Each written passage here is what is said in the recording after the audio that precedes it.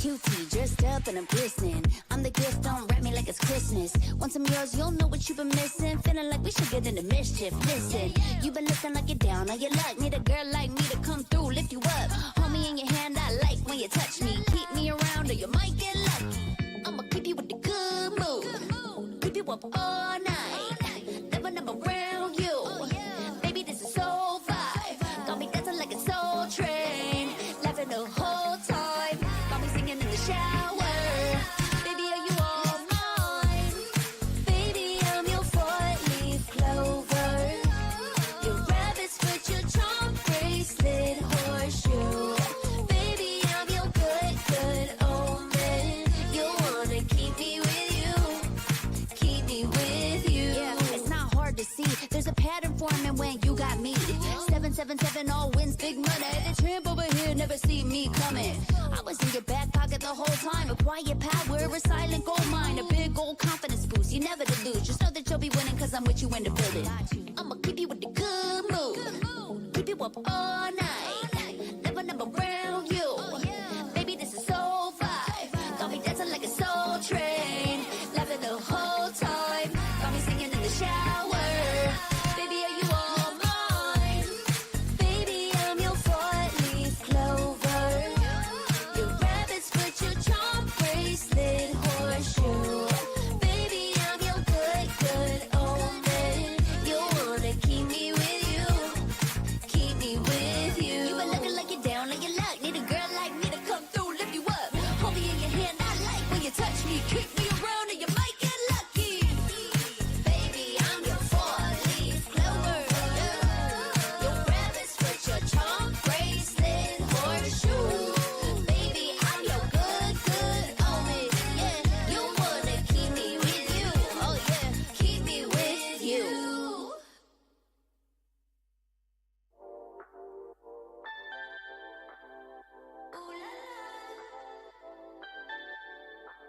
Let's go. Put it in motion.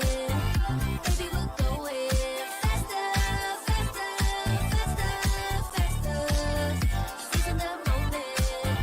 Baby, keep going faster, faster, faster, faster. Speed up, make that thing rough. Foot on the gas till you got nothing left. Let's drive to the top of the mountain and see the view. Let's vibe, looking back on the journey, just me and you. Ain't nobody wanna go slow. Yeah, I was chilling in the past, I was solo. Now that I got you in my life, I'm like, go, go. I be living for the thrill of it, whoa, whoa. I hear you like to gamble. Let's take the road, let's travel. No, I'm a lot to handle, but I wanna go fast with you. Think we can go the distance, although I know we're different. Together we both fit it, so I wanna go fast with you. Put it in motion. Baby, we're going faster, faster, faster, faster. Seizing the moment. Baby, keep going faster, faster, faster, faster. It's like they never even seen us, and nothing will ever get in between us. I'ma ride by your side every season, and if anyone try to stop us, we just speed up. Yeah, always keep it at 100. Top down, pretty face, so sun-kissed. Know it's scary, but I swear I really love this. Big shades on, summertime in London. I hear you like to gamble. Let's take the road, let's travel. No, I'm a lot to handle, but I wanna go fast with you. Think we could go the distance, although I know we're different. Together we both fit it, so I wanna go fast with you. Put it in motion. Baby, we're going faster, faster, faster, faster. Seizing the moment. Baby, keep going faster, faster, faster, faster. Put it in motion. Baby, we're going faster, faster, faster, faster. Seizing the moment. Baby,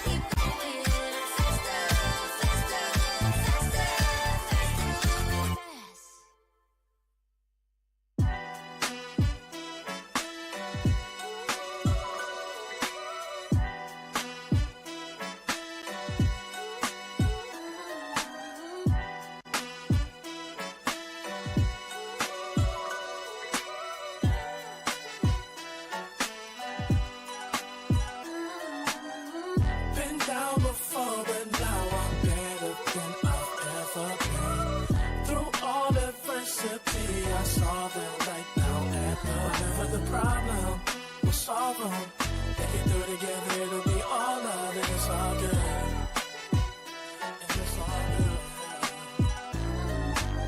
Feel like I'm the big dog, been killing it since tip-off. Come with it and stay home, the people gon' feel ripped off.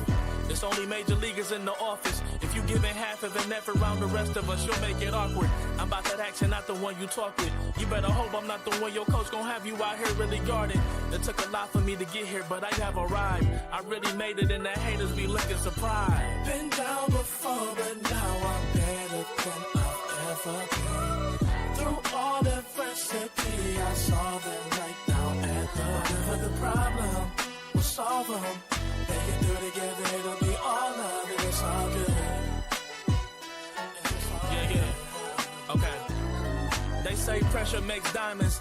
That's what I align with, cause the journey I've been climbing is riddled with perfect timing. I'm in a different mode when I be trying to get it.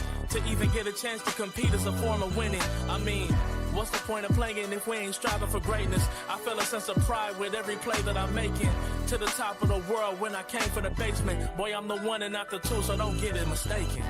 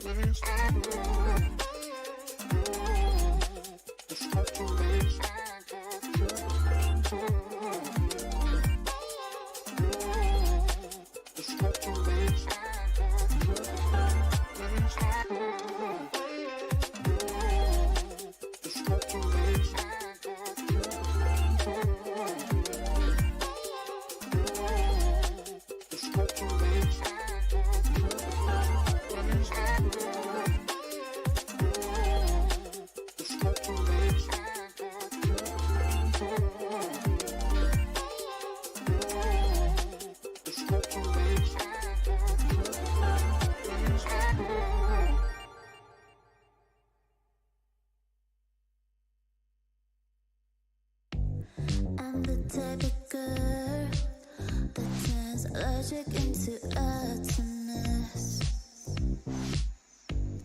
Think you know it all, but then you let me get inside your head. Yeah. Steady joke design, think I know your kind. I'm about to break another code now. Pretty in disguise, bugging up your life. This is my syntax. 3, 2, 1, deploy. XOX code, run it again with it. XOX code. The Snapdragon Pro Series is brought to you by Snapdragon Elite Gaming, Monster Energy, and DHL. वो जो था वो past में था, वो गया, अब future पे ध्यान देते हैं। ये डिसीजन गलत ले ली जिसकी वजह से बहुत खराब हो गया। मेरे को भरोसा है कि इस टीम के साथ मैं ये ट्रॉफी जरूर निकाल सकूंगा। हम लोग को रियलाइजेशन हुआ कि हम लोग हारने नहीं आए, यहाँ पे हम लोग जीतने आए, जीत गए और कुछ लोगों के हाथ से ट्रॉफी छीन ली। AKOP जो है को तो कोई जानता ही नहीं है। There comes a time when your worlds will collide. If it's holding you back, push it right to the side. But as को नॉक करेगा, ट्रिगर को गेम से बाहर करेगा, and the champions, they paying the price with the blood.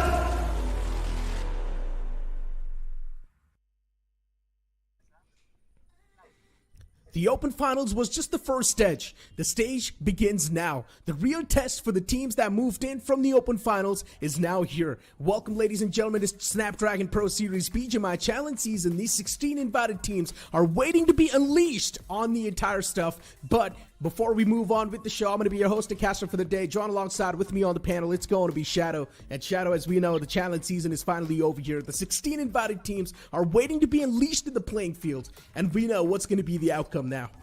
Oh, definitely. I'm super excited for the challenge season because all the teams in the Open Finals, the way they perform, especially the players of Gujarat Tigers and few new boys also like Bot Army and -40. I just can't wait to see how they're going to face against the top teams, the invited teams of the country. Yes, definitely they're the top teams, but not undefeatable. You can defeat them. And I would love to see a new team, a new name popping on my screen who takes a head-on with the top team of the country. And I just can't wait for the matches to begin, honestly, because these invited teams, of course, quite the experienced bunch. While you try and compare their performance to the teams that moved in from the Open Finals, of course, there's going to be a stark difference between the performance because we talk about the invited teams. They've been competing in the pro circuit for such a long time, while they're going to face off against a few names like hidden ones that we're seeing for the first time, including Myth Official too. But nothing taken away from their performances as well. Myth Officials, they have been performing super well. So I would love to see how they're going to perform, especially when they move off against the invited teams. But you know what? We've been speaking a lot about the invited teams. We've been speaking a lot about the Open Finals. What exactly is the format of the tournament? Let's move on and have a look at the format of the tournaments. We started things off from the Open Finals where 24 teams moved in from the Open Qualifiers. And then from the Open Finals, only the top 16 teams moved into the challenge season, where of course 16 teams were also invited in the challenge season itself. And then from the challenge season, we're going to move on towards the challenge finals, where the top 16 teams will be there and only one will be crowned as the champion of the BGMI Snapdragon Pro Series. Oh, well, of course, we'll get the champion in the challenge finals, but before that, we have the challenge season, which is a long format. But if you move into the challenge finals, you can get that you can get the chance to grab that money, which is going to be 50 lakh rupees if you come on the first place. The second placing team will get 20 lakh rupees. The third placing team will get 8 lakh. The fourth one will get 5 lakh rupees. So every single team, the top 16 teams which move into the challenge final are going to get something out of it. But there is also some individual prize money is also on the line, like the MVP is going to get the 50,000 rupees. For the teams also we have like the first finisher will get 60,000, the second finisher will get 30,000. So a lot of money is on the stake, but along with the money is also the bragging rights which these teams are fighting for. Exactly. The bragging rights are, of course, going to be super important too, especially for the known names. The bragging rights really do mean a lot. But how do you exactly get your hands on the bragging rights and also the prize pool that you just saw? It's through this point system. We've been looking at this point system since the day one itself, but still, for the people that are joining in for the first time, if you do manage to place yourself in the game, on the first spot, you will be getting 10 points. On the second, you will get 6. On the third, you will get 5, and it's going to keep on descending down until you look at the best possible part about that point system. And that's going to be you will get 1 point for each finish that you get in the game. Oh, the finish points are going to be super important because so many times we have seen the second placing team comes on the top of the leaderboard just because they have got more finish points, more elimination points. Also, if you go for the finish points, it also boosts up your confidence. You are very confident in those 4v4 fights. So finish points are also going to be of utmost importance, but at the same time, don't forget to prioritize the placement points also, because if comes a tie situation, then placement points are also considered there. So I think the perfect balance should be there between the placement and the finish points. But talking about the teams also, if I ask you, do you think the invited teams and the Open Finals qualified teams, any team in the Open Finals you're looking out for which can easily defeat the invited team? Honestly speaking, look, there's a lot of the known names as well in the Open Finals list, right? You've got Team Jelly, who've been performing since such a long time. Diesel Esports, the IGL is quite the experienced one, so I really do have high hopes from Diesel Esports as well. You've got Genesis 2, Bot Army Esports, Gujarat Tigers. The names can keep on going on. Even Metal Esports and Genix FM, how can you forget them? Wingard Esports' performance as well has been incredible. There's so many teams that can be a real tough challenge for the teams that have been invited, but you talk about the struggling side, and that's what I think these teams might be struggling. Our DOD. You've also got Team Empire, M40, because we did see quite a shaky performance in the Open Finals. Of course, Team Empire, they just qualified on the 16th spot. They were not looking so confident in the open finals. This time they need to be more prepared because the challenge has definitely increased in the challenge season. It's not the open finals.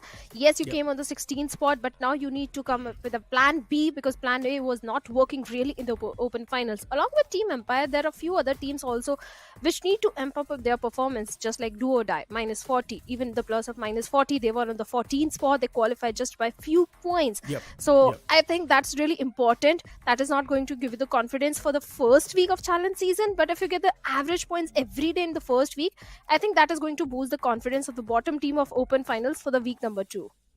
That's what I said, right? I mean, M40, you've got Team Empire. These two names are definitely on the struggling side of things, including DOD as well. So these three names are definitely going to be someone that might just struggle too much in the challenge season. But you never know. We might just see that recovery happen too. Team Empire is one of those teams that has been there in the pro circuit for such a long time. But unfortunately for Team Empire, they always fail to make it to the later stage of the tournament. And finally, Team Empire is over here in the challenge season itself. So that's going to be a big achievement for the boys.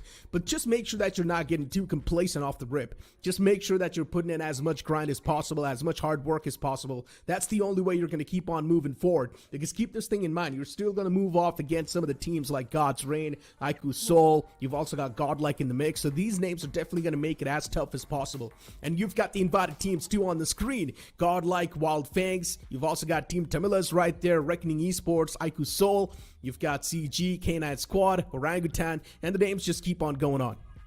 Oh, definitely. Then we have the players of Team Revenant, Xpark as well. Then God's Reign, 8-Bit, Vashishta Esports, 4AM, and Phoenix Esports as well. So many big names are there. Yes, there has been a lot of changes in the roster of these teams. So it's the time where they are going to be tested because all the teams which are sticking to the previous roster, the synergy is going to be much more better over there, just like the players of Aiku Soul. They have been sticking together since a very long time. So I'm expecting a good synergy from that particular team. But all the teams who have gone for a very huge roster shuffle, I don't know how they're going to kick things from the very first game. Will they go super aggressive or will they go for a passive approach and just go for the placement points? I mean, look, you've also got teams like Versatile Esports who like to put up a big mix of placement points and even the elimination points. So even that's another one of those teams that you need to consider. You've also got 4MV. Of course, the former boys of Team Limra are playing inside of 4MV. So you know what Team Limra was capable of in the past, but not exactly led by the same man. So I would love to see what that mix is also going to look like. I would love to see an aggressive form of 4MV because that's something that we were lacking in the past couple of the tournaments. But let's move on and have a look at the groups because, of course, we've got so many teams in the mix. So we've divided these teams into 4 groups, and each group has 8 teams. Of course, in Group A, we have the players of Team Hero, Extreme Godlike. Then they have the players of Hidden Ones, Wild Fangs, Aiku Team Tamilas, Do or Die, Genix FM, minus 40, Aiku Reckoning. Reckoning is also one of those teams where previously Immortal was also there, but now he's not part of it. Then in Group B, we have the players of Team Empire, who just barely qualified on the 16th spot. Genesis, they had their ups and downs in the open finals. Aiku Soul, a big name coming into the picture. Team Jelly, yes, they have qualified for the open finals, but Jelly is a big known name in the community and a very well experienced player as well. Then we have Carnival Gaming, K9 Esports. Speaking of K9 Esports also, Neeraj, we were having this discussion before the show that there is a lot of pressure and expectations also from the side of K9 Esports. Hands down, K9 Esports, and looking at the roster too, it feels like they will perform pretty well on those expectations. You've got the same boys at Global Esports, just the IGLs changed this time around. It's Omega, and of course, knowing the fact that Omega is one of the best IGLs that the IGC's ever seen, I really do think so. Players like Beast, Ninja Boy are going to be put in the right direction, and I genuinely think so. This is going to be one of those rosters, a name to be feared. You move on towards Group B and D. I genuinely think so. These two groups are going to be the group of death. You saw so many big names in those two groups, and I think so. Whichever team or whichever group is going to be duking it out against either Group B or D, it's going to be a tough affair. I would love to see Group B and D take it against each other. Oh, we will see that. We will see that in the coming days, definitely, for sure. One of the name could be the players of Team Versatile, because if you remember Somraj, the way he played, he's a champion of the previous SPS. So maybe there is a possibility of Somraj also trying to redeem himself, because recently he has also been facing a lot of downfall. So maybe from the SPS he can get that confidence back and he could again be the dominant force in the lobby. That was pretty much the same story even last time as well. Samraj's team wasn't doing too good in the officials, but then somehow he popped off in the SPS. So maybe the same thing can happen once again. These guys are the defending champions. They've got that default pressure on top of their head that they need to defend their trophy. They need to defend their pride. And of course, it is something that a team would not want to have on top of them, especially knowing the fact that, yeah, there's going to be so many eyes on top of you. But hey, it is what it is. Samraj's squad and experienced IGL. He's got quite the known players as well in his banner. So we do expect a lot from Team Versatile. You move on towards Wild Fangs, and now this is quite an interesting mix of players. You've got Scout, Sensei, Seth. I would love to see how this mixture works out.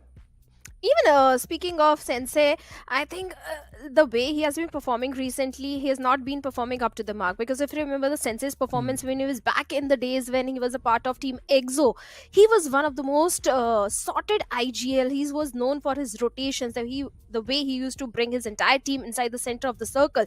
So that Sensei has been missing since a very long time. Because if you look at the performance of Sensei in the official tournaments also, that was not up to the mark. He has not been able to qualify for the finals. So maybe this time Sensei is also looking for an opportunity, and SPS could be the stage where he can bring that old Sensei back into the action.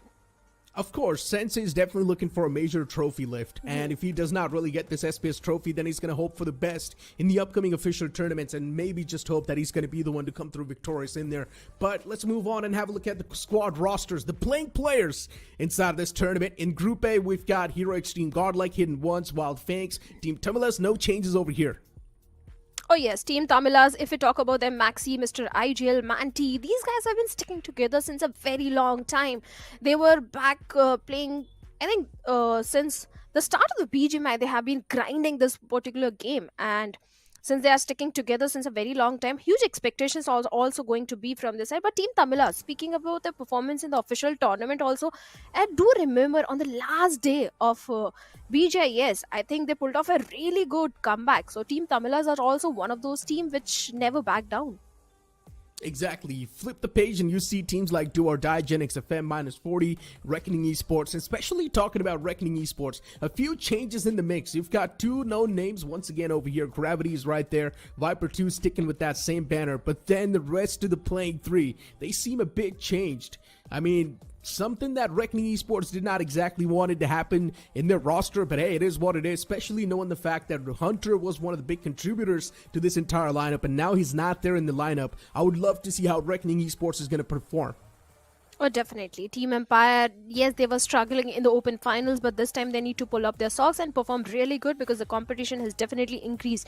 Genesis Esports also had their fair share of up and downs. Aiku Soul, well, they have been sticking together and they're performing really good. Manya, Nakul, Ronnie, Somme, Skips, these guys are known for their aggression. Jelly, yes, in the open finals, the entire team performed really good, but that was open finals. This is challenge season. This is not going to be an easy peasy cup of cake for the players of Team Jelly also. They need to be a little careful, especially the way Jelly and Ninze and the boys performed in open finals. Maybe they can focus on the finish points more than the placement points.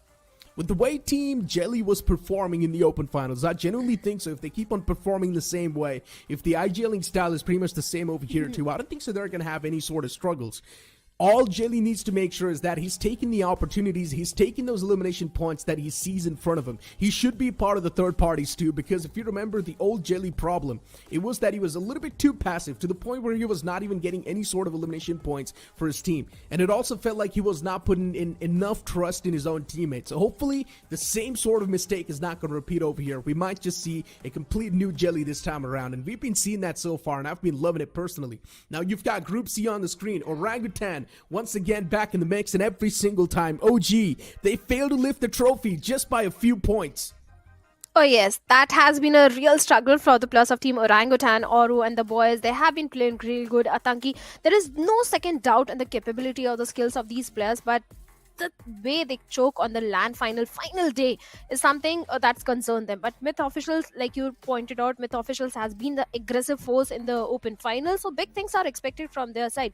But then we have the players of Aiku, Revenant, Xpark, where we have got Shadow, Sarang, Joker, Spray God. These guys previously in the previous lineup were really playing good. They were very aggressive as well. Bot Army Esports, speaking of aggression, is one of those names, because we saw in the open finals how Devotee, Henry and Scary Jord, especially Monty, this guy was performing really good since the day one of open finals.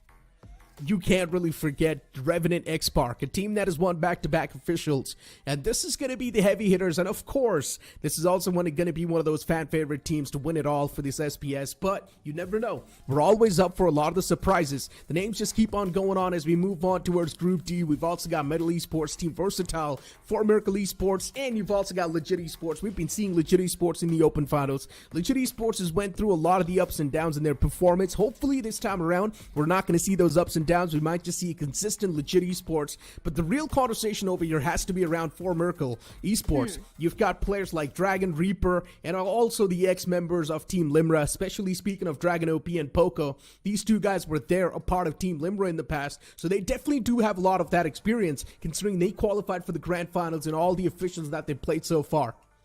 Oh, definitely. Team Limra performed really good in the official tournaments, but if you remember the recent third-party tournaments, they were not able to qualify for the finals. They were not able to qualify for the LAN finals, so that's something really concerns me, that Team Limra, yes, performed in the official tournaments because that was a very large league format, but will they be able to replicate the same performance in the SPS, considering one of their player is now their foes? Will that impact the performance in a bad way or a good way? I don't know. The time will tell. But yes, definitely Team Limra or previous Team Limra is definitely under some pressure now.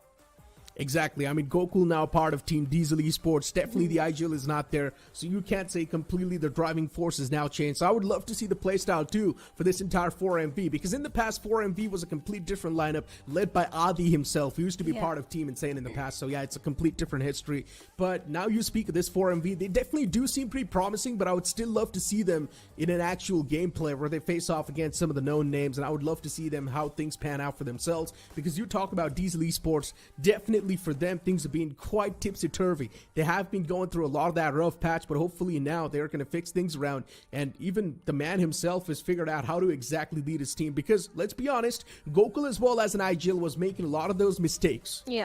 Yeah, in the open finals, we saw a few of those mistakes, because if you remember one of the fight where Team Jelly was just having a fight with the players of Team Legit Esports, and two of the players of Team Diesel Esports just directly rushed onto the players of Team Jelly. They were outnumbered. That was a big mistake from the side of IGL.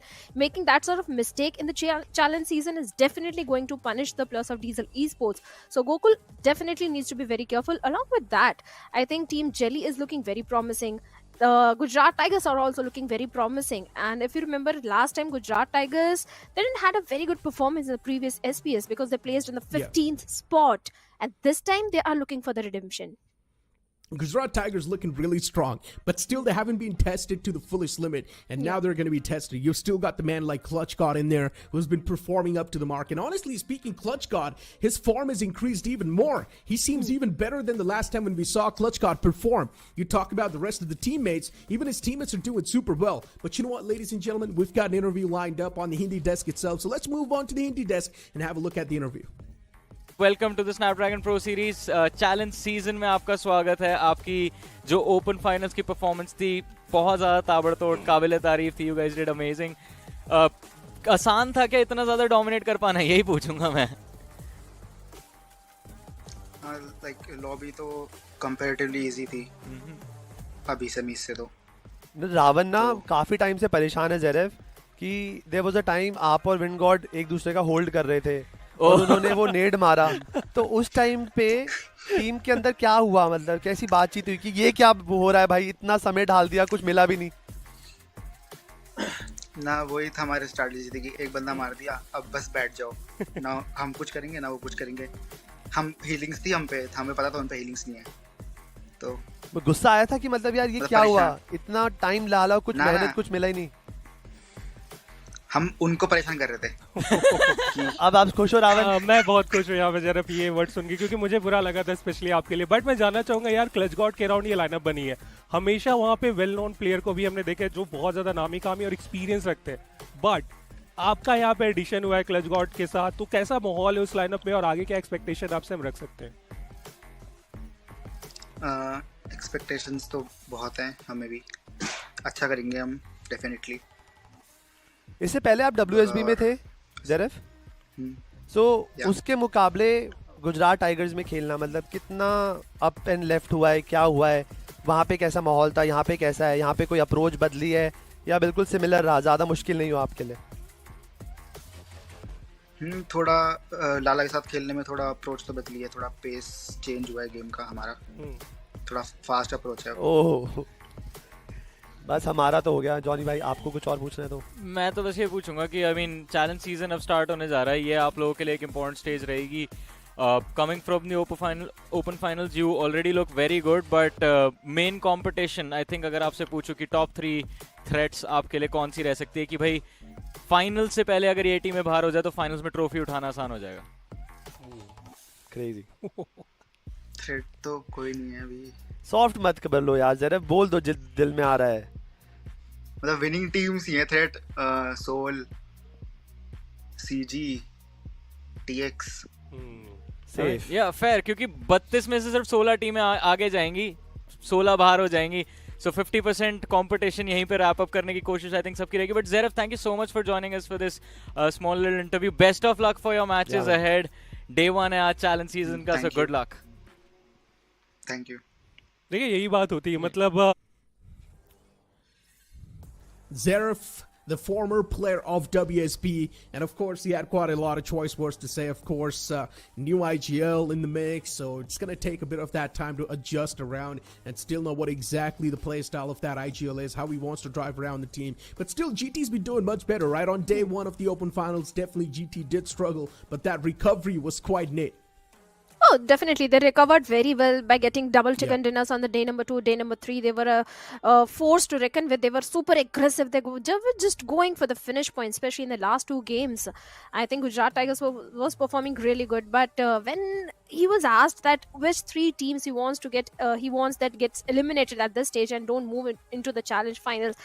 Yeah. There was a time when everyone used to talk about Hero Extreme Godlike also. But this time, Hero Extreme Godlike, let's face it, Neeraj, they are not that confident in their fights. Because if you look at the previous performance of Hero Extreme Godlike, especially in the third-party tournaments, I don't think they were performing up to the mark. Okay, I mean, looking at the entire roster, we haven't really seen any sort of changes. You've got Punk, Admino, Jonathan, pretty much the same boys playing with each other once again. You've got Simp in the mix as well. And looking at the roster on paper, it seems like a pretty strong roster too. Especially looking at the official stats, they were doing pretty good in the official tournament as well, considering they got a podium finish. But you move on towards the third-party tournaments where the players usually do not really tend to take those tournaments that seriously. So maybe Hero Extreme Godlike as well was pretty much doing the same thing, not really taking things that seriously. But this is the SPS, and looking at the prize pool itself, you know there's a lot of money on the line. And all these known names as well, they would try to get that moolah in their hands. They have to. At the same time, they have to get the bragging rights as well. Then we have the plus of Team Hidden Ones also, who are performing really good in the previous Open Final. So big things are expected from the side of Hidden Ones because they suddenly popped off. Because day 1 was not entirely in their favor. Day number 2, they started showing some signs of aggression. And immediately, they popped up in the lobby. They were coming at the second spot in the Erangel. They were going for those 4v4 fights. They were going for a very aggressive approach. So Hidden Ones is also one of those teams which can go for the aggressive approach in week number 1. But I just want to see a fight between... Okay, I'm not trying to invoke any sort of anything, but I just want to see a fight between the plus of Team Jelly and Hero Extreme Godlike. Okay, I mean, I would love to see that as well. Brothers fighting inside of the battlefield. Who's going to be the one to come through victorious? If it is going to be Team Jelly coming through, then definitely a lot of the surprises will be there. Then I would love to see the fans. Who are they going to support? Are they going to support Team Jelly in that case? Or are they going to support Team Hero Extreme Godlike? Of course, Jonathan in the mix. A lot of the fans are going to be supporting Jonathan himself. But yeah, as you mentioned, I would love to see that fight as well come through. But honestly, another fight that I would love to see is Hero Extreme Godlike versus Clutch God and the boys. GT. That is also one of those teams that does possess a lot of that firepower. So I would love to see that come through as well. And Aiku Soul in the mix too. You cannot really forget the fact that Aiku Soul as well is quite a champion lineup. You've got Manya and the boys performing from such a long time. Knuckle too. He's been quite the main performing player for this entire lineup. Knuckle has always been one of those players. He steps up when his team needs him the most. So he's sort of like that reliable torch. If you remember last SPS, one of the game of Vikendi, Ronnie was the guy who was going like... he was playing that like a classic match with that buggy. He was roaming around the entire map of Erangel. He was a crazy guy in the lobby, the way he was performing, getting those elimination points. Even the casters were very shocked that what has happened suddenly to the players of Team IQ Soul and Ronnie. What is this guy doing? He dropped in towards the side of military base, then went to Yasnia, Rozok. He basically traversed the entire map of Erangel and Vikendi because they were so confident. They were right at the top of the leaderboard and they could do anything. They can experiment anything. And Ronnie was not even spotted by anyone. That was the major concern at this point. There were so many teams in the lobby and no one spotted down Ronnie. So yeah, Ico Soul is definitely one of those teams to look out for. But speaking of Carnival Gaming, what are your thoughts on that particular team? Carnival Gaming, recently they've went through a lot of the switcheroos, so it's a complete new roster in the mix now. And for CG, honestly speaking, I don't exactly know what to expect from them. I would just need to watch the first game and see what sort of path CG is looking to take in the game. And if that path seems pretty right, then fine. CG can keep on moving with that same path. Because keep this thing in mind, for CG, once again, it's an opportunity to make a name for themselves. If they fail this shot, one thing is for sure, a lot of the fingers will be raised on this roster. And that's something, of course, the players and the organization would not want to have. Another team that I'm really looking forward to is also Cincinnati Kids. Now, it's the ex-roster of Team 8-Bit. You know, Juicy, Aditya. These guys have been there in the pro circuit for such a long time. Of course, quite the experienced bunch. The veterans, if you'd like to call them. And they always do make it to the grand finals. But unfortunately, they're not even close to taking it home. Yes, they are not able to lift the trophy. If you remember the previous third-party tournament, also 8-Bit performed really good. I won't say 8-Bit, Juicy performed really good, especially the way this guy was going for a very aggressive approach right off the bat. I think this 8-Bit, not 8-Bit, Kinkinati Esports is definitely one of those teams to look out for. At the same time, I want to see how Vingod Esports is also going to perform. Because if you remember, in the open finals, Vingod Esports performed really good on day number 1. Day number 2 was also in their favor. They were at the top of the leaderboard, but day number 3, they were avoiding most of the fights. They were going for those they were just denying finish points to the opponent also, let's be honest. They were not going so aggressive despite being on the top of the leaderboard. I expected Vingod to be more proactive in that fight against the players of Gujarat Tigers, but that didn't happen really. So I hope that doesn't get repeated in the challenge season from Vingod. Exactly. For Vingod Esports, look, knowing the fact that it was just the open finals, I'm pretty sure Vingod Esports and a lot of these known names were not exactly taking the competition that serious. They knew the fact that, it's just the open finals. We can easily move on towards the challenge season. And we've seen this complacency hit to a lot of the known names as well. It's not exactly the complacency, if you'd like to say. It's sort of like the confidence that you have in yourself and your boys that you're playing with, considering you're a bunch of veterans that are still playing in quite the open finals. You're still playing in quite the early stages of a tournament. So you know you can easily move on forward till the late stage. But that's when the real problems start to hit them. Now is the late stage that we're speaking of, the challenge season itself. And this is where they're of course going to have a lot of games to play, but still every single game is going to be counted. At the end of the day, you just need to be there in the top 16 to move on forward till the challenge season, which is going to be super tough because understand this, only 50% of the teams move on to the challenge finals. So that's still a big cutoff that we're speaking of. You need to be there at the top of the board if you want to stand a chance to move up, and you need to have that cushion to play as well, because if you're going to be somewhere at the bottom, you're always going to have that thought hindering your performance every single time. We've got the schedule for the day 1 of the challenge season. Group A and Group B is going to be the one to duke it out for the first game of Erangel.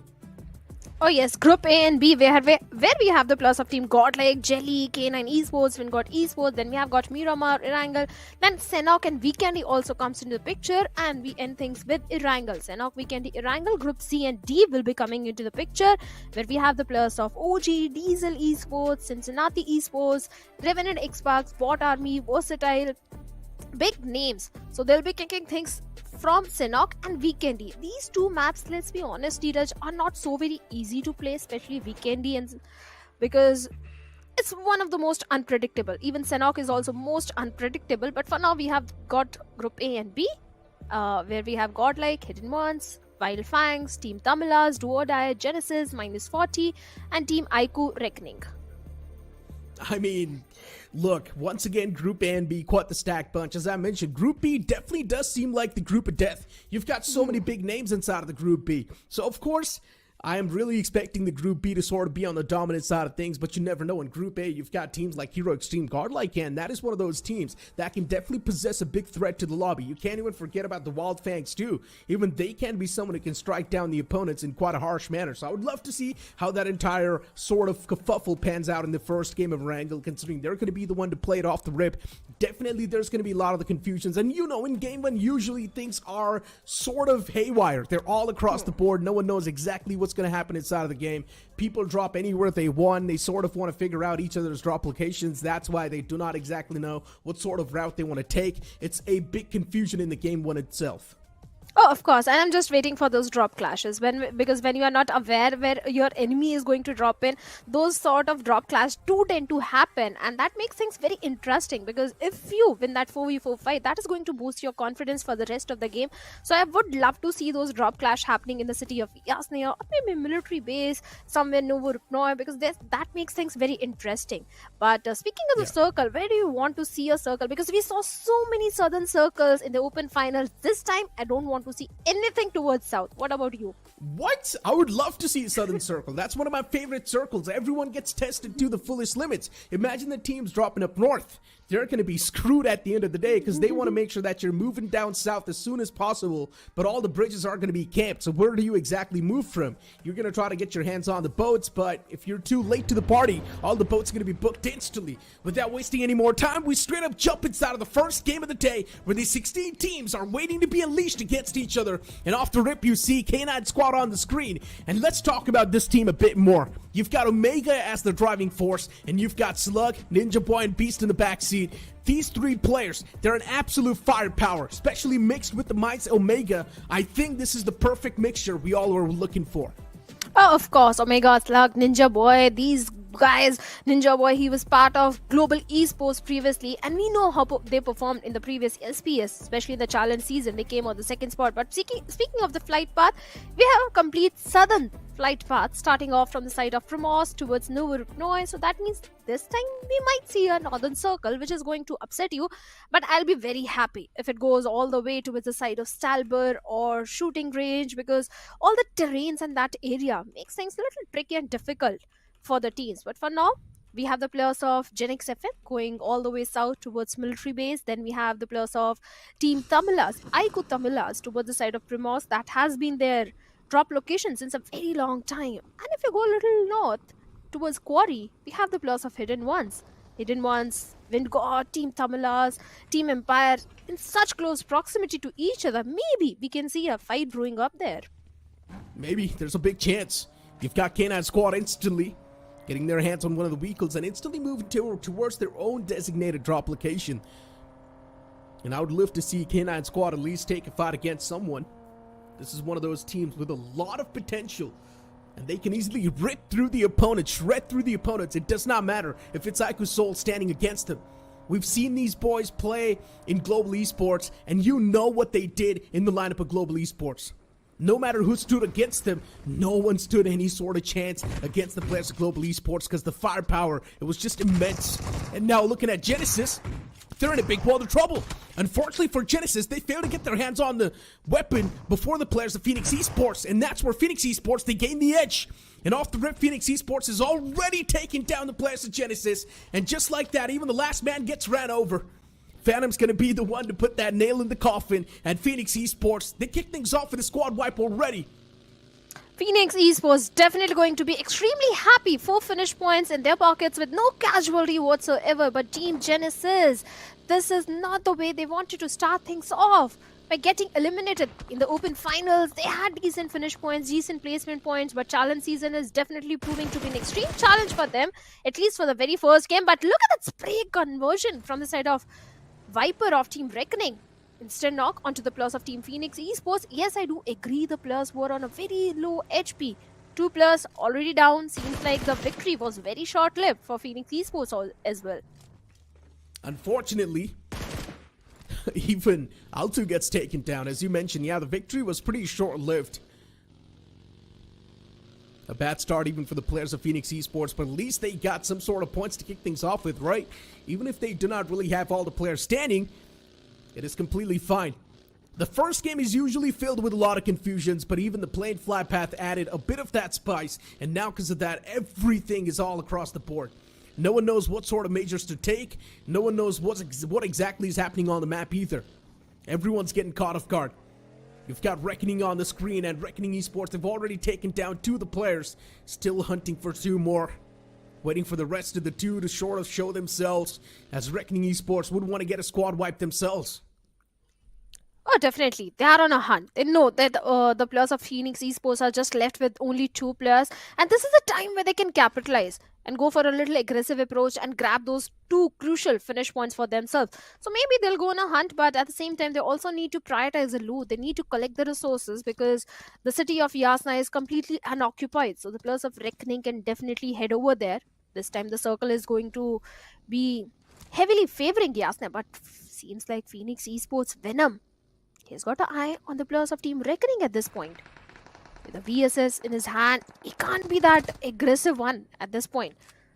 Where the entire focus of Team Reckoning is towards the side of Fury, but seems like Venom was spotted down and he has been instantly knocked out, and Fury all by himself in a 1v4 situation. It is not looking good for him, as Gravity Jord is also going to slam his buggy in the compound, and Viper knows exactly where Fury is.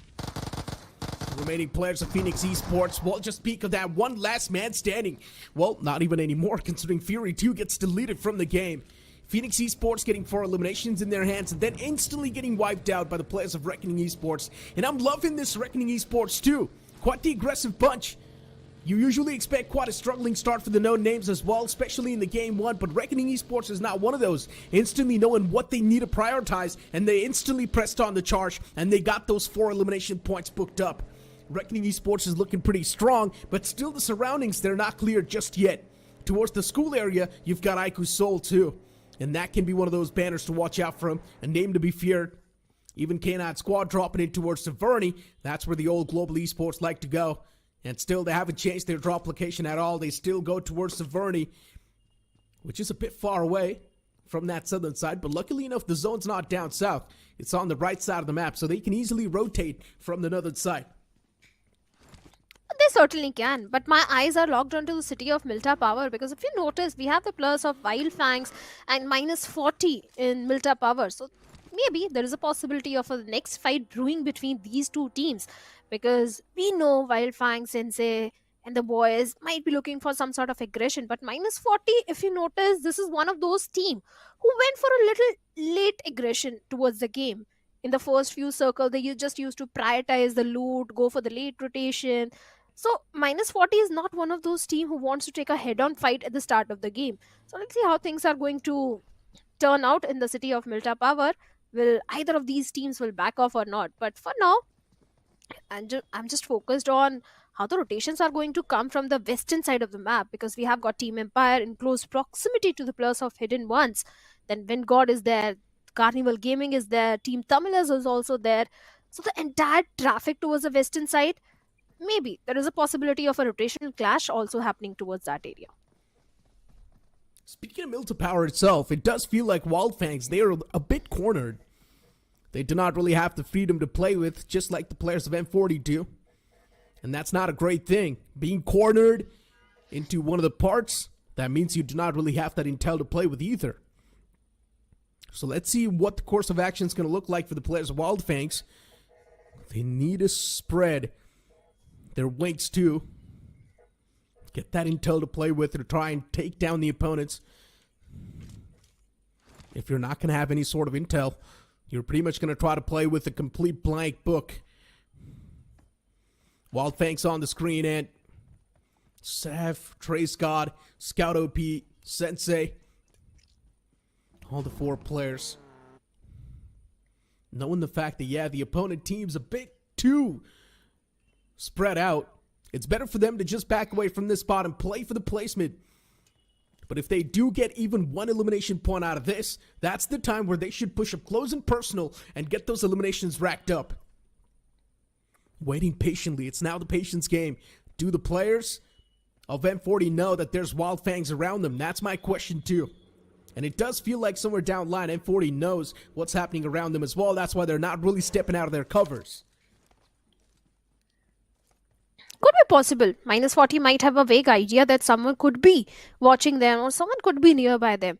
But as much as I know about the plus of Wildfang, Scout OP is not one of those players who wants to shy away from any sort of fight. So maybe we can see. Wait a second. What is this happening? Okay, was it a glitch or 2+? No, that was a glitch. Yes, we have Sensei and Scout OP in that vehicle. For a second, I thought there is a player of Team Reckoning sharing the same vehicle with Sensei. But no, it's Sensei and Scout OP trying for a different route where Seth is still keeping an eye onto the plus of minus 40 just in case they step out of their compound. And they'll be just ready to strike. Praise God also just holding on to his covers. Maybe Spider, the minute he comes out of that warehouse, Trace God can try and strike if he goes for that vehicle, which could be a possibility. So, few question marks are being created by the plus of Wildfangs for this point, but if you look at the minimap, not the minimap, the map feed, Neeraj, you'll notice the plus of Team Reckoning and Team Hero Extreme Godlike are also in a very close proximity to each other. But I highly doubt we might see a battle between them. They are in close proximity, but they haven't really spotted each other, so that's a thing as well. On the map, it seems like they are in close proximity, but not yet.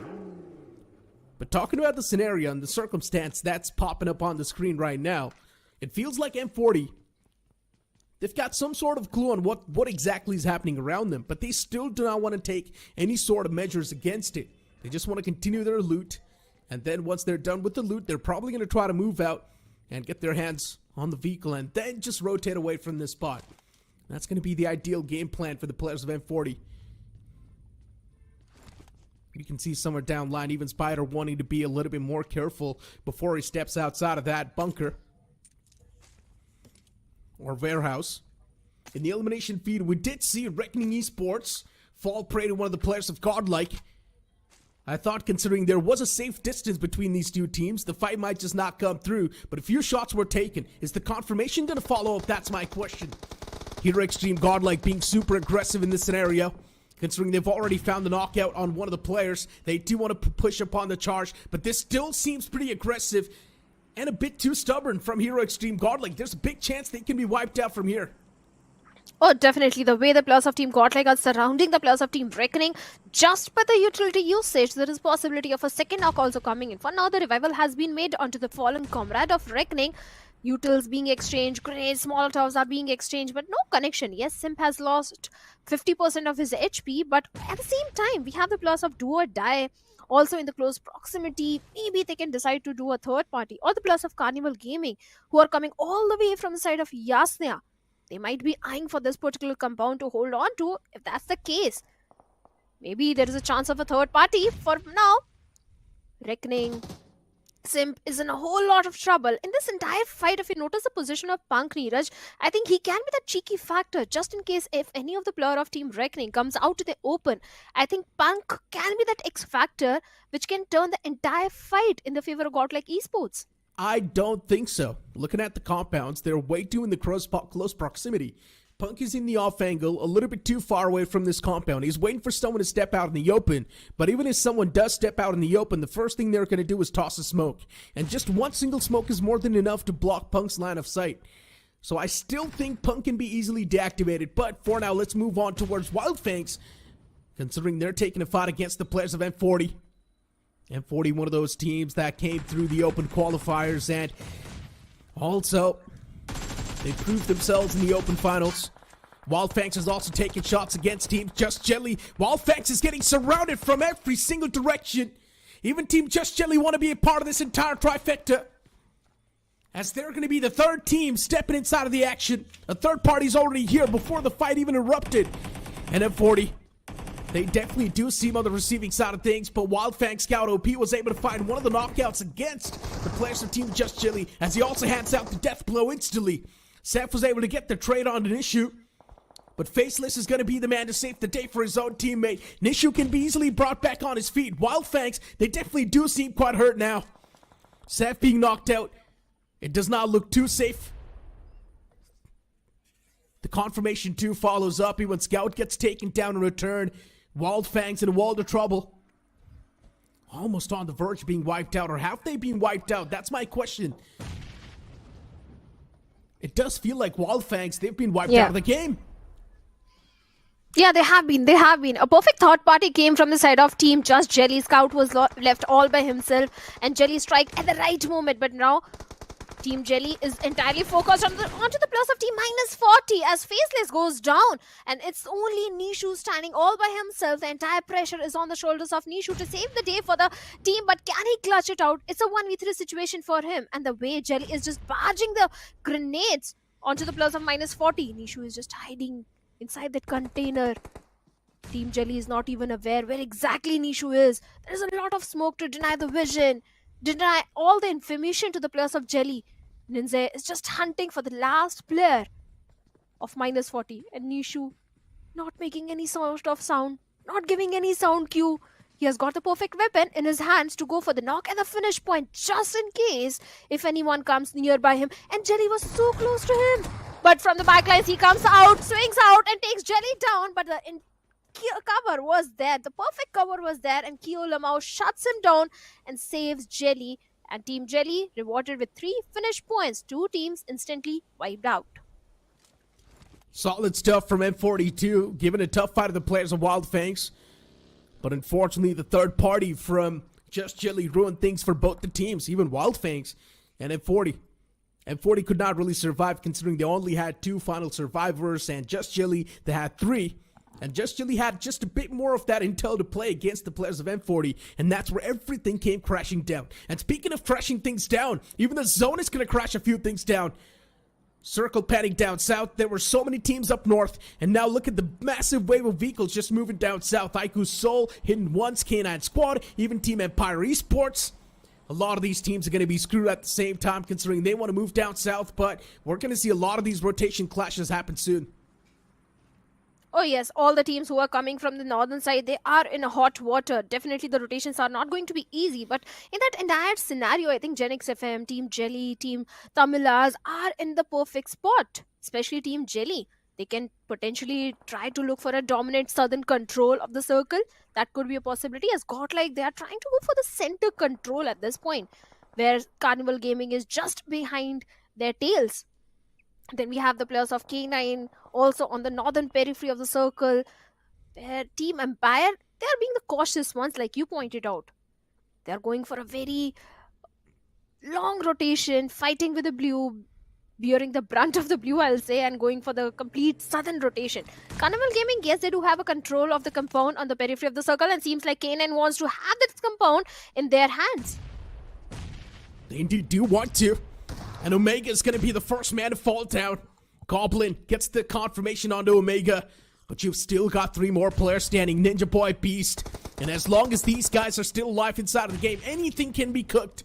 Slug gets dropped down a bit far away from this entire kerfuffle. But Carnival Gaming slowly and steadily feels like they're eating the players alive. And K9 Squad, with just now 1 last man standing, it's Ninja Boy. But as long as Ninja Boy's alive too, anything can happen. But maybe not this time, considering he faces off against the wrath of Carnival Gaming, and even he gets wrapped up. Oh, definitely. Bhalu also knocked out. It's all down to Clutcher and MJ to save the fallen comrade. But MJ also gets taken down. It's all down to Clutcher. It's a 1v3 situation for him. Aiku Soul is definitely not one of those teams you want to poke in the lobby, but seems like do or die, they're getting punished at this point as Knuckle goes for the confirmation. And Clutcher, does he has a vehicle if he wants to make a safe escape from the situation? Seems like he doesn't have got anything. He has to bite the bullet, and he has to take this fight. Do or die on the verge of the elimination. Clutcher repositioning himself with the DBS in his hand. Maybe he can get a knock or 2. But a 1v4 in that scenario is definitely not something that he can do.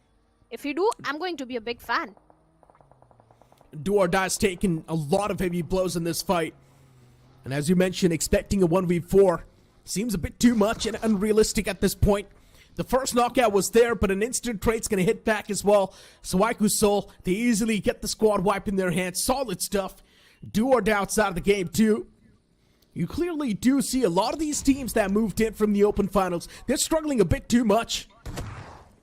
Aiku Soul's doing great. Carnival Gaming too, after wiping out such a formidable force. Even they're going to be feeling at the top of their game. as now it's going to be another team in the front lines. And this time around, it's Reckoning Esports. Gravity and the boys, they already made sure that CG is going to be hurt. And that's what happens. Even the last man gets taken down by the utilities. As Carnival Gaming, they take an exit from the lobby, but you've still got Hidden Ones around the corner. And Hero Extreme Godlike 2 want to be a part of this third party. Oh yes, definitely. Where Edmino, he has an idea that there is a fight happening in the compound.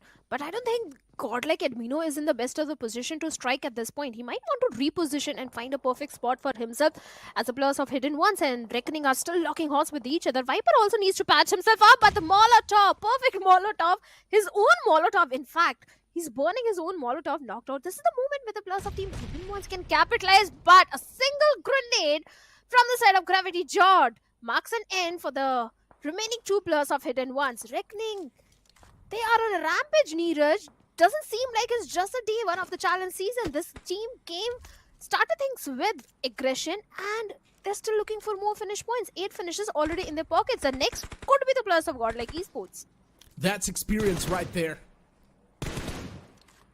Just utilities tossed out and still getting the confirmation with those. Precision. It only comes with a lot of experience in these pro circuit. And right now, Hero Extreme Godlike wanting to camp out the players of Reckoning Esports. Do not even want to get their hands on the vehicles. Bursting out the tires, making sure that the opponents, they're not going to have any sort of escape routes. I like this thing from Jonathan. Getting rid of the tires, getting rid of the vehicles, so that the opponents, they're going to suffocate slowly and steadily from that damage of the blue zone. Godlike is spread out wide. I'm not exactly sure how to feel about this entire positioning from Godlike, but maybe in the future it can work out. Before now, it is definitely filled with a lot of risks. Moving in towards another fight that's popping up on the screen right now. It's Aiku's Soul against Team Empire. Team Empire pulled off such a slow and such a safe rotation, but it feels like it was not too safe after all. Ace is going to be the last man standing, but it feels like even Ace does not want to be the last man standing. He wants to give his life away to the players of Aiku's Soul. If Ace wanted, he could have easily backed away from this spot, but Ace is able to take down Knuckle. That was going to be the first man from Aiku's Soul, but what just happened? Even Aiku's Soul to get wiped out from this game by a third party from Team Tumulus. This is huge. Team Tamila striking at the right moment when the players of Team Aiku's Soul were not in the best position. Team Tamila, the opportunistic one, getting 2 finishes in their hands. At the same time, the entire western control of the circle is also in their hands. Team Tamila's Aiku's Soul, they're going to be angry. They're not very happy because they started things on a very good note. They eliminated the entirety of Do or Die. Then they went ahead, took a fight with the plus of Team Empire. Good elimination points. But an early exit is definitely going to hurt the plus of Team Aiku's Soul. But for now, Team Tamilas, they need to be a bit careful about the approaching team of Reckoning from the northern side. Towards the south, we have the players of Team Jelly being so very silent at this point. But for now, Team Tamilas, they're definitely peppering few bullets towards the side of Reckoning. But for now, Reckoning, they are safe and sound. But Edmino is too close to the players of Team Tamilas, and he strikes at the perfect time and deals with one of the players. Fox immediately gets a confirmation point also onto him. Solid start to this fight for the players of Hero Extreme Godlike, but even Edmino falls down. The reply from the side of Team Tamilas is looking pretty strong. But the separation between the players of Hero Extreme Godlike is something that might just cost them this game.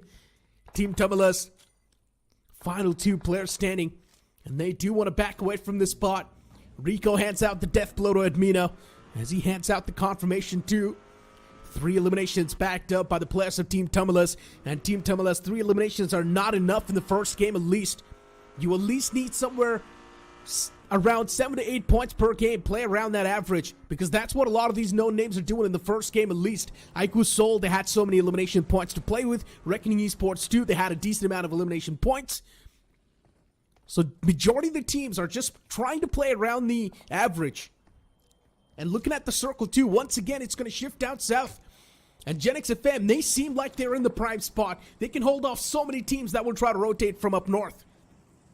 Oh, definitely. Genix FM is in one of the prime spot to get those finish points. But I think Team Jelly is also in one of those position to rain on their parade. But Jelly and the boys are just being very silent at this point. They're godlike. They do have a good compound to their name, but seems like Jelly and the boys were peppering few shots towards the side of Punk, taking hefty HP out of him. But Jonathan right on the rooftop, trying to get a lot of information. He has spotted on one of the players.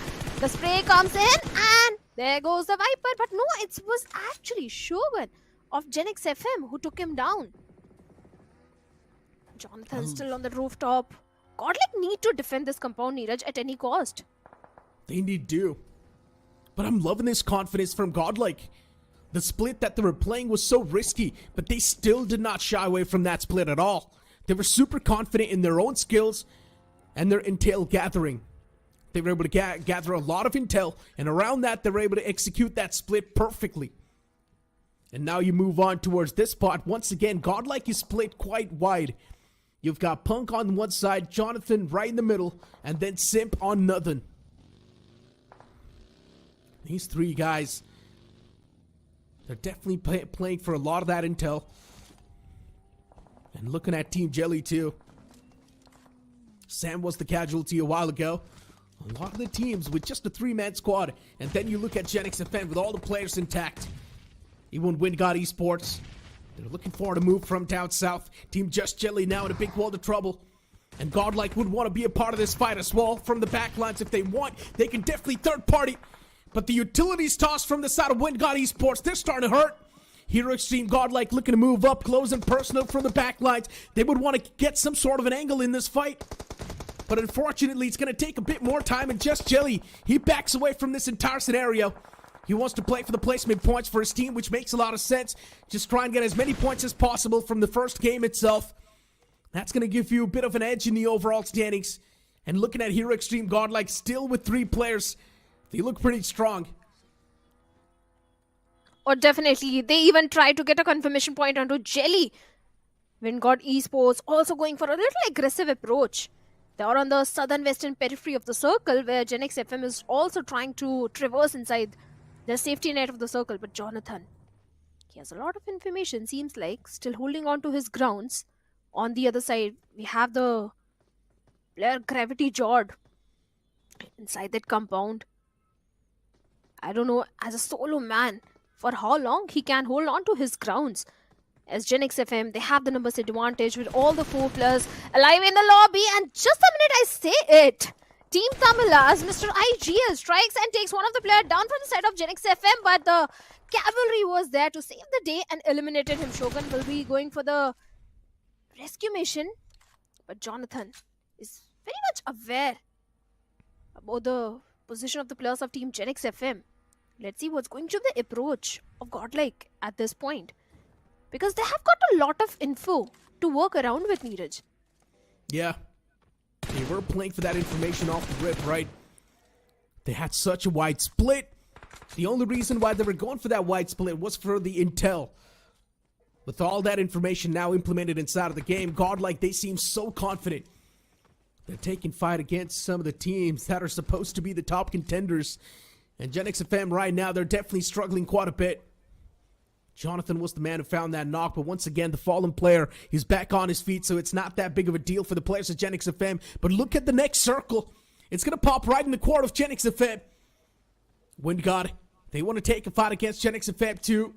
But that one man from Reckoning Esports, he can't be the party spoiler. Gravity Jod is getting pushed up by Sahil OP from the side of WinGod. And this is going to be a tough pill to swallow, especially for Gravity, when you've got 3 players moving up close and personal at the same time. Even Sahil needs to be a bit more careful about this compound, but Sahil's not going to go for that check. Instead, WinGod Esports, they look forward to take a direct fight against the players of Genix FM, which seems a bit more reluctant. Infinity gets knocked out. Yesh is backing away. He's taken down a bit too low. The spam inside of the smoke is going to find the knock as well, as even Yesh gets confirmed. And now Sahil's going to be the last man standing. WinGod Esports. Oh boy. It was quite a stubborn move to take a fight against the players of Genix FM in such a straight manner. But this is going to be the opener that Godlike was looking for. And Godlike, with all this distraction, they've already moved inside of the circle. Oh, they definitely are trying to do so. Jonathan Nate is trying to find a knock onto Vishu. He has got the awareness, he's got the information that where exactly Vishu is hiding, and Vishu, as he's trying to reposition himself, he needs to be very careful as the spray comes in. Godlike trying to eliminate the entirety of Genix FM, but this is the game for Genix FM not to lose. This is their own game, but a lot of util being invested at this point as Simp up close personal with the nade trying to find some sort of connection, but the connection comes in from the side of Jonathan towards Vishu as Vishu gets knocked out. Now it's only 3 men remaining. Lot of util, lot of grenades being exchanged. Godlike looking for the confirmation point onto Vishu as well. From the backlines, Gravity Jot can also strike in, but he also gets eliminated by the play zone at this point. It's only 2 teams remaining as from the up top, Simp was trying to do something, but he gets taken down by the nade of Madrick. Maverick, solid stuff. Retaliation's on point.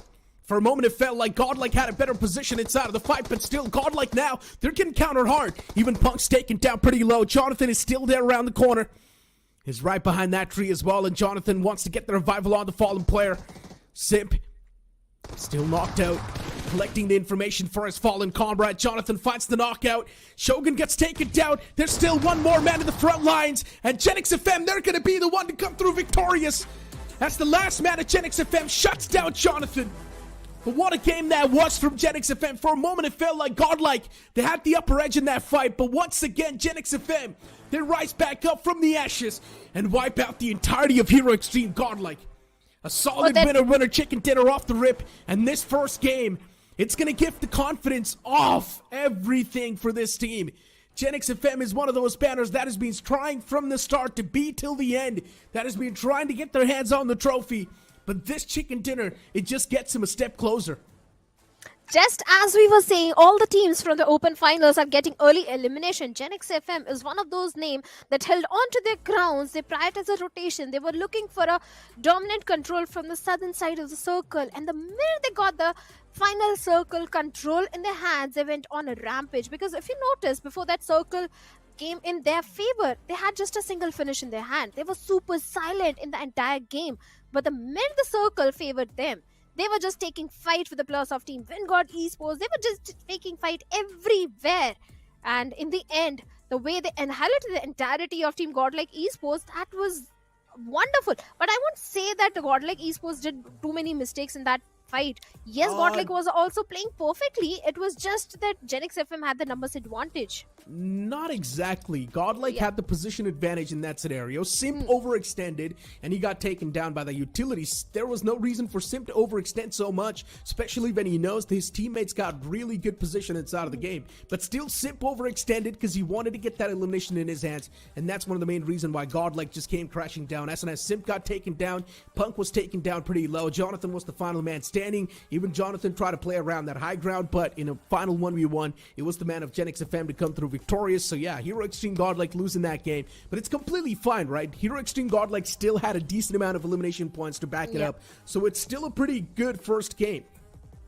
Definitely, Godlike Esports, they came on the second spot, but too many elimination points in their pockets to help their case. So definitely, along with Godlike Esports, there is one more team who went for a little aggressive approach. That is going to be the players of Team Reckoning Esports. They started things by eliminating the players of Team Genesis and Phoenix Esports. Actually, Genesis was eliminated by Phoenix Esports, but the moment they got the finish points, Reckoning was right there to cut off the rotation and eliminate the entirety of Phoenix Esports. But this was the moment when Team Jelly also came for a third party at the perfect time. They took down Scout, eliminated the player, and the team then went ahead, eliminated the remaining 2 players of -40. So Jelly was also looking for an aggressive approach in this particular map.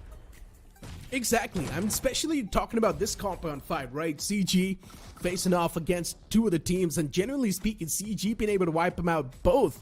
That was super impressive. But then later on, a third party came through in the name of Reckoning Esports, and unfortunately, CG could not really do a lot considering they just had one last man standing. In the final few moments, I love the fact that Godlike took the advantage of that distraction caused between the players of Genix FM and Wingod Esports as they were facing off against each other. And Godlike moved in from the back and stole that high ground away from Genix FM, and that's where everything just came sinking down for Genix FM, or at least we thought everything was sinking down for Genix FM until Godlike pulled off a big blunder where Simp overextended, got himself taken down, and then the rest of the 2 players as well, they could not really do a lot considering Genix FM, they had the man advantage in the final few moments.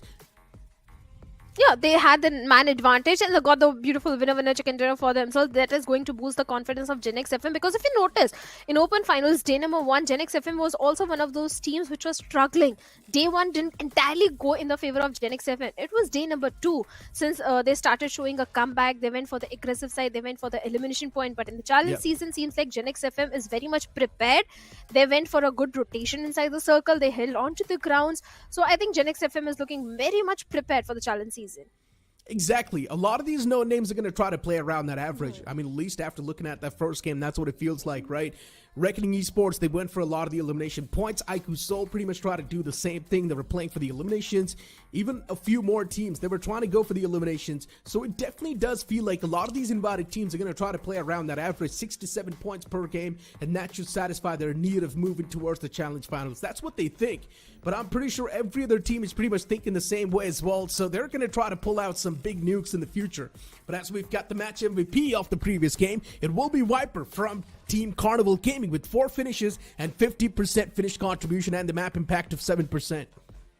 Although the team got very early elimination, it was Team Reckoning who reigned on their parade. But I think Viper did really well in that particular fight. Just like you said, 4 finishes and 50% finish contribution. It was Team Reckoning. Reckoning was just going for the aggression. They knew it's match number 1. We don't have any history. We don't have any read where which team likes dropping in, what's the rotation path, which team is going to take in. So just let's play it just like a casual BGMI Erangel and go for the elimination points. That's exactly what Reckoning did. And it worked out as well, right? Off the rip, they got 4 elimination points after hunting down the team. And then they moved on forward, got a few more eliminations, considering they took down Carnival Gaming too. Carnival Gaming was taking a fight against Hidden Ones. Reckoning Esports came in as a third party. Then Reckoning Esports got third party by the players of Hero Extreme Guard. Like, there were a lot of these third parties happening, right? Considering it is the game 1, you really do expect the aggression to be amped up. And that's exactly what happened. But I'm pretty sure in the second game, things are going to be much more settled. And that's where maybe the entertainment factor is going to dial down a bit. But hey, what's going to happen for the future? Only future can tell. But right now, we need to take a short break. You guys don't go anywhere. We'll be right back. Gonna do our thing. Ain't never do the Broncos thing. We're gonna bring you down. If you think you'll stop somehow, just let us do our thing. This ain't never do the Broncos thing. So we're just gonna do our thing. Ain't never do the Broncos thing. We're gonna bring you down. If you think you'll stop somehow, just let us do our thing. This ain't never do the Broncos thing.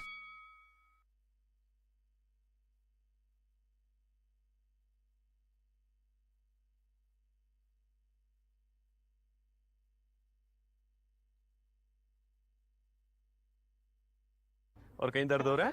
थोड़ा सा shoulders में, back pain. Hello, dentist. वसूलना तो पड़ेगा। 10 number. वसूल तो करना पड़ेगा।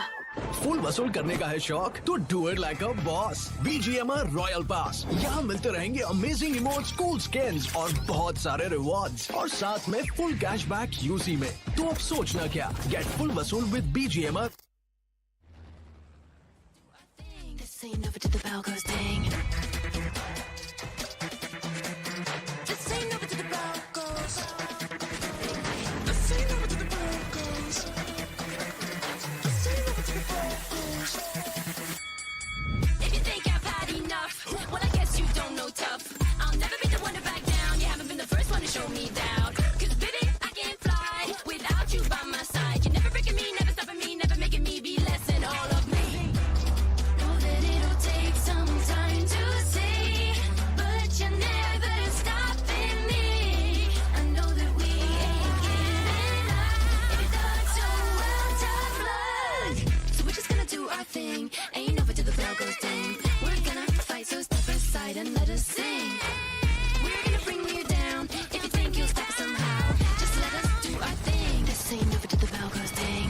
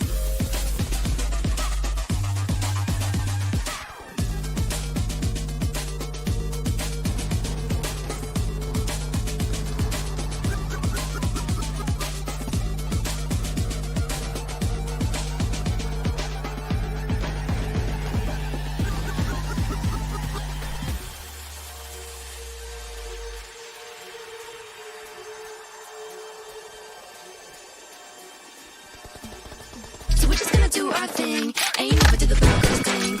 We're gonna bring you down. If you think you'll stop us somehow, just let us do our thing. So you never do the bell goes ding. The Snapdragon Pro Series is brought to you by Snapdragon Elite Gaming, Monster Energy, and DHL.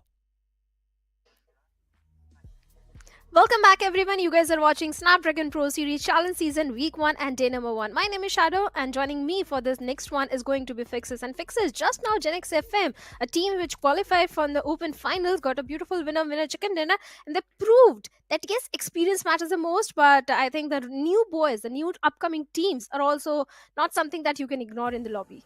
It's basically the blood coursing in their veins.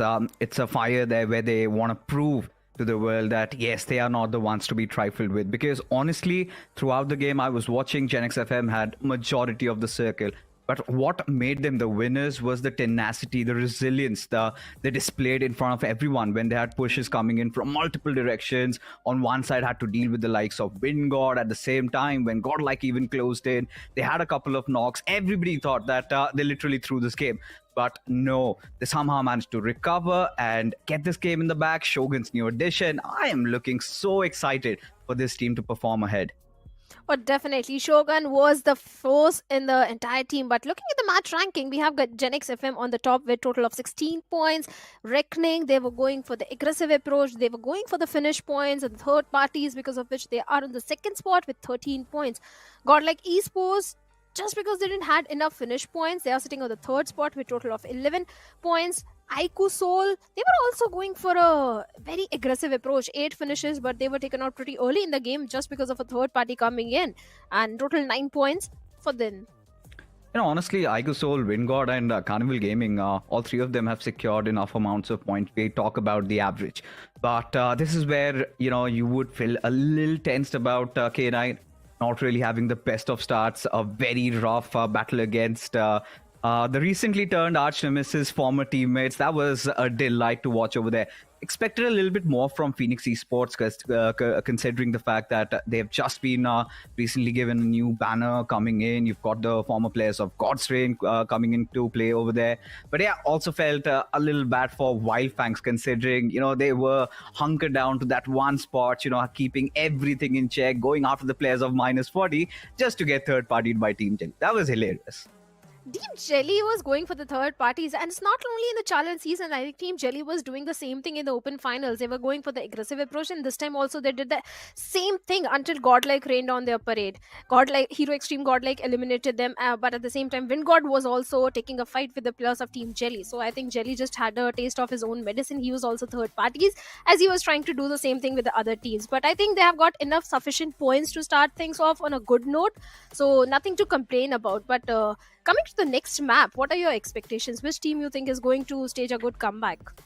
Honestly, with the way things have started, would love to see the likes of the newer ones. In fact, the ones that have made it through the open finals gave a little bit of a reality check to the invited teams that, hey, you've got your hands still cold, you need to warm up, because they have stood the test of time, right? So many matches they have had to endure, and through that grueling process, even just played the open finals a couple of days ago. So I'm pretty sure they know the lay of the land now. They know how to approach these fights. But again, with all these invited teams into the mix, so many fights took place where it could have been 50-50.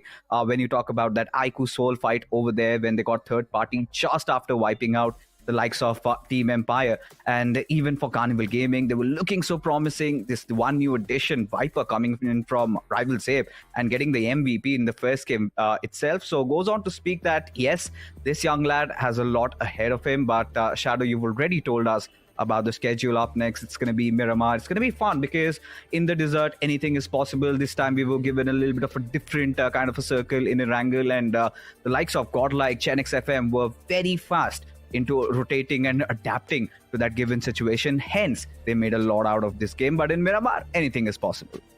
Oh, certainly, anything is possible. But speaking of the winners of the previous game, Gen X FM, I think if you look at the performance of Gen X FM on the map of Miramar in the open finals, I think it was not too shabby. They were performing decent in the map of Miramar, so good things are expected from their side in this particular map, and from Team Jelly as well, because they were also having a gala time in the open finals on Miramar.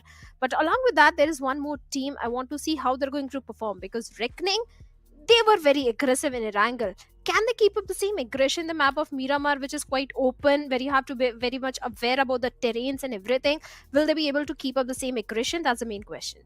No, that's the thing with Reckoning. What really amazed me is despite not having hunters in their roster anymore, they're not shying away from those fights. Getting Kyoya, one of a player who's shown a lot of promises in the past, but recently has failed to deliver. So a little bit of a redemption story and a perfect time. And I'm shocked to not really see hunters in any of those rosters. If he's going to miss out on one of the biggest tournaments of the year, that would be such a huge bummer. But that being said, I think let bygones be bygones. As we head over to the dessert, of course, it's going to be Miramar game number 2. We've got groups A and B duking it up once again. So really eyeing out for all those drop collisions, hoping that we get to see some action, maybe around Picado or Los Leones, or maybe even San Martin. I'm going to take it. I would love to see a drop clash in Picado. Or maybe Saint Martin, but I think the teams are very much aware that which teams like dropping in Picado and Saint Martin. So maybe there is a possibility of them opting for a different drop city. But for now, we have a flight path up on our screens as it is going all the way from the side of Minas towards El Pozo. So flight path is not much of a concern for the teams at this point because it is covering all the major cities. You can easily glide over to the side of Chumacera, Landriela, Los Leones, Picado, El Pozo, or even Campo Miltar. But for now, Team Jelly and Hidden Ones, they are going towards the northern side, somewhere towards El Hazar. Team Reckoning going towards the southern side. Team Wild Fangs might be heading over to the side of Los Leones. So a drop clash, I don't see it happening at this point.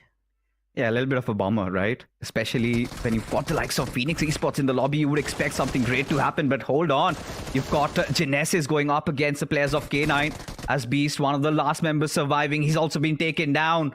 Genesis, of course, they crumbled in the very starting game of Erangel, but this time, no is going to be the answer. They come out swinging without even a single loss, wipe out the entirety of K9. Now, let's not forget K9, former GE, they were one of the favorites even in the previous rendition of the SPS. But this time, 2 games done and dusted and not really getting a lot of those points. It was a drop collision fight. It was a 50-50 fight. And yes, Genesis did have a couple of their players knocked out. But still, for Genesis to win this one, it is going to be such a huge morale booster. And from here on, I would love to see how they carve their path to glory. Considering that Genesis also got eliminated very early in the previous game. In fact, they were the first one to be eliminated. I think this is going to help their case. They've got 4 elimination points, so definitely a good redemption coming in. A good start to the map of Miramar. All they need is just the placement points, and they've got the after that they'll get the average points which they need in this one. So definitely, but K9 Esports, the synergy, we can't say this is a new roster. It's just a new banner. I don't know what's really happening. Yes, a lot of luck factor also comes into the picture when you have a drop clash, but from such an experienced team, we expect them to win that drop clash. Considering Genesis is one of those teams which has qualified for the open finals, and K9 is a very experienced lineup. As the name suggests, they're quite ferocious, and we've seen more often than not, they're the ones instigating a fight. And yeah, even in the previous game, they got third party there as well. So a little bit of trouble going on for Genesis as Godlike out of nowhere, just roaming around, had no monkey business, and suddenly they spot out a vehicle in which 4 players traveling together, and they make good work of it. 3 finishes already secured in the bag, and Jonathan Punk, both on their knees, no trouble whatsoever. Will get them to safe covers and give the revive. So 3 good finishes coming in from Team Godlike. You still have DOD, maybe hearing all that commotion, but look at Phoenix. Made some quick rotations out there. It seems like they're a little bit hungry for those finishes. And honestly, when you talk about this roster, start of 2024, we felt like they're going to bag a couple of titles, but seems like they've been having those issues to play under pressure, as a result of which haven't really lived up. Hence, so many banners changed already. But this time, maybe hoping that they go on to win this title. Because for ESL SPS, we've seen previously it was Somraj's team that conquered when nobody really count them in as favorites. So you never know. In this tournament, it's still a long way to go. Still a lot of time to gauge Phoenix Esports, one of the most aggressive lineups. But as we see, for now, Shadow, the circle is going to be quite obvious. It's one of the circles we've seen in the past, and Carnival Gaming are in real good position. Oh, they certainly are. They certainly are towards the side of Picardo. They just need to be a bit careful because Team Empire having that linear spread across the power grid, if they go a little close to the players of Carnival Gaming, I think they might get punished. But Team Genesis, speaking about them, again, a disappointing performance from this side because just the moment they got the 4 finishes, I'll say that there is a thin line between the confidence and the overconfidence. They got the confidence and then they got the overconfidence to go against the players of Team Godlike out in the open. And Godlike being the experienced one, they definitely eliminated them. But there is one more team also which got third partied in the previous one, Wild Fang. Speaking about them, big things are expected from their side because Sensei being the experienced IGL, then Scout, we know how aggressive he is. But at this point, they are in the city of Los Leones, where we have the players of Team Tamilas. And if you look at the performance of Team Tamilas, even in the official tournaments, Miramar is definitely one of the strong map of theirs. So I think Wild Fangs needs to be a bit careful at this point.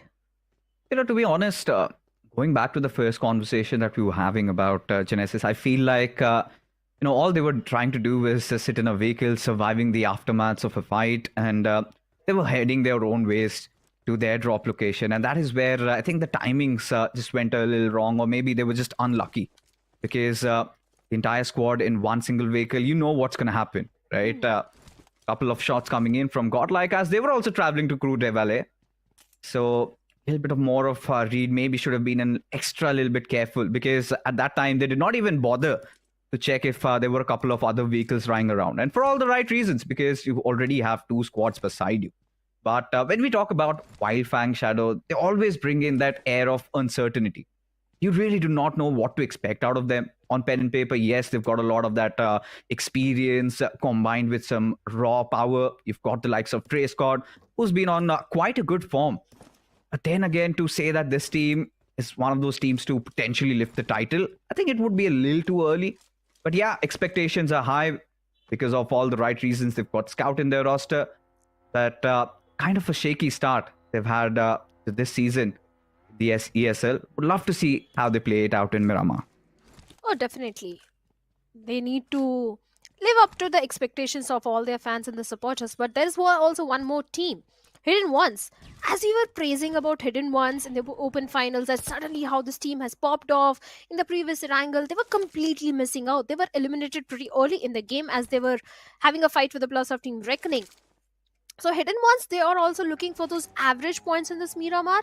Do or Die is also one of those teams which were wiped out pretty early in the game. I think it was Team Aiku Soul who did a perfect third party, and Do or Die were eliminated. So this time they might be going for a little safe approach. For now, they are they dropped in towards the side of Graveyard and now trying to traverse a little bit inside the circle, have a good compound to their name because the basic loot which they need at the start of the game is already there. They might be looking for the secondary loot as Clutcher is still holding on to the compounds of Minas. But there is also one more team towards the northern side where we have the plus of Team Aiku Soul. And we saw that Gen X FM is also in El Pozo. So both these teams, they need to be very much aware about the surroundings because if they start the rotation at the same time, maybe there is a possibility of a rotation clash happening between these two. Just recently, we've witnessed the great slump from Aiku Soul, and we've also witnessed them trying to stage their comeback. Recent third-party tournaments, we've seen them getting back to their old ways. That one title we had given them in the previous edition was being the Badmosh Gang, and their approach sort of justified why they were the notorious ones inside of the lobby, spreading menace. But hold on, Team Tamilas fight against the players of Wild Fang. You've got Saif coming in from the backline. Stray Scott not having the best of HPs as Fox needs to readjust his position. He's got a grenade cooked out. Really waiting. Maybe flush out or hoping that he finds a knock. But Wild Fang, look at them. So separated from each other. Sensei around the backlines. He's got a good position. But for now, Stray Scott needs to play a little defensive. But apart from the ordinary, they decide to do something different. They decide... or rather, they've got that understanding that Fox is just that one man inside that warehouse. might as well push in with the numbers that they have. As you can see, quick flood in coming in from the other players of Team Tamilas. This is where Wildfangs really need to watch it out. 3-on-2 situation. You've got Rico on the flanks. That is going to be playing such a key role in this particular fight. Grenade flung over. Does no damage. Even another thrown in from Wildfangs' side. As Seth decides to just go after Rico. Blindfolded, Trace God not having the best of HPs. And this was inevitable, bound to happen. As Scout from elsewhere gets knocked on towards Rico, but the damage has been done. And as now Team Tamilas deciding to press on the front, but Trace God dealing with all the issues with finish. Hold on, as Mr. IGL still trying to keep things afloat, at least for Team Tamilas. Where on earth is Maxi? He really needs to come in. As Sensei goes in, drops that molly, gets shot in from elsewhere, gets a beautiful knock once again on Fox. As Mr. IGL reduced to very low HPs. As he was also burning, giving enough time for the players of Wildfangs to somehow get back into this fight. Definitely, Sensa is going for the rescue mission, and Aid was lobbed to find something onto the plus of Team Wildfangs, and Scout is trying to provide all the backline support to his teammates at this point, where Team Tamilas also going for the rescue mission, as Scout will be looking for the confirmation point onto Rico. The confirmation is already there, but all the players of Wildfangs are again back on the feed. The rescue mission is there, but Team Tamilas, they also had that little window to reset. 3 players remaining from the side of Team Tamilas. A lot of util being exchanged as Maxi is trying to find some sort of connection with that grenade, but Seth takes hefty HP out of Maxi as he's surviving on just 10 HP. Mr. Rigel is there to provide all the backline support to Maxi as he goes a little aggressive towards the side of Seth with the device in his hands. What? Right on the face of Seth, takes him down, knocks him, and gets a confirmation. This is a hefty blow to the side of Wildfangs. Sublime stuff coming in from Max's side as Sensei does not get there in time, still gets the work done. Trace God having a different angle whatsoever, gets some key values as now. Sensei just trying to buy in enough time as the flank from the backlines. It's going to be none other than Scout who cleans things up. Wildfang annihilating Team Tamilas, but at the cost of one of their players where Safe did have the upper advantage, did have the majority amount of HP on him, but hold on. Phoenix Esports now against do or die, and suddenly Reaper just drives over the players as Phoenix, one of their players already done and dusted, but is the retaliation going to be there? As Clutcher, he's down on his knees, he's been taken out, Fury right out in the open, needs to patch himself up. There's a lot of things happening inside the desert. A lot of those early fights these teams are resorting forward to as Phoenix, they double down on their aggression, this time going after the players of DOD. Bhalu getting taken down, Clutcher already down on his knees. He's just waiting to get wiped off. There you go. As DOD, one of the final players, MJ, is going to make a run for his life. Does he escape with it? For now, surely he does. But DOD almost on the verge of shattering into pieces as MJ, position already compromised. Phoenix pushing in at his direction, and he's just about to get blown over. But seems like Phoenix, they do not want to force any of those unwanted pushes. But for now, Reaper is also down on his knees, and Phoenix, they're looking for the confirmation point. Easy confirmation also coming in. Just one player remaining, if I'm not wrong, from the set of do or die. That could be MJ. Yep. And he'll be looking. Oh no, this is not a good news. As MJ has spotted out in the open, but a good spray coming in from the side of MJ. But he needs to patch himself up, as Alto has already moved so very close to MJ. But for some reason, he decides to back away. I mean, that would be the best case scenario. I'm rather surprised on how could Phoenix really let him live, let him breathe. Position was pretty much compromised. They had the better numbers. Instead of that, did not decide to charge in on him. Maybe they're going to make up for it now. MJ, he's got nowhere to run, nowhere to hide. Pretty much out in the open. Has to deal with that 1v4 situation. But for Phoenix, they'll have to be very quick about it. Got a lot of the other outliers, and there you have it. MJ being dealt with, but for Phoenix, still not out of the woods yet. Pretty much lurking around the center positions of the map. You've got it quite clustered. You've got the likes of Carnival Gaming. You've also got Reckoning in the horizon, and there you have it. Viper just spraying down on one of the players of Phoenix. In fact, the heads of Phoenix. General taking massive amount of damage. Venom, his vehicle almost smoked up. Couple of more bullets and that could explode. Speaking of Carnival Gaming, they're having a very segregated approach towards this game, as they have a linear split towards the side of Graveyard. But if you look at the position of Neo, he's all the way towards the side of Picado. So very close to one of the player of Team Empire. So Neo needs to be very careful. If the entire team of Team Empire decides to rush onto Neo, that won't be a good news, because his entire team is so far away from him. There won't be any cavalry or a backup coming in to help him out in that situation. At the same time, we have the plus of Hidden Ones and Godlike also in the close proximity. But as the circle takes a southern western shift, Gen X FM, they're again going to find themselves in a very good spot. The circle is definitely favoring them. They're the next zone magnet, I'll say. For sure. I'm enjoying every single movements being made by Gen X FM. So calm, so collected in their approach. I think this is what you would expect from such a top-tier team as of the likes of Gen X FM. We've seen them even in the past. It was a different roster, but under this banner, we've seen many of these undergods being forged and carved.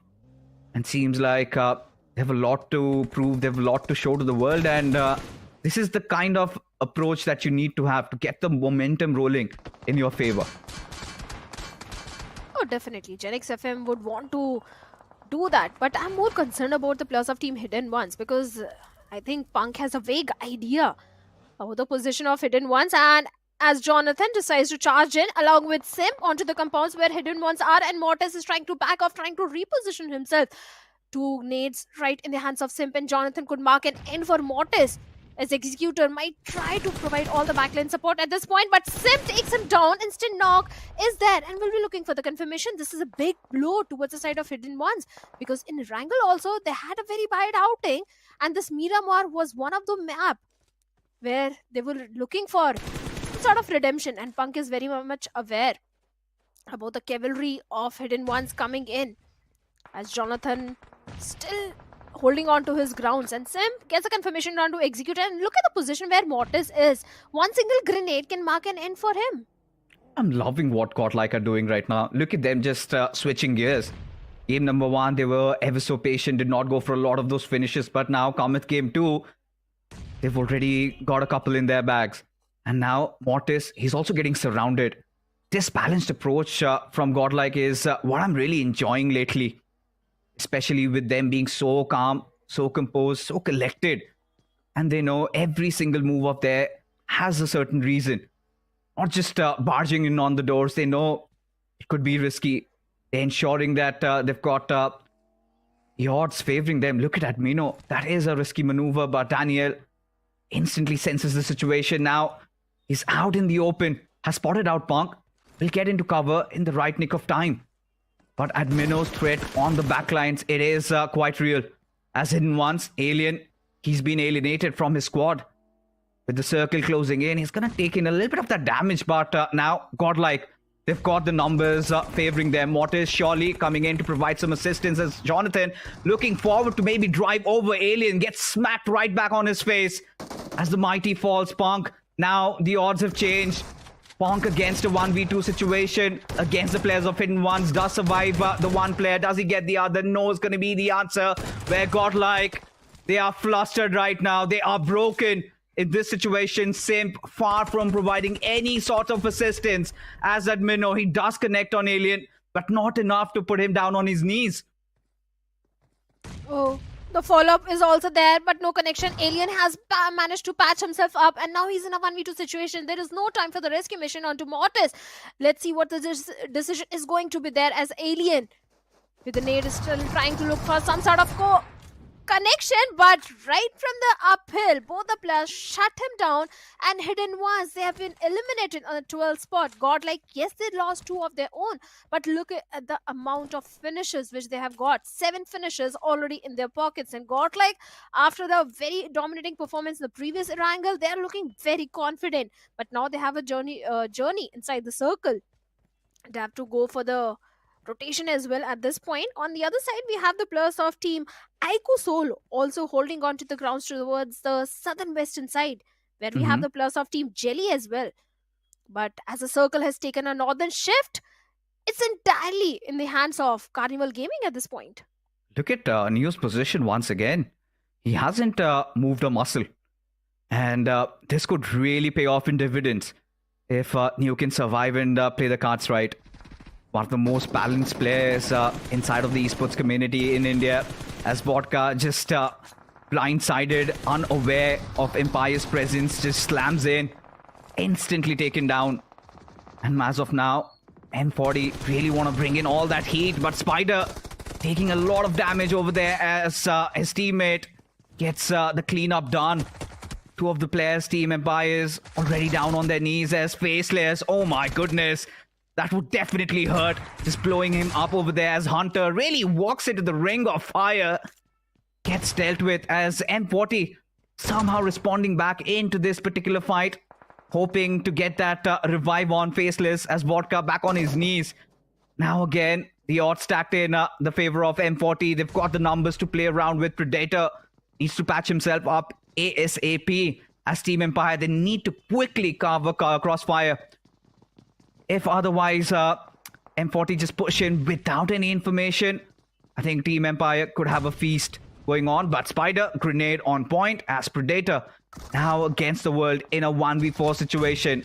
Team Empire's had such a great start into this fight, and now here comes the pour. At any given moment, the push could really come in. Predator prepared for one, does get him down on his knees, instantly wiping off, just trying to throw that grenade. Is it gonna... Oh no, there you go. There you go. Gets ripped apart as M40. They survive the onslaught and live to fight another day. Oh, they certainly did. But can the players of Team Phoenix survive the shots of gravity? Jordan seems like they won't, as both the players have been eliminated and Reckoning. Well, they've got two finishes, but they also need to go for the rescue mission onto Kyoya, as he has been knocked down. It should be an easy revival for now, but no. There are still players in the close proximity. And there are the players of godlike Esports, as Viper from the backline is trying to provide all the backline support. Edmino right in his crosshairs. The shots being peppered, but no connection whatsoever. Godlike surviving with only 2 players remaining. This fight should go in the favor of Reckoning on paper. But let's see, will they be able to convert this one? As Carnival Gaming, Viper has his crosshairs set onto Fury of Phoenix Esports. Oh. And Fury, unaware, has got no idea about it. Certainly does not. It's gonna hurt. It's gonna bite him in his back any given point right now as Viper just coiled up, trying to inject his fangs. The hearts of the players of Godlike over there at Minnow taking quite some bashing, down to almost 20% health. And for now, they somehow survive this attack. But for how long? Because for Godlike, they can just play it slow. They've got enough points going in their favor. But Simp, no. This young lad, this bright lad, has something to say about that. It's not a push that Godlike can initiate right now. But certainly, warning shots leading into that knock. And maybe Reckoning is going to think twice before they re-engage in this situation. Of course, Godlike still have their troubles going. They have to get inside the circle because the circle shifting around Picardo just makes things oh so easy for the likes of Carnival Gaming and Aiku Soul, who find themselves at the right central positions. You've also got Team Jelly closing in on the backs of Neo. This is Neo's real test by fire. If he can survive Just Jelly and get a couple of finishes out of that, I think he's pretty much done his job. Oh yes, certainly. But for now, he has to be that anchor who can bring his entire team inside the circle. True. As Hector reunites with Neo. Now they're just waiting for the remaining 2 players to regroup. And maybe after that, we can see the players of Carnival Gaming going for a head-on fight against the players of Team Jelly, who are outnumbered in this one. But Gen X FM, looking at the position, they're trying for a potential dominant control from the southern side as they have got good compound to their name. But for now, Jelly, Carnival Gaming, Aiku Soul, they just want to be the king of the hill. And in fact, for the same hill, they are contesting. Where Carnival Gaming, they are right in the top. Hector and Neo. The thing about holding on to the hill in Miramar is that, yes, you get a lot of information, But if the circle goes away from you, the journey downhill is never an easy one. So that's something which Carnival Gaming also needs to reconsider, as one of their team it is trying to barrage grenades onto the plus of Team Reckoning. One single nade can mark an end for more than one player. As Reckoning, they are pretty much pinned down between those two big mountains. Carnival, they have got a lot of information, as Neo is also trying to pip a few bullets towards the side of, I believe it's -40. Actually, it's Wind God. Carnival, they're picking fights fixes at multiple fronts. I would like this approach. I mean, I'm enjoying it. Why not?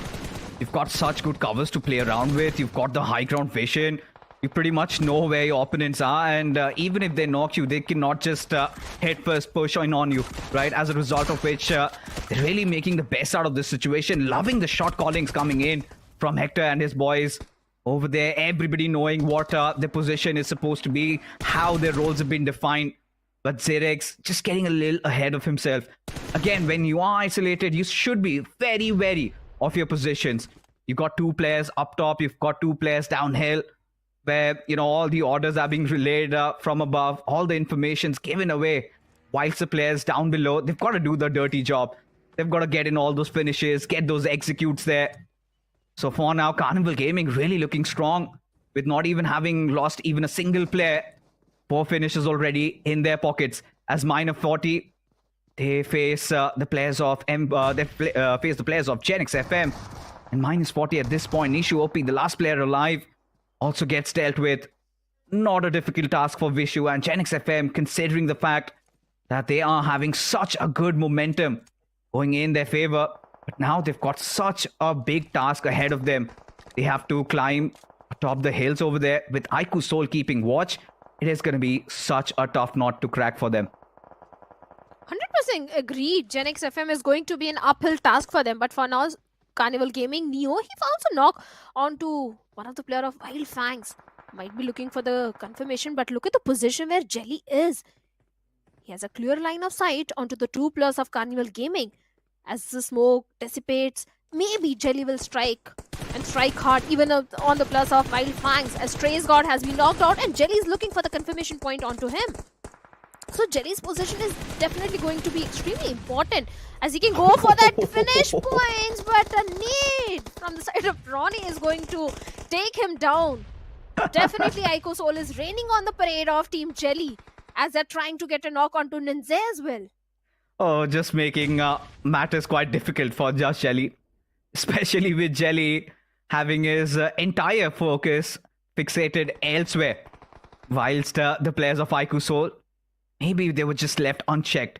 Now this circle shift is quite interesting, because now it suddenly favors the players of Genix FM. Whilst Carnival Gaming, they have to go downhill. Same goes for the players of Jelly, and also for the likes of Aiku Soul. Everybody trying to get a spot inside the zone, and now feels like Carnival Gaming might just get exposed. But Viper is doing so much for his team, along with Xerx. 2 really young assaulters carrying in a lot of promises, as Manya tries to keep them at bay. Having lost out on Some already, Aiku Soul has to work with the 3 players they've got remaining for them. As Genix FM, 3 already waiting for the frontal assault that's waiting for them. As Nakul being the tip of the spear over there. So much grenades being flushed over. But Neo, he's got his job ahead of him. Knows he's got to deal with the likes of Ninja and Kyo Lamau. And Ninja just constantly bombarding with grenades from above, not making things easier for Carnival Gaming. But Neo trying his level best to survive, as Hector, that is going to be a mad dash inside the circle. Look at the cojones on the players of Carnival Gaming. Neo being the sacrificial lamb over here. Ninja connects with that grenade. Shogun gets taken down from Nakul over there, as Neo just tries to take a dip. Gets picked off from Kyolamau. Would of course want to secure the finish, but before that, Hector is there with the wipe up, as Nakul, he's just tearing apart the forces of Genix FM. And now it feels like Aiku Soul and Carnival Gaming might just battle it out against each other. could be a possibility as Carnival Gaming Viper is going for the rescue mission on the fallen comrade, and Nakul is trying to deal with the plus of Gen X FM. Both the plus on a very low HP, a perfect need.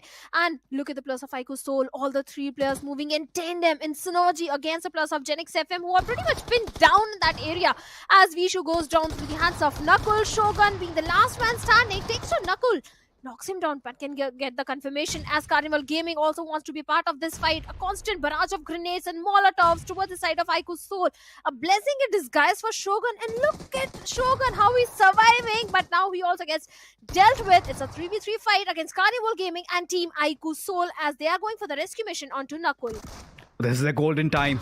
This is the golden hour for the players of Carnival Gaming. Knuckle needs to patch himself up. There you have it. Hector delivers that opening blow as Ronnie. He has to hold the fort. Knuckle back on his full HP over there. Takes down Zirix. Will be Ronnie. But Viper just raining hell from above as Carnival Gaming successfully annihilating Aiku's soul over there, with Sensei being the last player surviving. And Carnival Gaming might have just snuffed him out from his covers. Just trying to deny his entry inside the circle. Sensei, position compromised. Viper will get that final death blow. And that being said, Carnival Gaming have this game secured in their bag. What amazing plays coming in from this young lineup, coming in with two new players, and despite that, showing that old aggression and right calculated movements. This is peak Carnival Gaming at their very best. 100% Carnival Gaming, the way they were dealing with the plus of Team Jelly, then they were dealing with the plus of Team Aiku Soul. They even did a third party when Aiku Soul and Gen X FM were fighting against each other. They striked at the right moment and are being rewarded by a beautiful winner chicken dinner this time. The previous Erangel didn't go entirely in their favor because Reckoning did eliminate them at the 10th spot. But this time Carnival Gaming, they were looking for the redemption. Too many finish points in their favor and good placement points as well. That is definitely going to help the players of Carnival Gaming. But at the same time, this was not just a good game for Carnival. It was a good game for the players of Team Wildfangs as well, as Sensei survived till the very last.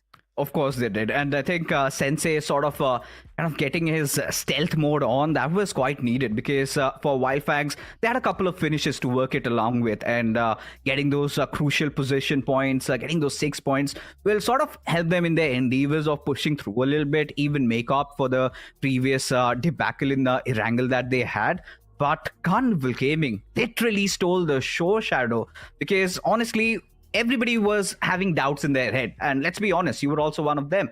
But at the same time, it was such a risky play that they somehow transitioned into something so beautiful that even the best minds cannot really process how they got it. Every single player did their job really well, right down to the T. I mean, you talk about Zirix and you talk about Viper. They were doing so much of the dirty work down the hills, while you had Neo and Hector from above relaying all that information, even whilst coming down, dealing with the players of Jelly, even taking a fight against Gen X FM. And for Aiku Soul, that fight was, I think, a delight that we got to witness. Even for Aiku Soul, we saw a couple of few tweaks, few smart moves where they kind of tossed in those stun grenades before going for a push all over the players of Gen X FM, but felt like it was not properly timed, because Shogun did somehow manage to deal with a couple of their players, still did manage to, show those guts to kind of go for a first aid patch right in the midst of the battle. Had no other options, but for Aiku Soul, a decent game. Gen X FM being consistent as ever, but Carnival Gaming, boy oh boy, what a menace. Oh, definitely. Like you said, I had few question marks against Carnival Gaming, and all the questions have been answered perfectly. If you look at the highlights, the game started with Genesis and K9 having a drop clash, and Genesis completely wiping them out. But as the minute the fight got over, they wanted to get into the vehicles and God-like eliminated them. This fight was also quite prolonged, and I like the position of the Scout as well, because he was providing all the backline support which Wildfangs needed at that point. Definitely this fight, Phoenix, I don't know what's happening to them, because they are not having the best of the time along with Do or Die. I think, honestly, to be honest, for Phoenix Esports, they sometimes get ahead of themselves. Against Do or Die, they somehow survived, and later what followed up against them, I really do not know. This was one sketchy fight, M40 taking on Team Empire, where Team Empire did have a great start, and suddenly M40 just switched things around. And for Gen X FM, I think really they're flying high on confidence at this point. And this is where Carnival Gaming, they just took over, right? Look at how well spread the players are, doing everything by the book, not taking any of those unwanted fight. One player pushes in, the other player providing cover fire, everything just so so calculated. They were so immaculate in that situation, and they were just in a flow state, to be honest. And I think Carnival Gaming certainly, and they're doing this all without their star assaulter Goblin, who is apparently absent today. So I'm just starting to ponder if this is the way to go, because we know they've got the likes of Zirix, one of the most promising assaulters in the BGMI scene right now. They've also gotten a new addition of Viper from Rivals Ape, a team that not a lot of people have heard about, but surely they've been creating quite a ruckus in the T2 and even in the officials scene. But here you have it, the IGL himself being Hector and being the MVP, 5 finishes, goes on to speak about what a bright future waits for Carnival Gaming if they keep on playing like this. I think kudos to Hector, because if you notice the rotations of Carnival Gaming during the entire game, initially I had few questions about the position of Neo, because every single time this guy was so very close to the opponent team, where his entire team was somewhere else on the map. But I think Neo's position proved to be extremely critical and important. Kudos to Hector and the entire team. But looking at the starts of the match, we have the plus of Genesis as well as Grind being the best companion and Viper being the finisher, as he landed the last blow with 3 finishes. So the synergy between the plus of Carnival Gaming is absolutely perfect. The split which they were having initially, I think it worked entirely in their favor. Oh, it did. It was such a risky play, and we've seen a lot of those teams trying to execute that, but they have failed. And coming in, this is one of those earlier phases of the tournament where you can get into those experimentations. And considering the fact that Carnival Gaming just dropped down Picardo, it was a rather easy maneuver up top. And Neo, yes, for him to stand his ground over there, because a lot of teams were also around him, and to be alive, to buy enough time for Hector to also come over and get atop the hills, relay all that information. I think, yes, stats and figures might make Hector to be the MVP, and yes, the shot callings were there, but Neo played such a crucial role in that game. And even for the likes of these young guns, Zirix and for Viper, they were also commendable. But getting back to the other big names, even for Hero Extreme Godlike, I think they did fairly well, considering they did get taken down early. Few chokes nonetheless. I think that push coming in from Jonathan along with Punk wasn't really well timed, because Jonathan was hoping that Punk would be having his ADS opened to get that trade right off, because when you are going for those diving pushes with your vehicle, there are chances where you get taken down, and this is not an easy lobby as a matter of fact. But had Punk been there, because at Minnow he was busy cleaning up the southern side. There was one player, I think if my memory serves me right, one of those players of Hidden Ones was still alive. He dealt with him. Eventually they got the squad wipe. 7 finishes, decent amount of points, considering they got a good amount of points in the previous game also. So for Godlike, they're also doing quite well in this game. But for K9, things aren't looking good, Shadow. Agreed, 100%. Godlike, at least they have got the average points in this one and more than average in the previous one. K9, they have got nothing at all. Just a single point in the previous one, and this time they were the first one to be wiped out from the lobby. And a team which was performing so good in the official tournaments, even if you look at the performance in the previous SPS also, in the third-party tournaments, I think under the banner of Global Esports, these guys were playing so fantastic, so aggressive. But this time losing on to a 4v4 fight against a team which has qualified from the open finals. And no way I'm saying that Genesis is not a good team. The way they eliminated the entirety of K9, kudos to them. That is going to help their confidence. But that is also going to raise few question marks onto K9. That how can they lose that 4v4 fight? They got 3 players down from the side of Genesis. In the end, it was a 1v1 situation. Yes, a lot of luck and RNG factor comes when you have a drop clash. But from the experienced teams, we expect they handle drop clashes perfectly.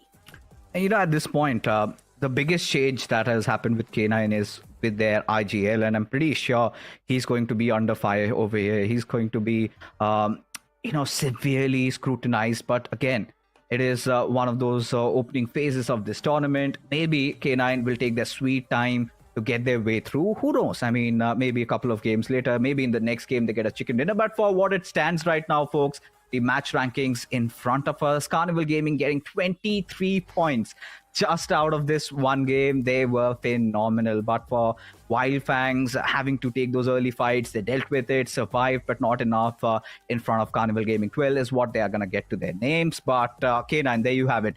Even for the likes of Tamilas going up against Wildfangs very early on, and could see a little bit of those miscoordinated plays did not really go their way. For Genesis, slightly unlucky, but Reckoning just getting 4 points out of this one. I think they would have been wanting a little bit more. Of course, especially the way they played in the previous Erangel. 3 finishes is not something that is going to satisfy the hunger of Reckoning Esports. So yes, Reckoning will be again going for the aggressive side. But Team Jelly also, this time they didn't perform really good. They've got decent points, but the way they were performing in the previous Erangel, I think Team Jelly is also going to be up in the arms against the players of Team Aiku Soul, because it was Knuckles' grenade, if I'm not wrong, which knocked down one of the player of Team Just Jelly. It was Jelly? Yeah, it was Jelly only who got knocked down first. So yeah, I think they're not going to be pretty happy. They certainly aren't. And at this point, Jelly must be wondering, had I just checked the areas just beneath my feet, things could have been different, right? They could have, in fact, gotten 2 knocks to themselves. But, Jelly was so much fixated on the players of Wildfangs. And for Wildfangs, I think it was pretty much a deal done when the moment the circle started to close in. I think their position had been compromised even from above the hills. We could see the players of Carnival Gaming going after them. And I think kudos to Sensei to survive till the very end, just going unchecked, let the others fight. He just kind of tried to sneak in and getting that second position. I think he's definitely getting into the groove, and massive improvements from the likes of Jelly and Sensei in terms of how they've started to redeem themselves slowly but surely. It's still a long task ahead, but who knows, in the coming days they might be here to dominate the table. But for Wingod, another team coming in from open finals with such a good momentum. But I feel like they've changed their style of play, don't you think? A team that was so aggressive during the open finals really called it an easy lobby. And now when they had to perform, they're starting to crumble. Could be the pressure, I think. Could be the pressure of the invited teams. They might be feeling a little intimidated, because if you notice the fight which they had against the players of Team Jelly in the previous Erangel, good utilities were being exchanged, and this time they were looking a little off. They were holding on to the grounds. They were just avoiding those fights. So Wingod, I think they just need to feel confident and play by their natural style. If they do so, I think Wingod is going to fare off really well, because in Erangel they were getting those elimination points. It's just a little bit of the confidence and a little bit of the push which Wingod needs at this point.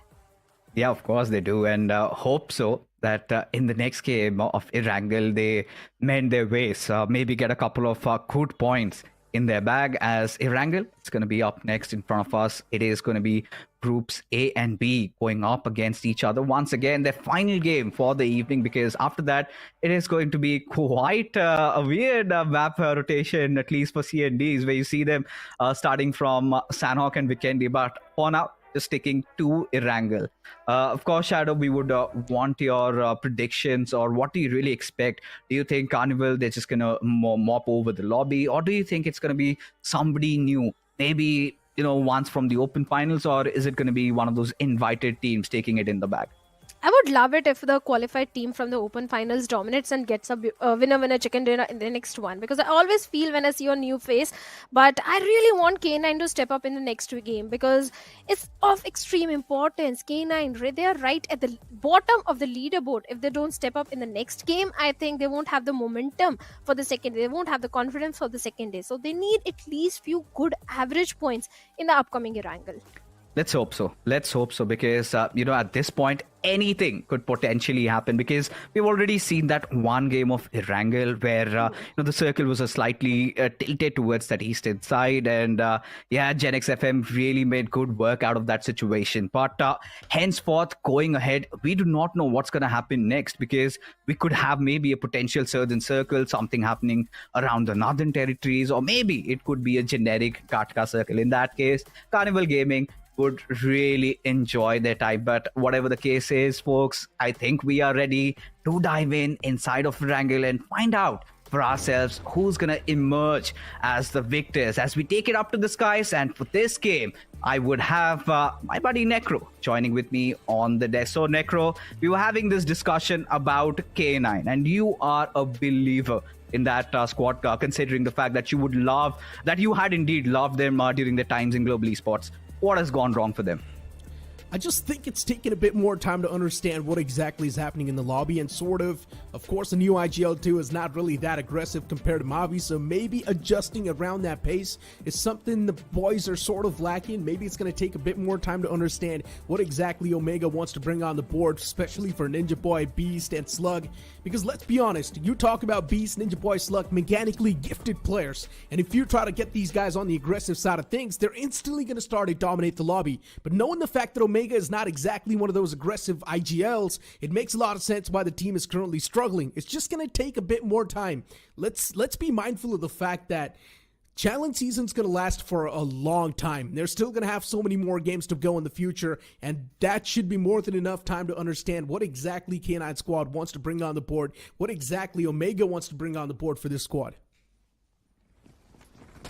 And honestly, being a team that carries a lot of potential, but hold on. Carnival Gaming, they are enjoying themselves. Do not need guns, do they?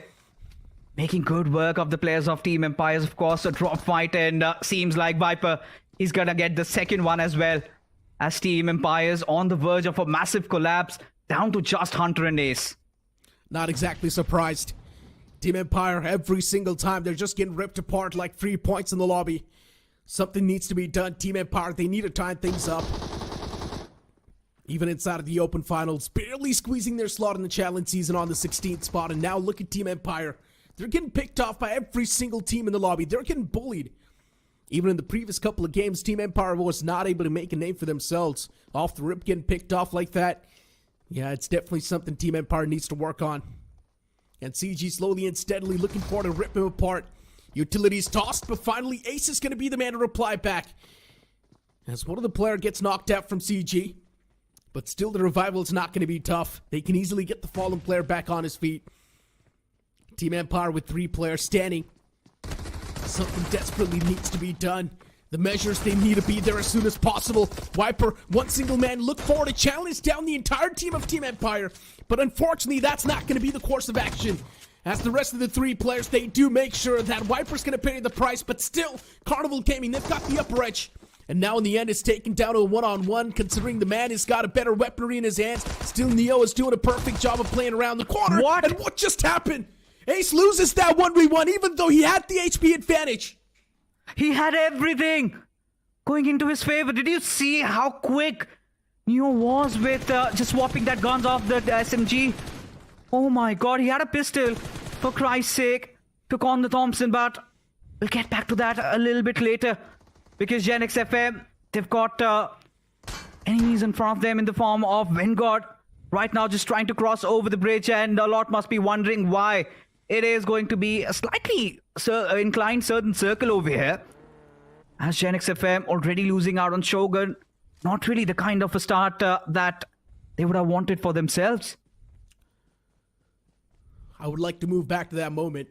And that moment from Neo reminded me of that 1v4 against Team Zero in a recently hosted third-party tournament, which was done just by a pistol. So, of course, Neo is one of those mechanically gifted players. He's super skilled. But hold on to that thought. Once again, moving back to this scenario, that's cooking up on the bridge.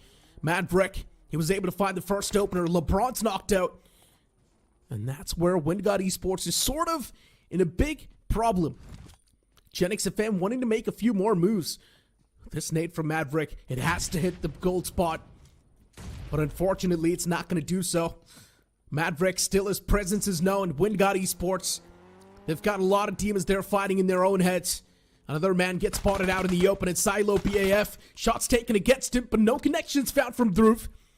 WindGod Esports in a big wall of trouble. Another man gets knocked out. And Vishu as well. He's going to be the man to step inside of the playing field. But as soon as I say so, it's a return knock, actually. Vishu gets knocked out himself. WindGod Esports making slow and steady moves as well on the board, as they're making sure even Gen X FM will pay for their mistakes. Quite a scrappy fight, to be honest. None of these teams really intended on taking this, but given the opportunity arose, none of them really want to back off from the situation. As Infinity comes to the aid, and you've got Dhruv in front of him, the one man who clutched it out against Jonathan. Surely high on morale at this point. Infinity, he's got his grenade clocked up, just lobs it, not into the right direction. Madrid, does he have an angle on him? That is a question we will answer later on, as now Dhruv. Okay. Quite easy for this lad. Easily gets the knock off and gets the finish in a whisker, as Vingod suddenly are on a verge of a collapse, as LeBron not having the best of HPs to work around with, barely surviving on a sliver there. What does he do? Where does he go? How does he run from here? LeBron wants to take the fight against Dhruv. Dhruv was out in the open. And what just happened? He finds the final person as well of Genix FM. Dhruv makes a rookie mistake of leaving the cover and moving out in the open. And just gifting that entire squad wipe to the opponents. Wingod Esports, they come through victorious. They shouldn't have in the first place, but hey, it is what it is. That outcome is definitely something the players of Genix FM are not going to like, but IQ Soul, even they rush against the team in the front lines. A few shots being exchanged at 40. They don't seem like in a top-notch form at all. Even Nishu gets wrapped up in a sheet, and with that, IQ Soul, they wipe out the entirety of M40. So many squad wipes happening off the rip, and we love to see it, right? We certainly do. We're enjoying ourselves at this very moment. And IQ Soul back to their notorious ways. Necro, we've seen this team going through such a heavy slump. But when the big tournaments do come arise, this team suddenly wakes up from their slumber. Starting to get decent points on the board. Even in the previous game of Miramar, a top 3 position with a lot of finishes to their names isn't too shabby either. But really want to get back to how good Carnival Gaming were. Survive those early, maybe jittery phases. And with all their 4 players alive, and just going back to Neo, I mean, if we could have a replay over what he just pulled off there, barely had any time. His teammates dropping down that Thompson over there, him picking it up, reloading in the right nick of time, and going up against a shotgun is never too easy in those close quarter situations. But he did that with finesse, and he was so confident. Could speak volumes about how beautiful that play was. I'm pretty sure Team Empire would have been bewildered by what happened, and yeah, it was just Neo's magic taking over. But as things are, what do you think? Are we going to have a southern circle? Because you've got the entirety of the southern island being engulfed inside of the circle, and more often than not, it goes down south. But Necro, let's be honest, we have seen the circle sometimes gets tricky. It also sticks and goes up north, or maybe even towards a bridge. That could also be a possibility. It can be. I would love to see a bridge zone, honestly. It's been a while since we've casted that. I would like to speak a bit more about the previous game too, right? Genix FM is one of the most consistent teams so far in the game. But getting wiped off the rip like this in this game, it's really going to bring down that consistency. You talk about the cushioning that was built in the overall standings. Now that's going to start to fade away from Genix FM. That cushion was burnt in this game. You move the conversation towards Wild Fangs, and for some reason it feels like Wild Fangs, they're not exactly the confident bunch. Yeah, the previous game's still there in the top 2.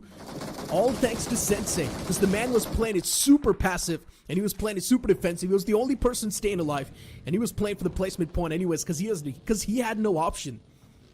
That's the only reason why Wild Fangs right now is in a fighting position. But still, I expect better from Wild Fangs. I would like to see them be a part of third parties. I would love to see them go aggressive in the lobby. You know what? Last time that happened in Erangel, we all know how that really panned out, right? But for Wild Fangs, you know, yeah, exactly. So, you know, honestly speaking, this is a team that I do not have a lot of expectations from. So I'm coming with a blank canvas, and I want to be surprised. And they have done so even in the previous game, going up against Team Tamilas, having a really good spread. Of course, that Saf 1v1 against Maxi did not go the way they planned, were reduced to 3 men, but still managed to get Team Tamilas out. So that is quite commendable considering Team Tamilas. They've been quite strong in Miramars especially, but hey, there you have it. Finally getting some confirmation that the circle goes down south. Look at Just Shelly's position. They've got good coverage over the eastern bridge over there. Ninze just holding on, making sure that anybody who comes crossing through that bridge is not safe. But even for Wildfangs, I think a lot of questions on Sensei's mind.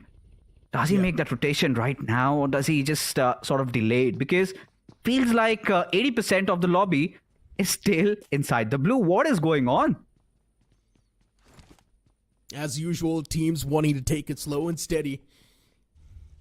And unfortunately for the teams up north, a lot of the teams are pretty much taking the same route they are opting to take, which is going to be the late game rotation. And that's where all hell's going to break loose up north. This zone shift down south, it really confirms that military base shift. And that's where, as you mentioned, all the teams up north are now going to be in a big struggling posture. Wingod Esports, after getting such a remarkable victory, after wiping out the players of Gen XFM, a team that was on the dominating spree, finally outside of the game, and now that's going to be the confidence booster the players of Wingod Esports needed. But keep this thing in mind, Wingod Esports isn't doing too bad in the overall standings anyways. They were still getting that constant flow of elimination points anyways, so it's completely fine for Wingod Esports. The real sign of concern here is going to be for a few names like Team Empire, which just got wiped out a while ago.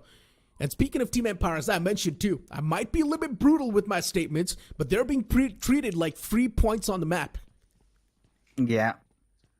As hard and bitter it might sound, seems like their action is speaking for themselves over here. And to be honest, I kind of double down on your statements, because they barely managed to scrape through inside of the challenge season. And, it's still a long journey ahead of them. Who knows? It's all about, making mistakes in the first day and eventually coming out. You have 36 games to play. So, too early to judge. But again, the sentiments aren't really positive from their side. But, I'm starting to get a little concerned about Phoenix Esports, especially the players. We have been ardent believers in them, even in the past, whilst their time at even Team Venom or God's Reign, whatever you call it, Kemin. We've seen it all throughout that 1 year's spree. But today, they have been a little shaky. But yes, there might be a fight brewing up, Necro. Yeah, Wildfangs. They had the players of K9 Squad in their crosshairs. And somewhere downline K9 as well. They know what's happening around the corner too. Here comes Slug. He spotted out the players of Wildfangs as well. But with the presence of K9 Squad, Wildfangs, they need to respect the opponents and back away from this spot. And that's exactly what they do. This is what happens when the alphas walk in the lobby. Wildfangs needed to respect the opponents, give them the benefit of the doubt, and just back away from that spot. They were not too confident in taking that fight. But here's my question. If you're not confident, why are you holding the edge of the zone? Just try and play for the centric part. Just try and make a rotation down south. You know what? The slug we'd witnessed maybe a couple of months ago would have just stepped out of his vehicle and taken those shots.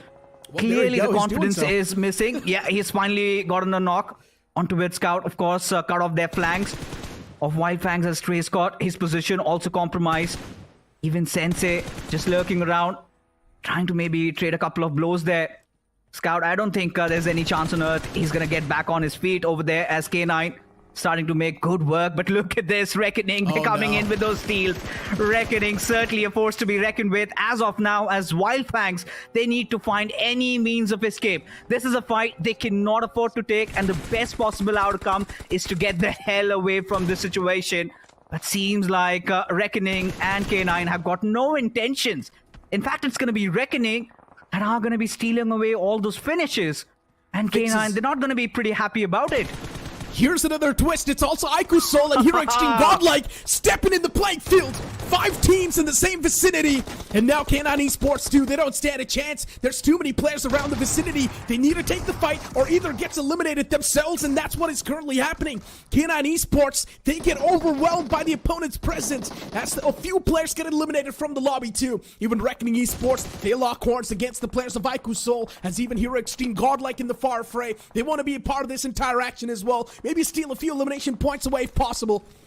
And Aiku Reckoning, with just a few elimination points garnered, they watch out the players of Soul just take an exit from this vicinity. Shots were taken, but the confirmation is something that's not following up. But as soon as I say so, Knuckle finds a knock against one of the players of Reckoning Esports. And this is where all hell's gonna start to break loose. IQ Soul as well, they're facing the brunt, but unfortunately for IQ Soul, even they've taken too much damage in the fight. Reckoning Esports is doing a fantastic job in making sure that IQ Soul's not gonna get out of this fight harm's way. Oh, look at this. It's such a massacre going over here as Somme, the last player alive, gets taken down. Look at that storyline building up over there. Hero Extreme Godlike, they get to have that final laugh. And as now Dionysus being surrounded by the piranhas in the form of Godlike over here. Surely Godlike would be yearning for those finishes, but look at this. Seems like Wildfang, they want to re-engage in the situation. It's not done yet. 2 more teams want to join the party. Do or Die and Phoenix Esports. Even they are going to be a part of this. 8 teams back to back. They collide against each other. Do or Die. Even they're starting to fall prey. Hero Extreme Godlike, for a moment, we thought they're going to be the one to have the upper edge, but this is what the zone does to you. The circle played its mind games, and now the entire lobby is struggling too much. Phoenix Esports is the team now with the most amount of advantage in this entire scenario, considering they can be the cleanup crew and wipe out the entire lobby on this spot right here. Wildfangs is still there on the receiving side of things, but oh man, so many fights happen at the same time. For a moment, we thought it might just be IQ Soul coming through, then Reckoning Esports wipe out IQ Soul, then it's Hero Extreme Godlike stepping in, then once again Wildfangs re-engage, then Do or Die and Phoenix Esports, they re-engage at the same time. What is going on? And Do or Die right now, they just want to wipe out the entirety of Hero Extreme Godlike. Jonathan's the last player standing. Oh my goodness, it is wild affairs happening right now in the lands of Erangel. Jonathan, the final player surviving from Godlike at this moment. And he's got a 1v1 situation against him. The last time he was in such a situation, he failed. But this time, can he relinquish himself? Can he redeem himself back is the big question. As now, he just needs to let it cook. Because now Reaper, he's surviving the onslaught coming in from the players of Phoenix Esports. Jonathan, of course, getting a little bit of a time to breathe as Reaper under massive fire over here as Phantom just closes in, gets that final finish and that final blow. But now, Jonathan, he's got his fair share of those grenades going over. Not a lot of damage done though, but Phantom from the backlines, it's going to be safe. Wildfangs, they retaliate, they strike back. When the hour is 9 and now suddenly out of nowhere, Wildfangs, they come in here for the cleanup crew. Oh my goodness, what on earth is happening over here? It feels like Wildfangs was the one to start this, and they might just be the one to put an end to this as well. Praise God. Tossing in a few more utilities inside of that bunker. Hoping to find some connections. There's the players right next to him as well. Phoenix Esports is right next to Trace God, and finally the connection is there. Trace got knocked out. One more man to go from Wildfangs, and that's going to be the name of Safe. Safe is looking to toss out a nade, but instead it is going to be Jonathan's nade finding that confirmation, and also another connection onto Fury. Altu is going to put the nail in the coffin against the players of Wildfangs, but that's going to give the opportunity for Jonathan, as Jonathan's looking to step out and take the advantage in his own hands, but unfortunately, the timing is now messed up. Jonathan needs to patch himself up. Here's a few more footsteps around the corner, but unfortunately, he walks out in the Molotov. What a good preemptive Molotov that was from O2. And just like that, it will be Phoenix Esports as they reign supreme in this entire area. Oh, it's the opening day, and we are witnessing such severe conditions over here. Surely Jonathan had to be a little bit patient over there. Should have really read the finish feed. Should have just let on for the revives to trigger in, and then maybe he could have made his mark. But now, moving ahead, Genesis find themselves in a little bit of a pickle over here. It is going to be against the players of Hidden Ones. Shiro holding the fort pretty well. 3 players of Hidden Ones done and dusted. And now it is down to the last man alive from their squad. Oh my god. I think we need to take a little bit of a breather for what we just witnessed over there. Of course, Phoenix Esports being the one surviving team, coming out of that situation alive. A lot of mistakes had been made, but eventually it was the brave that stood the aftermath and will live to fight another day as Genesis just go on with the cleanup crew. Whilst the circle has shifted further down, Wingod in such a captivating position right now. They've got beautiful high grounds to play around with. They've got the like of Team Jelly just beside them. But look at Reckoning. Oh, Dionysus. How is this man still alive, Necro? Maybe the gods blessed him this time around. But not anymore, especially when you've got Fury charging on forward. And Fury's shotgun does not find any sort of connections. Once again, somehow, this man of Reckoning Esports is alive. Fury getting knocked out, Phoenix Esports. They need to push up close and personal as well, but maybe going for this elimination is not going to be enough. It's better to just back away and play for the placement. That's going to be the best possible outcome you can have from this game. Survive for as long as possible. Fury wants to back away to safety, but he will be denied because the play zone is starting to chip out a lot of damage. And even this man from Reckoning Esports is better to just back away from the spot, play for the placement, because that's what exactly Phoenix Esports is doing. Alto, I don't think he's got anything with him. He still has 11 first aids to work around with. I think at this point, to be honest, the best measure is just not just off angle. I think that's going to be a long shot if he gets it. Good enough. More first aids for him. But Dionysus, he needs to be on his toes. He needs to be alarmed. And yeah, he just missed his chance. He had that opportunity, and now Dionysus knows the threat just looming over his heads.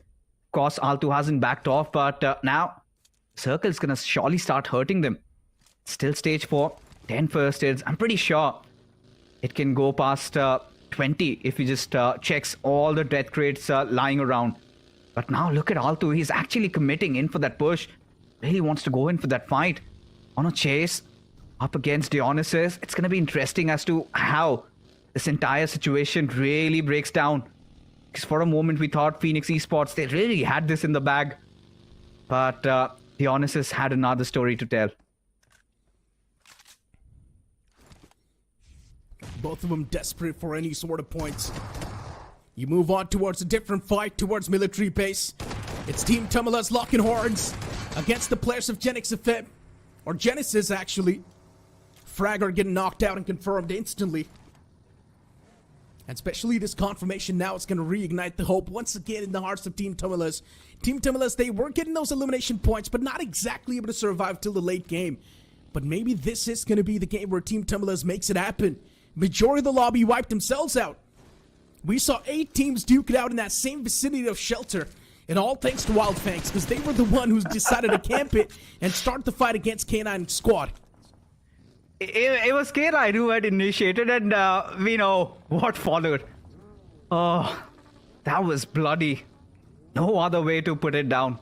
But for now, as it seems the dust is finally settled. And whilst all that had happened, I was checking the finish feed, and it was Team Tamilas who, in fact, got the better out of the players of Carnival Gaming.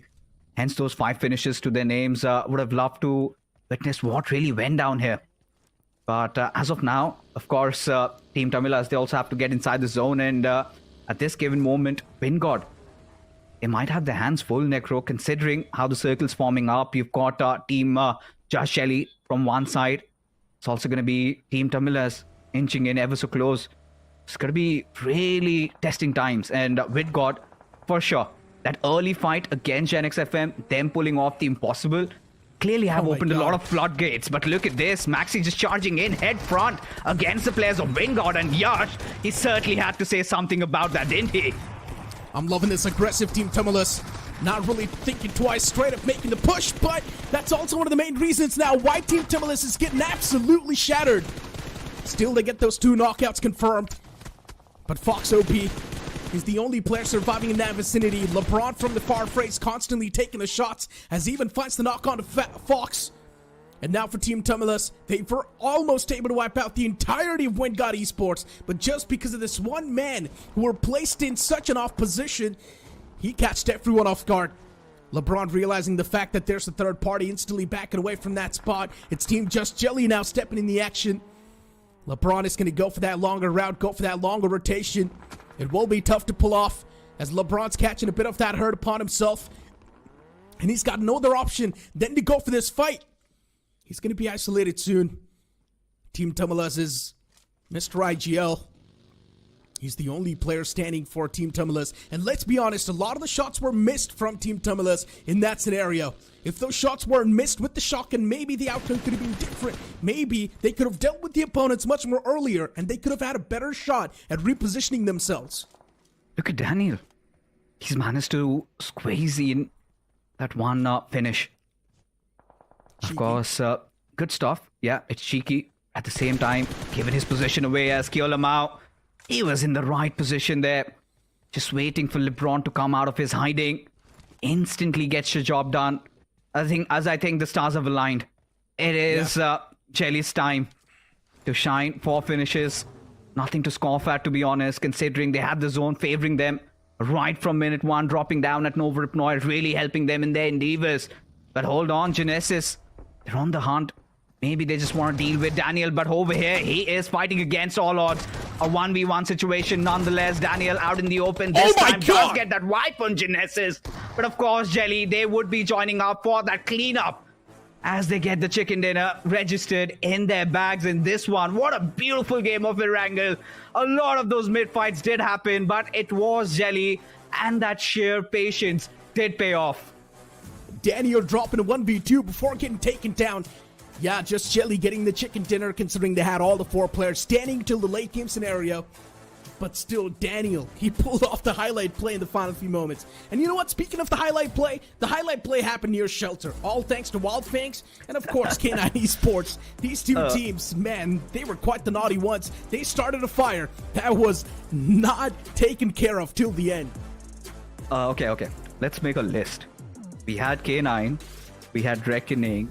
We also had Wildfangs. We had Aiku Soul. We had Godlike. Hero Extreme, yeah. Yeah, and then we also had Phoenix. Do or die. Do or die also. So exactly. Around 6 to 7 teams had come into that little layer over there. And honestly speaking, that was the exact same position, if you remember, even in the first game, Aiku Soul got picked off from. And getting a little ahead of themselves, maybe in believing that they could have just gotten away with murder, could have been a narrow escape, and so many of those finishes being stolen off. And what an ending to Aiku Soul over there with that perfect highlight, Admino getting that final spray on Some, while Some was actually being the hero over there. He almost clutched it out, and it was a sight for the sore eyes. Nothing taken away. I think Necro, we are all pumped up. We are so happy to be the ones covering these matches. I know, right? Half of the lobby wiped himself out near Shelter, and then half of the lobby was already there inside of the military base, duking it out against each other. So you can't say the chicken dinner was made much more easier for Team Just Jelly, because they did not really have to wipe out a lot of the players at the end of the day. Everything was just served on a silver platter. You move on towards the highlights and relive the moments. This is how the entire moment kicked off. For a moment, we thought that Team Empire, they're going to be easily wiped from this lobby. But then Ace sort of flipped the tables, especially when you knocked out 2 players. Even Hector getting knocked out in this scenario was something we never saw coming. But then Neo, when he did not even have the weaponry to play with, he instantly gets his hands on that Tommy gun, and he still somehow wins that duel. And this is something that we need to also talk about. LeBron. I mean, this brave man was on a mission, and this is how it all ensued, right? The entire chaos upon us. Fights were just happening left, right, and center all over the place. But, I expected a little bit more from Jonathan in that situation, truth be told, because I think against Phoenix, he had the cards in his deck, and he could have just, delayed it a little bit more, got a little impatient. But towards the end, of course, we knew what was in front of us. Team Tamil is just going heads on against Wingod. And I think Wingod got the most value out of this match, considering they were the ones who took some extreme risks. They were the first team to be crossing over on towards the other side of the bridge. Were almost on the verge of getting extinct over there. And suddenly, LeBron just lifts them from the ashes. They go on, take over the entire military base, get an abundance of loot, and everything is going on in their favor. But I think that next circle shift going into Jelly's way, I think Jelly had his work cut out, and they made no mistakes in converting that. So good stuff coming in, and a very good electrifying game of Erangel. that we'll all love. And that is one of the main reasons why I love the circles down south. That is one of the main reasons why I love the military-based circles. Surely, now Because I do. You've only got pretty much 2 pathways to rotate from, and usually all the boats are also taken away during the late game scenario. So the only way you can rotate is either you yourself swim in the water, which is going to be the worst possible scenario that you'll opt for. And then the second option is going to be to clear the bridge lines and move in slowly and steadily. And that's what usually the players and the teams try to do. But what happens is that majority of the times, a lot of the teams decide to think the same way. And that's why when the thought clash happens, we do see a lot of cluster teams forming at that same bridge. And that's where we see a lot of the fights happen. Before now, looking at the match MVP, it was Jonathan from that previous game, getting 3 finishes and 5 knockouts, 0 bonuses, and the damage number of 625. Neo being the best companion, 2 rescues and 1 assist, and Just Jelly being the finisher. Oh my god. I mean, this was a wild game, really. And I don't think like the stats are doing real justice because honestly, yes, Godlike were good in that situation. Jonathan did get a couple of finishes, but they need to dig in a little bit deeper. And it's all right. I think still Hero Extreme Godlike have had a really good time so far in the first 3 games. That brings the end to the matches of A and B. But again, I think the best value is, if I had to give an MVP, has to be LeBron, hands down, because he was in such a tough spot. Even could be contended by Dionysus. Man refused to die. He stayed up for quite some time. Phoenix also redeeming themselves. But again, brings us to our core issue. What on earth went wrong with K9? They were doing so good. They started things off in such a beautiful fashion. Again, when the time arose, we have seen this squad of K9 or formerly Global Esports being in this situation numerous times. But this time, again, just messing things up. Maybe they have to go back to the drawing boards, fix it up. But that being said, we are done with our 3 games. Over to a short little break. We'll be right back after this. We're gonna bring you down. If you think you'll stop somehow, just let us do our thing. Send over to the bell goes ding.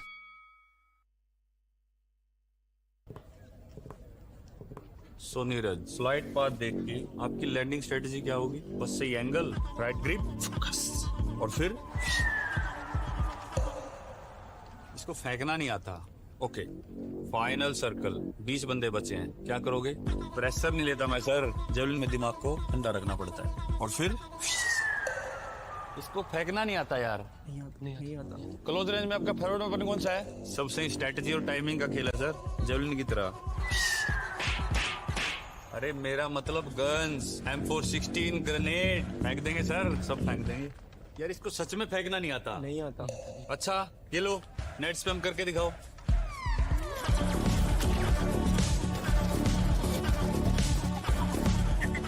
Wow, इसको फेंकना नहीं आता, मगर इसको net फेंकना आता है यार. आता है.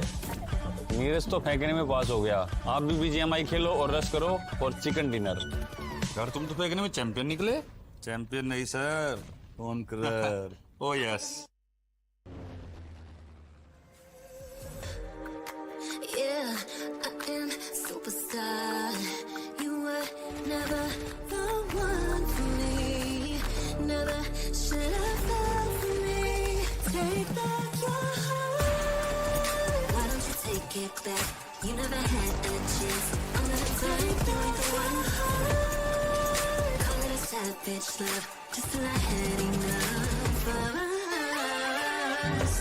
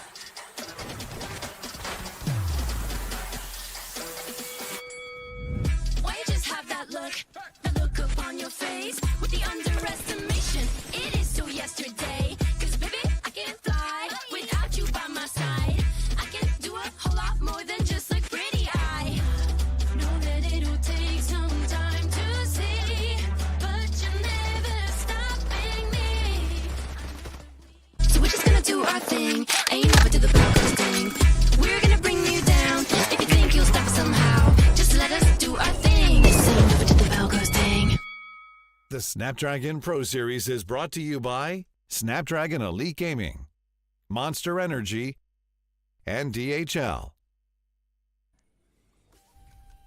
After witnessing such an aggressive game of Erangel, you can only hope for even more on the map of Sanhok. 8 teams colliding against each other around that vicinity of shelter, and all thanks to Wildfangs and K9 Esports, because they were the one who ignited that fire shadow. Oh yes, they certainly did. They definitely did. But Neeraj, I was feeling bad for the players of Team Jelly because they were waiting right on the bridge for the teams to cross. They just wanted to go aggressive. They were the first one to be there. They just kept waiting, and waiting. But after that, getting a chicken dinner, I think that's going to make them feel a little better because they were denied so many finish points at that point. But a chicken dinner, I think they did fairly well. Well, I think so. Just Jelly is going to be much more happy for themselves because getting a chicken dinner is probably the best possible outcome you could have asked for yourself. Still getting so many points on the board. And they've been pretty consistent throughout the entire day, right? Still getting a few elimination points here and there. But if you remember, the previous game started things off with a clutch by Neo. That 1v1 clutch. Neo only had a pistol in his hands, but then he instantly switches on forward to a Tommy gun, gets his hand onto it, reloads that weapon, and he still takes down Ace from Team Empire. I never saw that coming. For a moment, I thought it's done for CG, but then Neo in these clutch scenarios, he's unbeatable. You move on towards the match ranking of the previous game. Just Jelly at the top with 15 points, doing really good. Team Tumulas with 10 points, consistency on the board.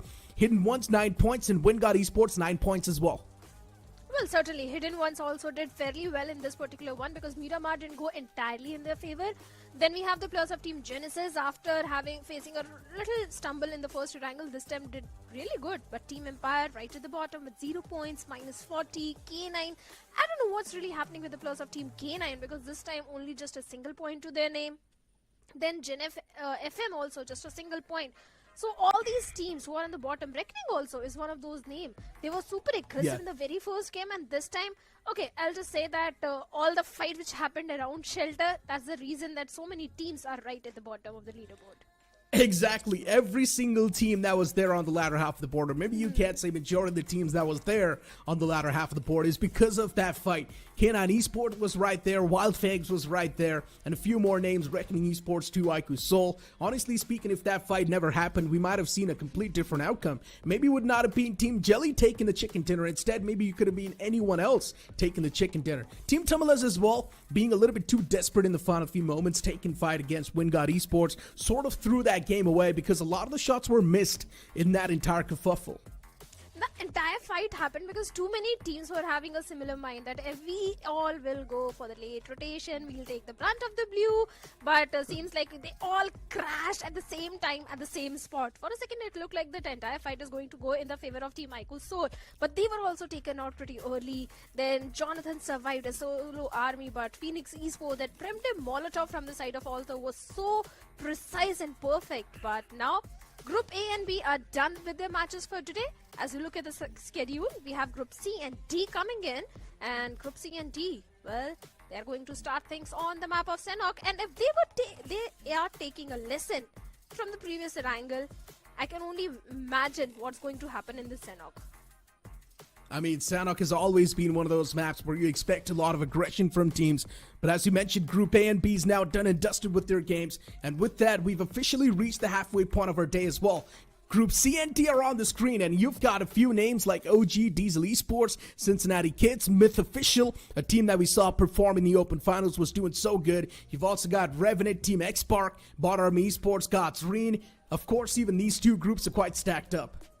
Oh yes, then we have the plus of RGC, which is Bunny Esports in the Open Finals. These guys were doing so fantastic in the Open Finals. So I really expect Bunny officials to be like what Reckoning was in the first Erangel. Go for the finish points because Bunny Esports, they have got in themselves. I feel happy when you performed really good in an Open Final and then you get the sponsorship, etc., etc. So I'm sure Bunny Esports, they are going to be elated, or should I say RGC now, are going to be elated at this point. But at the same time, we have few more teams like Gujarat Tigers. They were a force to reckon with in the Open Finals. I don't know how they're going to perform in the challenge season. Big expectations and a lot of pressure is going to be there on the shoulders of Clutch God. It will definitely be tough, especially when you've got so many known names like OG in the playing field now, Metal Esports too, and a few more known names that are going to create a lot of troubles for Gujarat Tigers. But as we move on towards the map of Sanhok, and as the map boots up as well, I'm expecting quite an aggressive game off the rip, and I'm also expecting a lot of the squad wipes as well to happen, because teams like OG are someone who are looking for that redemption arc. Oh, they certainly are. They certainly are. Speaking of OG, well, Vizgod is there, a known name in the community. We have seen this guy perform phenomenally well in previous few tournaments, but the entire change of the roster, I don't know how that is going to fare off for this team. But for now, the split approach in the map of Sanhok, 2 players heading towards the side of Campo Bravo, 2 players heading towards the side of Bhan. Let's see how that's going to turn out for this particular team. But looking at the northwestern island of Camp Alpha, we have the players of Revenant Team X Park and even the players of Team CK, also Cincinnati Esports, sharing the same island. But Cincinnati, well, they're on the shorelines. Indeed they are. Especially when you've got RGC now taking a fight against the players of Myth, and Aiden getting taken down like that. The players of Metal Esports, definitely they are going to start to feel a bit more confident. Metal Esports, or maybe you can't say RGC, who are moving up close and personal, getting the confirmation onto the players of Myth. And that's going to be a handicap already. It's something the players of Myth official never saw coming. And if you remember, Myth is one of those teams that does not like to take fights off the rip. But still they're getting picked off by a lot of other teams. Well, Fierce, he has managed to get the confirmation point. Myth officials, like you said, they don't like engaging in a fight at the start of the game, but this time they have been forced to take that fight. But looking at the player, Sanchit of Metal Esports, or RGC, well, he has a higher ground and might be looking for some sort of action, but the last one from the side of Team Myth official, Spear, well, he's going to scuttle back to the safety and hope for a very slow-paced game where he can get at least those average placement points for the team. Because let's be honest, it's not going to be easy to survive in the map of Sanhok as a solo man, because Sanhok is one of those maps where you need your teammates to have that 360-degree information of the surrounding area. There can be anyone camouflaging in the grass of Sanhok, and you never know. They'll strike you at the right moment, but heal battle and maybe a very late rotation inside the circle could be the approach for Myth at this point. But we also have a drop clash around Painan, as Medal, they have the entire control of Painan, and the players of 4 Miracle are also in the close proximity. It just blows the fact that Myth is now going to start things off with just one single player. And look at what's happening. VXT versatile. They're indeed looking pretty versatile this time around. Finding one of the confirmations against the players of Metal Esports, and that's going to be the salt on top of the wounds. Versatile, exactly what they needed in this scenario. Samraj being the cheeky player, and Versatile is another one of those teams that does not like to take things off in quite the aggressive manner. Instead, there's someone who would like to take their own time and understand what is exactly cooking in the lobby. First game of Sanhok for these two groups, and yes, it's going to be filled with a lot of confusion. You've got 8-Bit moving up against the players of Team Legit, and I highly doubt they've had any clue that there's Team Legit in this corner. But they still do clash around the compound as they find the first pick against Proton. The man instantly gets confirmed. 8-Bit. All the players sitting in one single vehicle. I'm not a big fan of this approach, but hey, it's working out for them, so we might as well just keep on doing the same thing. Oh, they have a vague idea that there's someone in that compound. And 8-Bit, they are on a chase. They've already dealt with one of the player of Team Legit Esports and now might be going for the second one. They spilled blood and they're still looking for more. But they also need to be a bit careful as we have the players of Gujarat Tigers in the close proximity. Maybe Gujarat Tigers could go for a third party in this scenario, as Zeus of Legit Esports is still hiding and not making any sort of sound.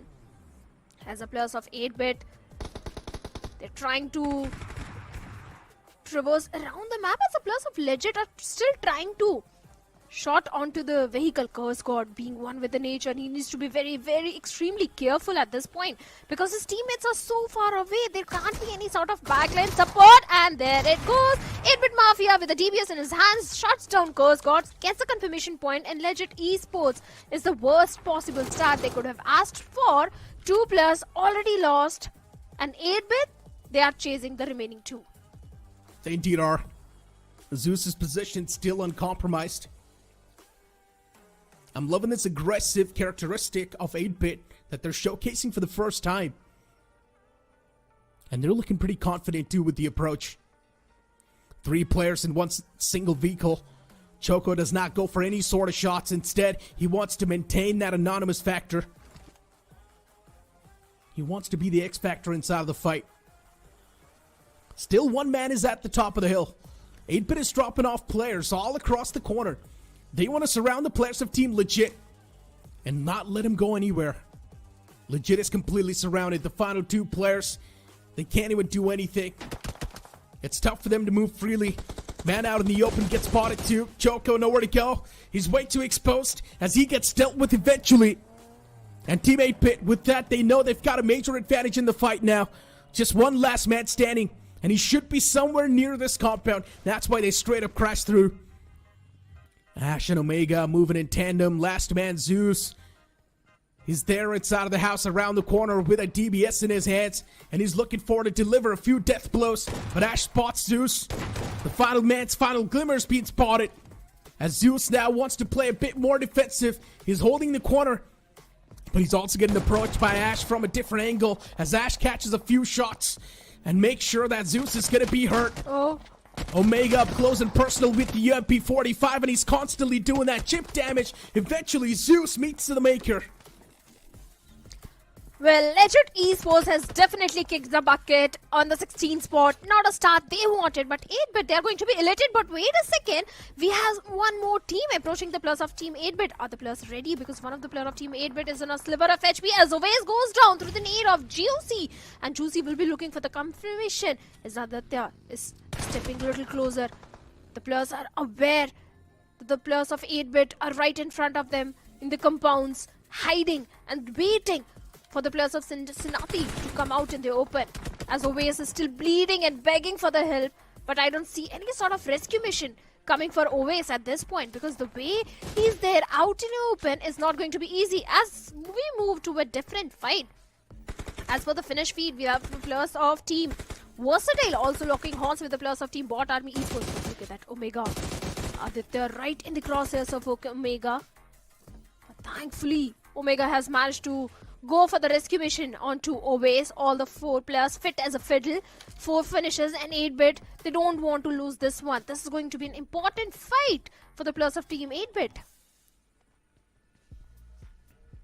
Equinox, look at the elimination feed. Bot Army Esports, they're getting dismantled. Equinox is single-handedly taking care of the players. And even inside of this fight, Cincinnati Kids, they've got the big advantage. Aditya, he knows somewhere down line the surroundings, they don't seem too clear. 8-Bit, they don't exactly have the upper edge in the fight. While Cincinnati Kids, look at the resources. They've got so many utilities to play with. They've got meds as well. Cincinnati Kids, they're stacked up. They've got the advantage even when it comes to the positioning. And they've also got the loot advantage. They look much more better, and they look much more posh in this fight. While Juicy, still taking care of the surroundings. Cincinnati Kids don't exactly know how they want to re-engage in this fight at this point. It's better to just maybe back away or hold on to the same spot for as long as possible and wait for the next zone to pop up, because that zone shift is going to reveal its true intentions. Certainly. If you look at the position of the players of Team Revenant, Revenant X-Spark, they need to cross that bridge. They need to move towards the eastern side of the island. It's not going to be easy if they take a complete southern route. Maybe that could be the approach. But there are a few teams who are still fighting in the blue, bearing the brunt of the blue. One of them is going to be Diesel Esports. We talked about this team. And Diesel Esports is one of those teams that can go and afford to be a little aggressive. But this time they're taking things very slow. Still, around Shami, bearing the brand. Then also we have the plus of Team Versatile, still in the blue. 4 Miracle also might be heading over to the side of Boot Camp. But the entire cluster which is forming around the side of Paradise Resort, so many third parties where they can expect as the next circle shifts. We also have the players of Team Vasista. We also have the players of God's Reign, Destro, having the entire control of the Paradise Resort as RGC, Gujarat Tigers. They're surrounding those hills of Paradise Resort. 8-Bit, Cincinnati, they are on the shorelines. In all this commotion, if you notice, Neeraj, there is one team which is feeling very comfortable in the city of Khao. That is Red Ross. Indeed. I mean, especially looking at Red Ross, I highly doubt they would want to be part of this fight. Maybe just stay hidden for as long as possible. At this point in time, every single team is just waiting for the next zone to pop up. That zone's going to be the decider. As soon as the next zone pops up, the intentions of the game as well, they will start to reveal a bit more. And especially teams like GT, Metal Esports, they might just go on an aggressive end if they do not really have the zone on top of them. And that's exactly what happens. GT still in much more of a better spot compared to the players of Metal Esports, but now it's time for Metal Esports to reposition, move on towards the high ground, be a little bit more proactive, be the alphas in the lobby. OG2 playing from edge, and I'm not a big fan of this. So many teams still alive inside of the game. It's quite a slow start. We've just seen one single squad wipe so far. After that, the action's being dialed down. You usually expect the map of Sanhok to start things off in quite a fiery note, but instead it's been quite a slow game so far. It certainly has been. Even the players of 4 Miracle trying to move inside the circle from the shorelines of Boot Camp. And like you said, Gujarat Tigers, Team God's Reign, they are in the perfect spot. Medal, they're just holding on to the southern periphery of the circle. In fact, they have a good compound to their name. But the leaner spread of the players of Team OG, they need to regroup. But look at the players of VE versus Star. So very close to the players of Team RGC, and seems like RGC versus Vasista, this is going to happen as Bunny is very much aware that there is a team trying to traverse inside the circle, and they're just waiting for the players to come out in the open. They're ready to strike as Bunny knows exactly where Viper is, and Sanchez trying to go up close personal to the players of Vasista as Gamla Boy with the Astral in his hands comes from a different angle, takes down Rishi, but gets traded off instantly. Bunny also gets taken down by Pukar. Vasista looking so very controlled and confident in this one, as Sanchez has also been spotted on. The players of Bunny Esports, who were looking so confident in the open finals, seems like this time they're getting dismantled by the players of Team Vasista. The confirmation has already been made, but look at that! The confirmation is also there onto the players of Team Vasista. 2 players already lost, and Fierce is also getting shots from somewhere else. A flank angle being created by the players of Team RGC, and Sachit is going to close the distance as Pukar is so far away from Fierce. No help, no rescue mission coming for Fierce at this point. And the entirety of Vasista Esports gets eliminated from the game. All thanks to RGC. Team Versatile, though, they want to be part of this action as well. Maybe get a bit of that piece of the pie in their hands too. A few elimination points before getting taken down themselves. I'm loving this aggressive approach from the players of Versatile.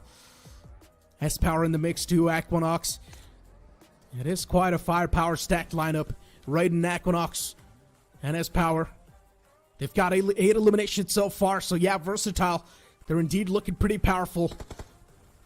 Team 8-Bit in the front. Oasis still locked in that same house. He can't even move out yet. It feels like the boys of 8-Bit, they're getting suffocated to death. And Oasis is patching himself up slowly and steadily. Cincinnati Kids still staying in that same area. And it's completely fine for Cincinnati Kids too. And the same thing can be said for the players of 8-Bit as well. They're in a really good spot inside of the circle. But maybe the next zone shift is where things are going to be a bit more different. Cincinnati Kids, they need to be a bit more careful of the surroundings, considering there's also Revenant Team X-Spark moving from the back. And that's where things will be a bit more problematic. Flock's position was pretty confident, but he needs to be a little bit more careful.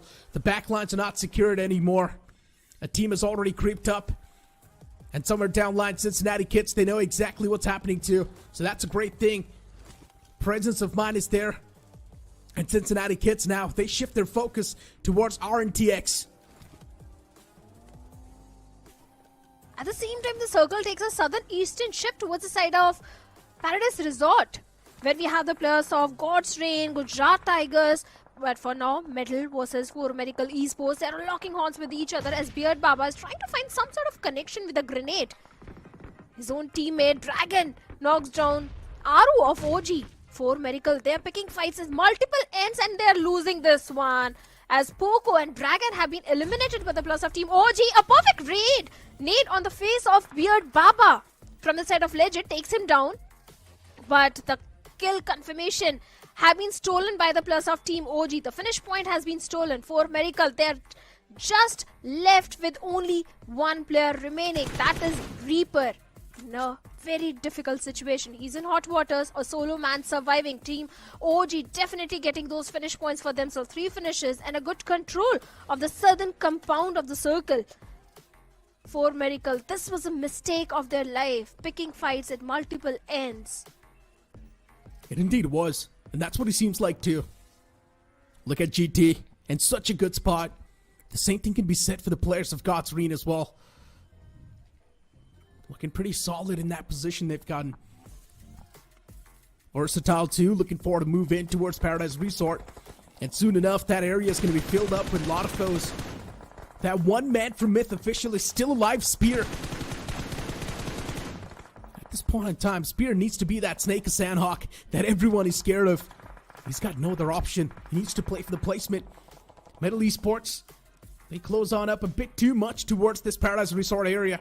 And it sort of starts to rise that concern in the hearts of God's Reign. They don't want to fall prey to the players of Metal Esports.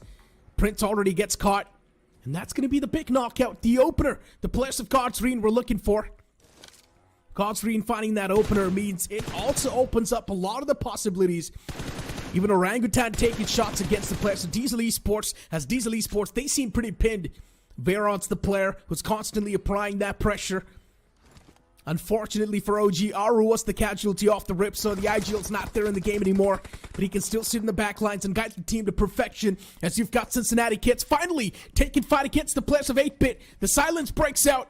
Cincinnati Kits, equal trades on the board. 8-Bit as well doing a fantastic job in making sure that Cincinnati Kits, for them, this fight's gonna hurt. Even the Wall of Death starting to move from the back lines, and 8-Bit, I don't know where they've got the upper edge, but 8-Bit did mess up big time. From the back lines, it's also going to be the players of Gujarat Tigers who step in the action, who step in the playing field. Cincinnati Kits too, they've got too much to worry about.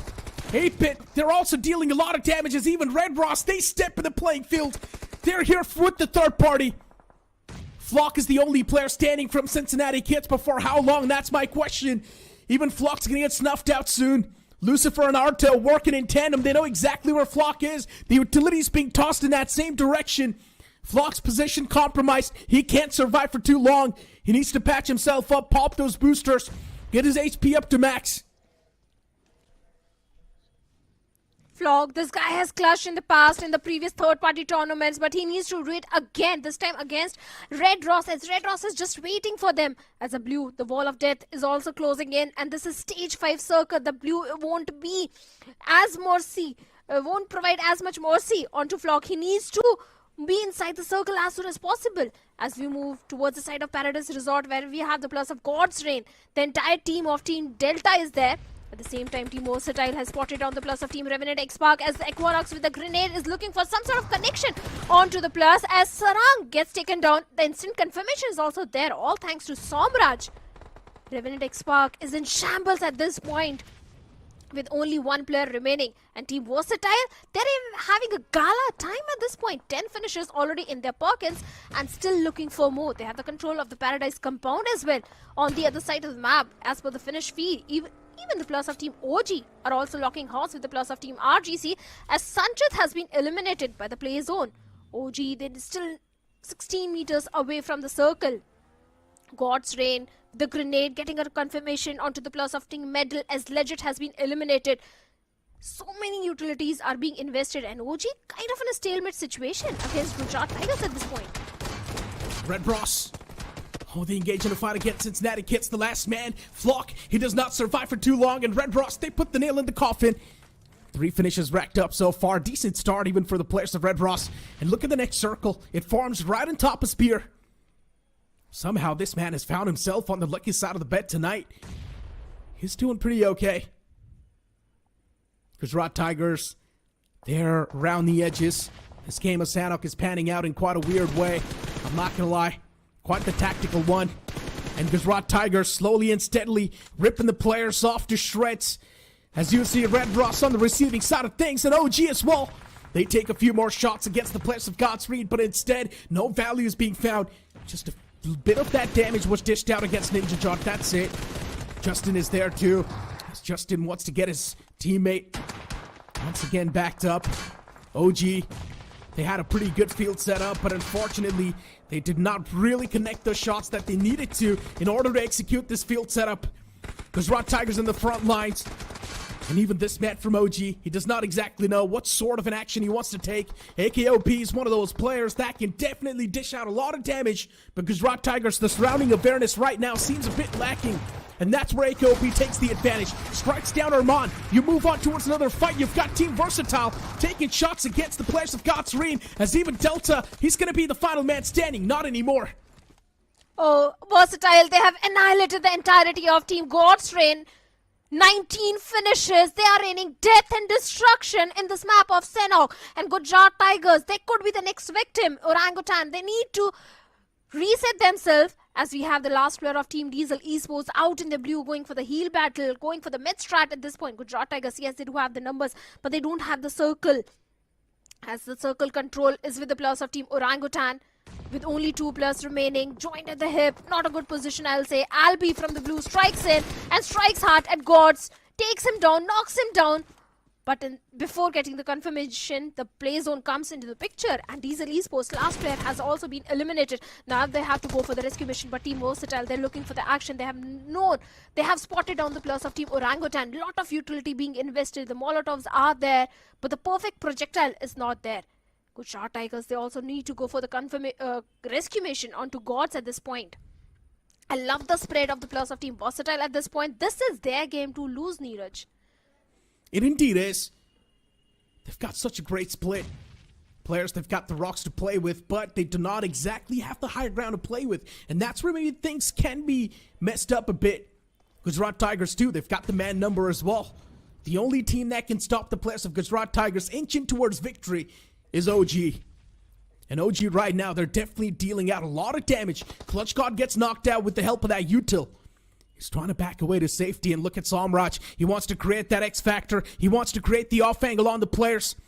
He's pushing up close and personal, slowly and steadily, prone in the grass. He's like a snake, just waiting to inflict the pain and hurt against the players of GT. But GT, considering they've got the higher risk to play with, that's where they've got the big advantage. But soon enough, GT would need to leave that and move inside of the upcoming circle, which is right on top of the players of Versatile. GT, they decided to take the fight against OG, but OG, they've got the wretch to play with, and that's where AKOP strikes every single person down to GT.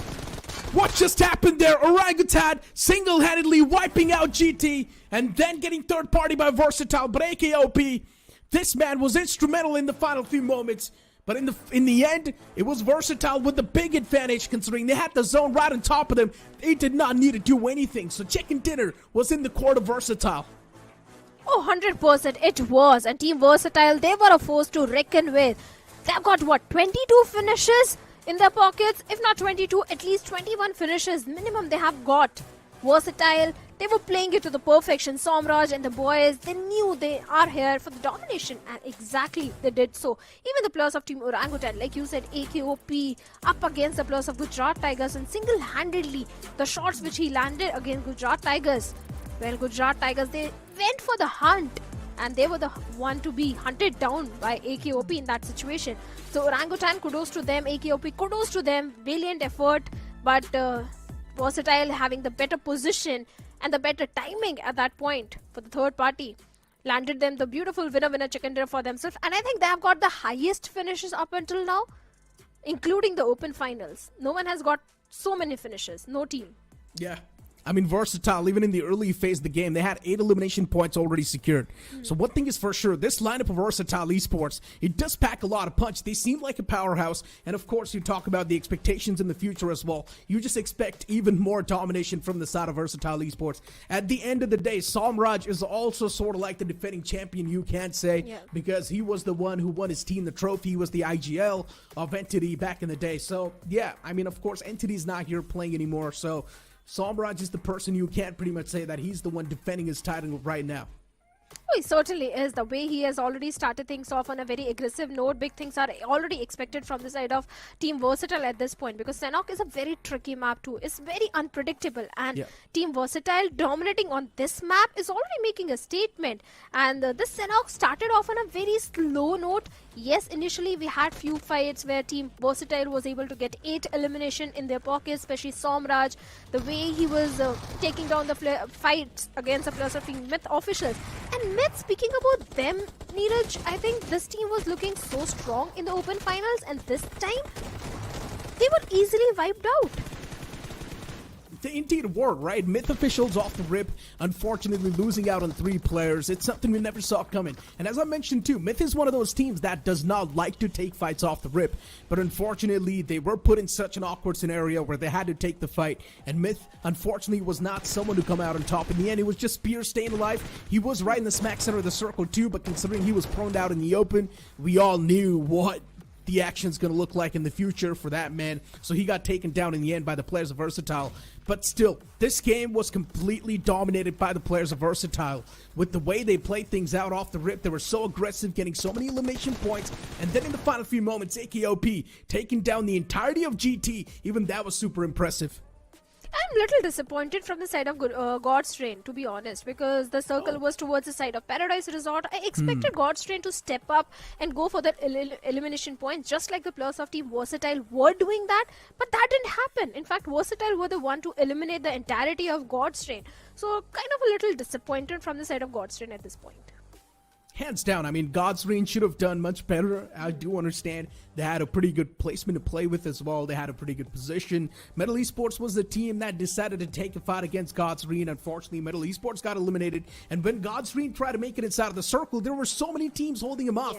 And GT was one of them, and right next to OG. OG AKOP took the advantage of that fact, decided to take a few shots against GT. Unfortunately, we did not really see a wipe on that regard, but still, there were 2 teams holding out the players of God's Reign, which is completely understandable. That's why God's Reign was not really able to come through victorious. As the match MVP is on the screen, it's going to be Samraj, the IGL himself, getting 8 finishes from that game. Now that's remarkable.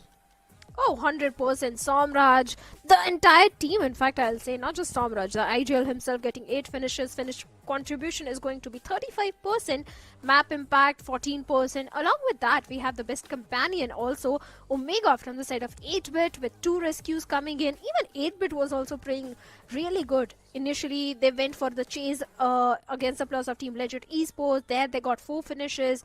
Then, as a finisher, we have Raiden of Team Versatile, with 4 finishes of his own and 2 assists. So Versatile stats are obviously going to be extremely good because of the finish points which they have accumulated. 20 plus finish points they have accumulated in a single game. I think this is also going to help them propel themselves in the leaderboard, just in case if they have few bad games in the coming weeks.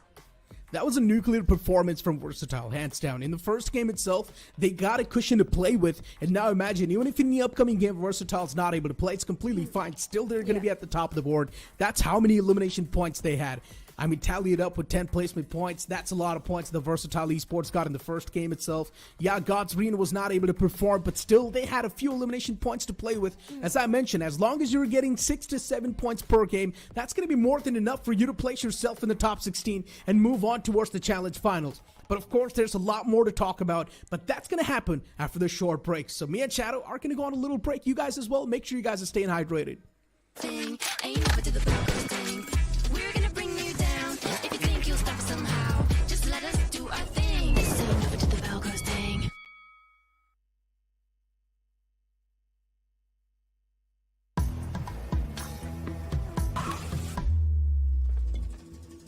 किधर मिलता वो collector?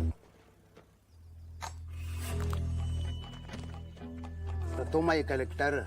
हम आए collector, guns का collector, attachments का collector, helmets का collector और इन सब का स्किन्स भी कलेक्ट करता है BGMI लैब में। M416 की है, M249 की भी है। गन्स, हेलमेट्स सब मिलेगा fab in the BGMI lab. मैं भी collector.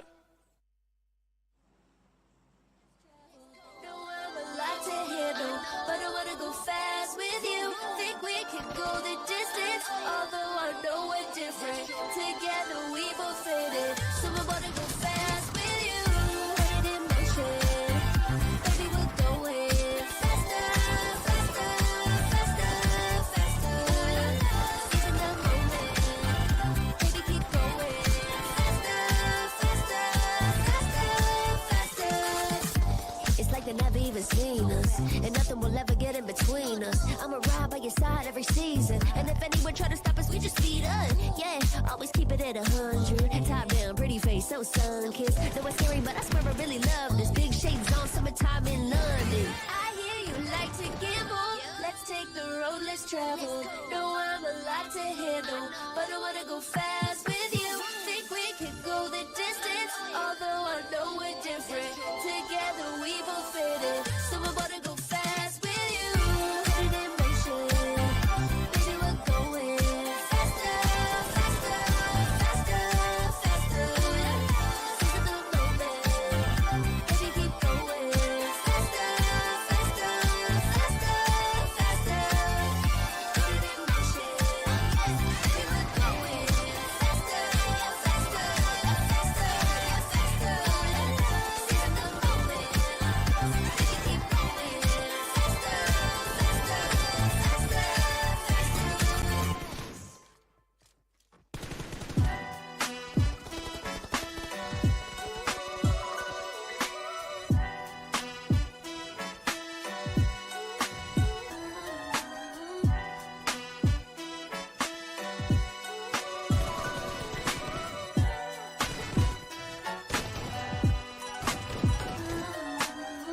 Been down before, but now I'm better than I've ever been.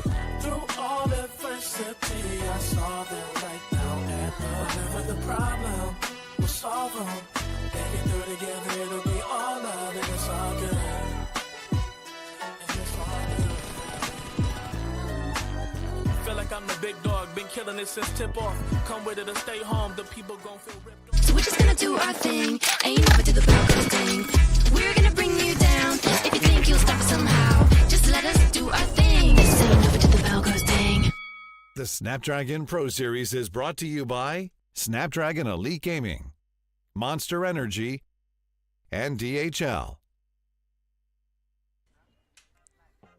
Welcome back everyone to Snapdragon Pro Series Challenge Season Week 1, Day number 1. At the start of the day, Neeraj pointed out that Group D is going to be the group of death, and Team Versatile definitely proved it. And joining me for this one is going to be Fixes. And Fixes, Versatile, they were on a rampage. They were just playing it like a casual BGMI game. I mean, take my money away already. The defending champions, of course, Somraj did not have a great season throughout, but feels like finally he's found his missing puzzles. So everything is there. The jigsaws are set. And I think this is one of those teams that could go on big, provided they stick with each other. I think we've seen what potential they carry as a team together. I think Equinox and Espower could be the next rising duo that we talk about so much, especially Espower finding home in Versatile. Of course, a lot of questions on his longevity with this roster. But yes, enjoyed every little bit of what we witnessed from Versatile, from being one of those teams that relies on healing battles in Sanhok to going on, dropping a 20 bomber right off the bat. Give me more of this. Come on. Well, definitely. We would love to see this team breaking their own record. If someone else comes in, I'm happy to welcome them. But looking at the match rankings, we have Team Versatile right at the top with 33 points. I thought it's 22, but no, it's 23 finishes. Who on earth gets 33 finishes in a opening game of Sanhok? I mean, talk to me about that. Has that happened previously before in Sanhok, where it gets so difficult to accumulate so many finishes to your name, considering all those fights happening at the same time, you getting exposed to being third-partied, but versatile, man. They were so prepared. They were so meticulous with their approach. Loved every bit of it, but nothing taken away from the likes of Orangutan, even Gujarat Tigers, given that they're also on a redemption arc of their own. They were doing quite well, but can't say the same for the likes of Revenant, X-Park. Just getting that 1 point, had a lot of difficulties, especially to squeeze in inside the circle, given that they were being watched over, Spray God being that final player surviving. But yeah, I think for Revenant, X-Park, Sanhok hasn't really always been their strongest suit. It is those one-off days where they pull off those chicken dinners. But again, lying ahead of us is going to be the mysterious tundras of Vikendi, one of those maps where a lot of those tier 1 teams are well accustomed to. But for these new underdogs, for the ones that have made it from the open finals, this is going to be such a true test of how well prepared they are for this tournament. They have to be prepared because the challenge season is itself bringing a lot of challenge for the teams which are coming from the open finals. And like you said, it is going to be the map of Vikendi. After that, we'll end things with Erangel, the comfortable map. So Group C and D, they're already starting off with 2 difficult maps, I'll say, or more unpredictable maps. Sanhok is already done and dusted. The teams which didn't perform really good in Sanhok will be looking comfortable in Vikendi, but for the teams like 4 Medical, Myth Officials, the teams which are not able to have good performance in Sanhok, they need to get those average points. Like Neeraj has been pointing out this time and time again. Just get those average points. Nothing fancy, nothing more. I think in a map like Vikendi, we might get to see a little bit of those healing battles happening, but then again, I could be completely wrong considering it's day 1 and everybody wants to get a head start. I think it feels like one of those F1 qualifying days where you're just going to go all out, and I think that's the right approach, right? Test yourself, test how your grind has been really paying off as we venture into the frozen lands, and it's going to be really exciting. It is going to be cold. Of course, it is starting to rain cats and dogs here in Delhi, and we're feeling the coldness take over, but surely I think we're all warmed up because now with the intensity of these matches increasing tenfolds with every given game passing by, I think it would be fair to say this is going to be also one hell of a game to witness as the flight path trajectory in front of us all the way from Mount Kresnich towards Milna. However, Vikendi has come with its own problems, the zones, which can be quite sluggish. But for what we've seen so far, I am anticipating some early turbulence. Oh, that's certainly expected in the map of Vikendi. Could be towards the side of Port because that is where 2 teams, Red Ross and Revenant X-Park, they're heading. Maybe we can see a clash happening there. But if you look at the split which is coming from the side of Team Orangutan, they need to be careful because Pukar of Team Washishta Esports is so very close to one of the player of Team OG Medal. They are opting to the eastern shorelines. Few players towards the side of Trevno, few players towards the side of Peshkovo, but Legit also needs to be very careful as he's so close to Monty of Bot Army Esports. Oh, quite a nice spread across the map. A little bit of early engagement, maybe between Miracle and Versatile, just dropping down beside each other. You've got Revenant TX also in close proximity to where we've got the likes of Red Ross. And we know Red Ross, they have definitely cemented their slot inside of the challenge season. The way they played in the open finals, surely one of those deserving teams against recent official winners. In fact, back-to-back official winners, Revenant, X-Park. It's not going to be an easy task. But this is one of those maps where we've seen Revenant X-Park really flourish. So I'm really interested to see even the circle favoring them.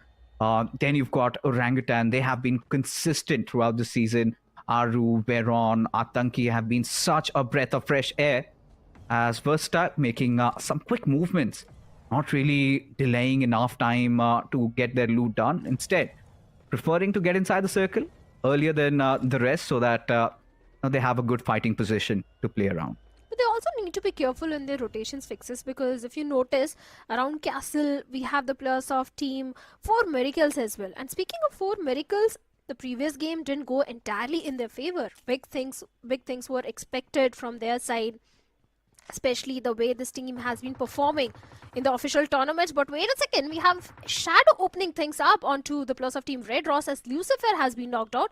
The confirmation point has already been made, and you already pointed out this is a very strong map for the plus of Team Revenant X-Spark, and seems like they're delivering the performance which is expected from their side. One player out in the open and immediately got punished. Every time you watch these players, especially Joker, come into the maps of Vikendi, it takes you back the BMPS and that wild clutch he had pulled off, such a crucial one at that. And since then, feels like Revenant X-Spark find themselves quite cozy. This particular matchup, getting that early finish, I think, is a no-brainer for them. But they know they've got the task ahead of them cut out. Of course, they need to make sure they get enough points in this one, because Sanhok did not really go their way. And I mean, I'm not really going to point fingers, because Sanhok can really dismantle you. It can be harsh. It can be challenging if you do not get the better of the circle. You feel helpless. That was the case with them in the previous game. But now, when things are under their control, surely you would expect a better outing from their side. But now talking about RNTX, we need to also bring in God's Reign into the discussion, Shadow. A team that had such a good position in the previous game. They just got dismantled by the likes of Versatile, or in fact, it was just one of those players of maybe Versatile or Gujarat Tigers that just went in ham on them. It felt like they had no response. Agreed, 100%. Because if you notice the entirety of God's Reign, they were not even aware what's happening to them. There was just a single smoke, and the players of Team Versatile just chimed in, and they were just landing shots, knocking down one player after other. God's Reign looked completely off in that fight. Maybe they were not aware about their surroundings, but whatever is the case, that was just the first game. So I'm sure God's Reign, the entire team, Destroy and the boys, they are going to recover from that, and maybe will try to deliver a good performance in the map of Vikendi. But for now, one more team which had a not so decent performance in the previous one, 4 Miracle. They are looking for a good compound inside the circle, but they need to be a bit careful from the boys of Cincinnati Esports, because the good thing about Vikendi is sometimes your foes will be holding on to the adjacent compounds, but out in the open, running like oxen. Not a good. Oh my god. Oh. He gets away on the snowmobile. All right, Beard Baba, it's your time. You need to take those shots. Oxen! If you can hear us out loud, he's being checked. And Beard Baba still nothing to respond back with. Finally does. And Oxen caught with his pants down there.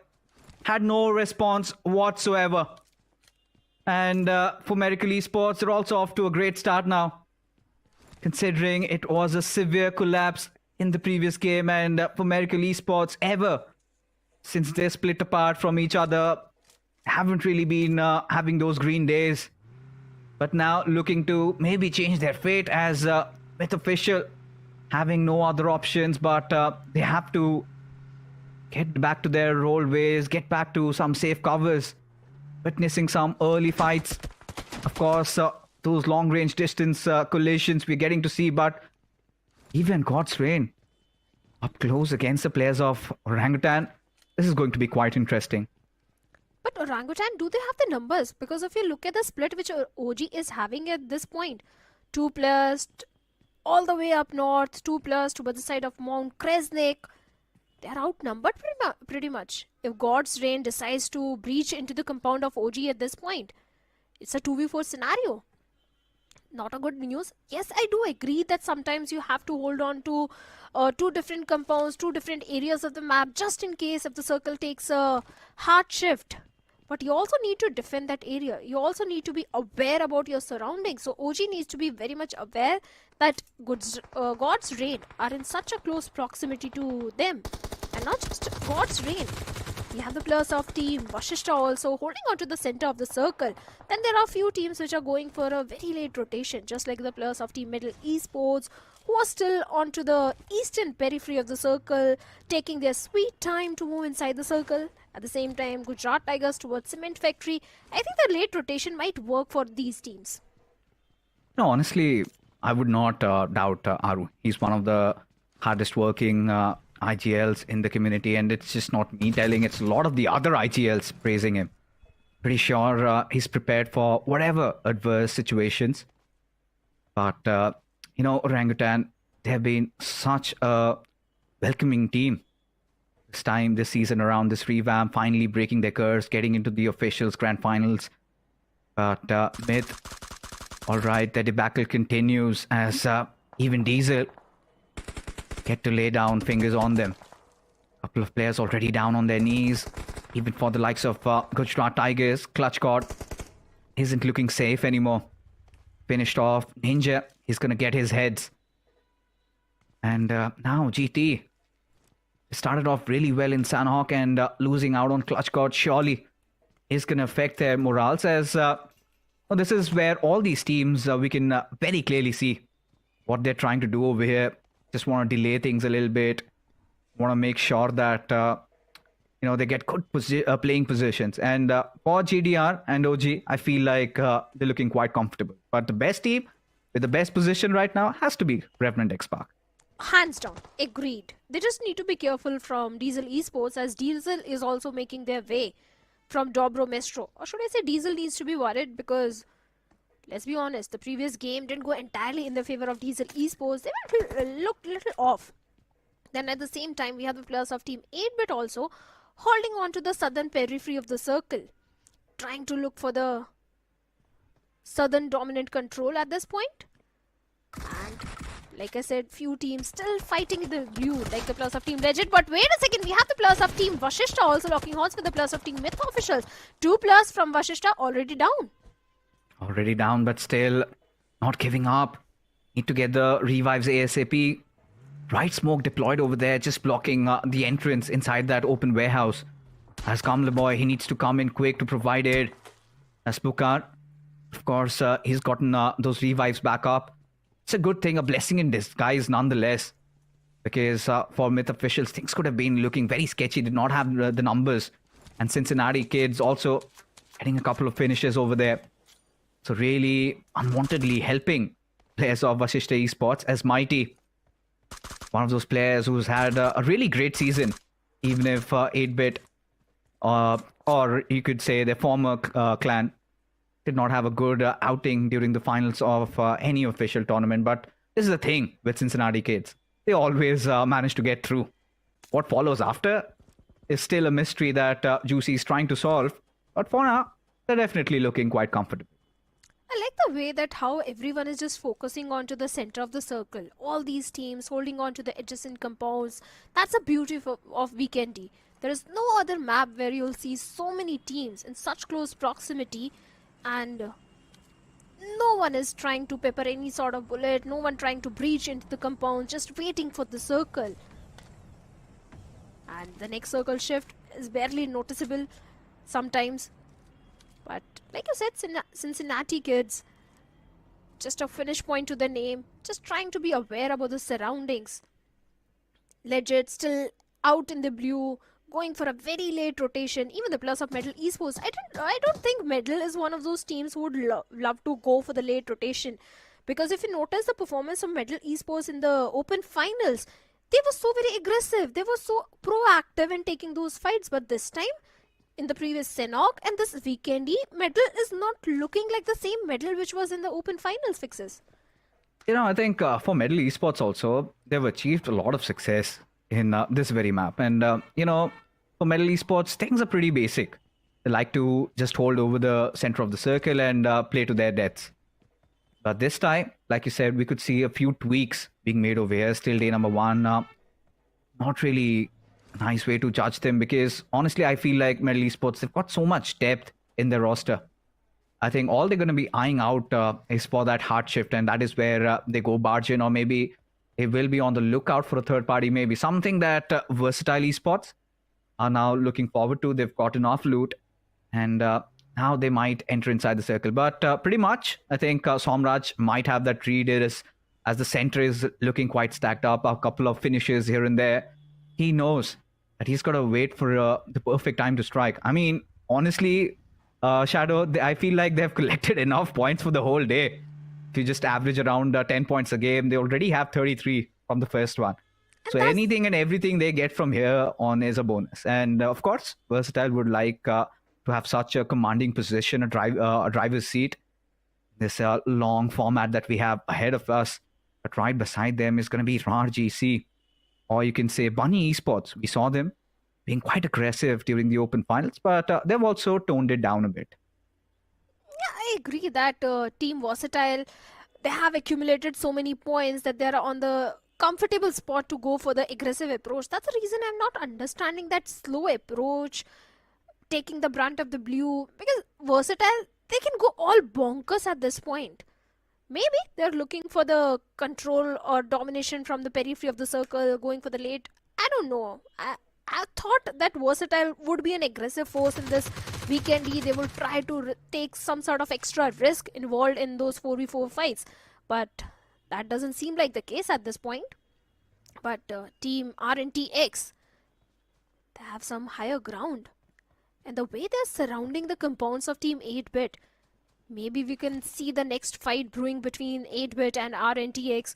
RNTX already having one finish point in their pockets, and this is definitely one of the lineup to look out for, because they have got so many achievements in the backpack, especially in the official tournaments. So Revenant X is definitely one of those teams which we at least expect to be in the top 5 at this point. You know, everybody somehow disregards them. The first time, they said it was a fluke, but Shadow and the boys did it again. And did it again with a squad that maybe not a lot of people believed in. That goes on to speak volumes about how much of a good team RNTX is right now. But ever since the officials ended, their performance in the recent third-party tournaments haven't really been that great to be remembered of. But again, you know, Necro did hit the bullseye on the fact that not a lot of teams have been taking those tournaments seriously. But here is one. Of course, whoever wins this, we know they've got such a promising future ahead, at least for 2025. We get to know who gets to be on that driving seat. And for now, Revenant X Park do understand in this tournament, they have to reveal their true colors, reveal their true self, and surely shut down all those doubters once again. And they've done that in the past. But yes, Vikendi always comes with its own adversities. It's always with those slow, pacey games. Enough time for us to, you know, chat about what's happening so far in this tournament. We saw groups A and B duke it out, and everybody just decided to go all out. But seems like legit might just be in very close proximity to the players of Metal Esports. Metal, of course, hearing all that commotion, all those noises made out from their vehicles. Look at this. Vasista Esports also have got their players of Versatile in their crosshairs, deciding not to take those fights, deciding not to hitting them down with bullets. I think it's a smart decision because they still have that stealth to play around with. I think everyone is just waiting for that hard shift of the circle. I agree that Pukar had a lot of information onto the rotating team of Team Versatile, but he didn't want to give away his position at this point. Legit Esports, speaking about this team, their journey in the open finals was also full of ups and downs. The major problem of Legit Esports, which I noticed, was being not so aware about the surroundings. The way they engage in fight, yes, they engage in fight as a unit and a tandem as a 4v4 fights, but still not being so aware, either getting third partied or something. This time also, yes, they're in a 1v1 versus 2 split, but Metal being in such a close proximity, I think this is a time where they need to reunite or regroup, because it's not just Metal Esports fixes, it's also Versatile Esports in the close proximity. All right, Versatile. You could see them. They're just cruising through. Little did they know they are passing amongst so many of those teams. And for Somraj to be scouting along with his teammates, of course, Raiden has taken some damage from his vehicle. Surely has found some covers to play around with, but there you have it. Seraph just opens up on Biscott, one of the players of Orangutan. A key piece to what OG are trying to rebuild over here. Trying to gain some glory and not the best possible ways to have him knocked out. But it's still fine, I feel. Because the way all these teams are laid down, it's going to be so difficult to go in for a push unless and until you've got at least 2 knocks. And then again comes that question. You've got so many of those teams waiting to jump in on you given a moment arises. But look at this. Juicy just exposed himself a little bit. Felt like Sanchit could have given some responding fire. Nothing from their department as Ninja Jot goes down. OG and Godstrain in a fight of their own as now Cincinnati Kids trying to get inside the circle have to deal with this push against RGC. Of course, Bunny very low on his health. Sanchit goes falling down. Juicy getting enough damage done as Mighty on another front goes after Dope. And there you have it. RGC had no response to this push coming in from Cincinnati Kids, and they live to fight another day. But this is where What Army Esports also break the deadlock over here. Go after the players of Vasista Esports as trades from both the directions coming in. Pukar already bought down. Rage God, one of the final surviving members of Versatile. He's, in fact, for Vasista, he still goes on to fight back. Leaves Gamla Boy just to be that final player surviving. Does he come back inside this fight? Does he try to get the better out of the situation? Or does he go away from here, Shadow? Oh, both these teams were trying to move inside the circle from the side of Coal Mine. Pukar also begging for the help, begging for the rescue mission. Gamla Boy also needs to patch himself for Bot Army Esports. They were an aggressive force in the open finals, and Scary Jord with a grenade will get the confirmation point as well. But that being said, Vasista Esports, not a start they wanted at this point. The blue was also there, and now Bot Army Esports, they need to move inside the circle. Pretty interesting turn of events, to be honest, over here. Some fights we calculated and, yeah, rightfully won. But for Vasista Esports, and considering they've been having quite a good season so far, especially after the officials going for an entire rebuild, giving everything to Pukar and his team. And, yeah, they've delivered. Got the likes of Fierce, but look at this. Aditya spotting one.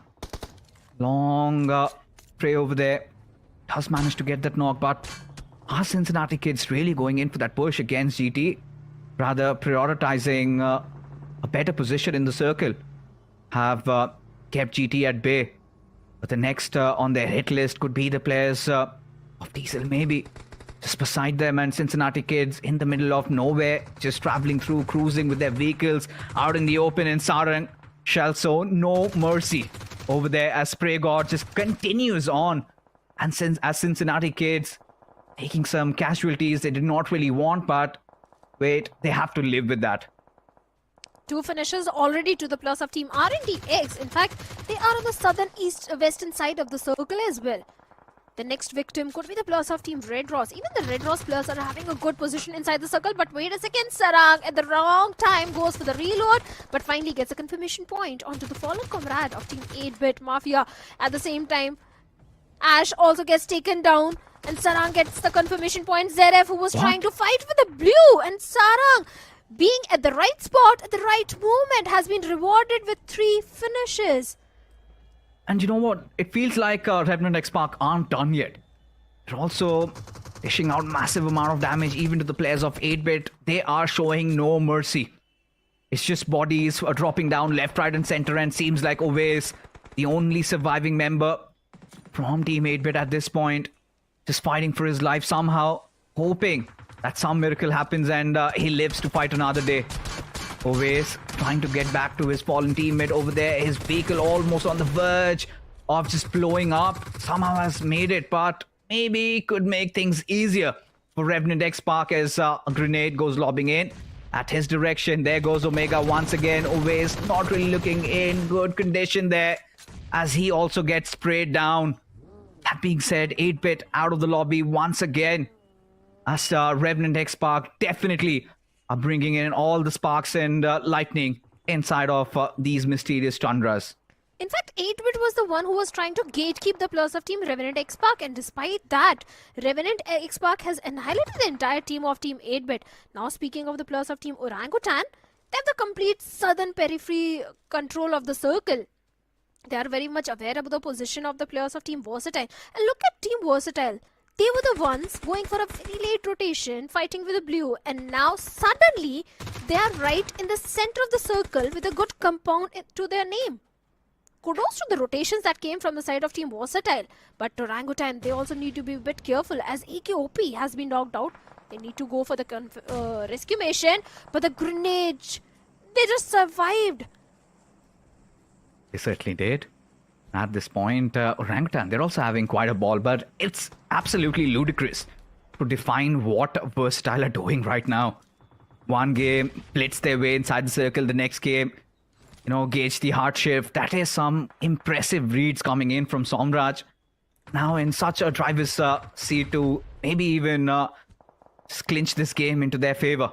As Viron starts cooking up those grenades, trying to lob it into perfection as Gokul. He goes in for the mad dash as AKOP somehow withstands the onslaught, but eventually falls as Gokul gets one more. And now Aru, he's just left out all alone in the open with nowhere to run and hide. He has to take this fight, does win this 1v1 battle, but seems like the war isn't over yet as WizGod trying to provide some cover fire as OG on the verge of a collapse right now as WizGod still fights it out. He's got the heat in his veins right now as Albi not having the best of HP is the final player surviving for his team on a 1v1 situation. And look at this, for Medical Esports out of nowhere, just come clutching in, get that final finish, and somehow OG get to live and fight for the next few moments. Certainly, it's a blessing in disguise. A plus of 4 medical at this point for OG. OG is still having that control, sudden control, but Diesel Esports, kudos to them the way they rush onto the plus of Team Orangutan. But 4 medical, they have a job to do. Poco needs to go for the rescue mission onto the fallen comrade. Revenant X-Park, they're very much aware about the position of the plus of Team Red Cross, courtesy to that smoke. But Revenant X-Park, they also need to play their cards right, because if they want to move inside the circle, they need to either contest the plus of Team Versatile, breach into the compounds, or eliminate the plus of Team Red Ross. Otherwise, this transition inside the circle is not going to be an easy job. With only 2 men standing, this doesn't look very good for the plus of Team Revenant X-Park.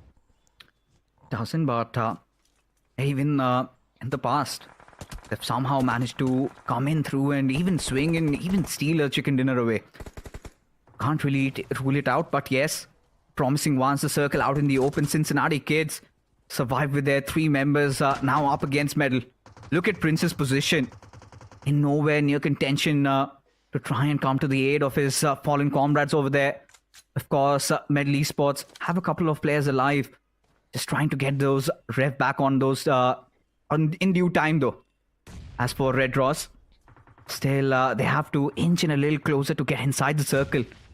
But for now, Cincinnati Kids, 5 finishes already. Even back in their 8-bit days, Juicy somehow always figured his way out inside of this map.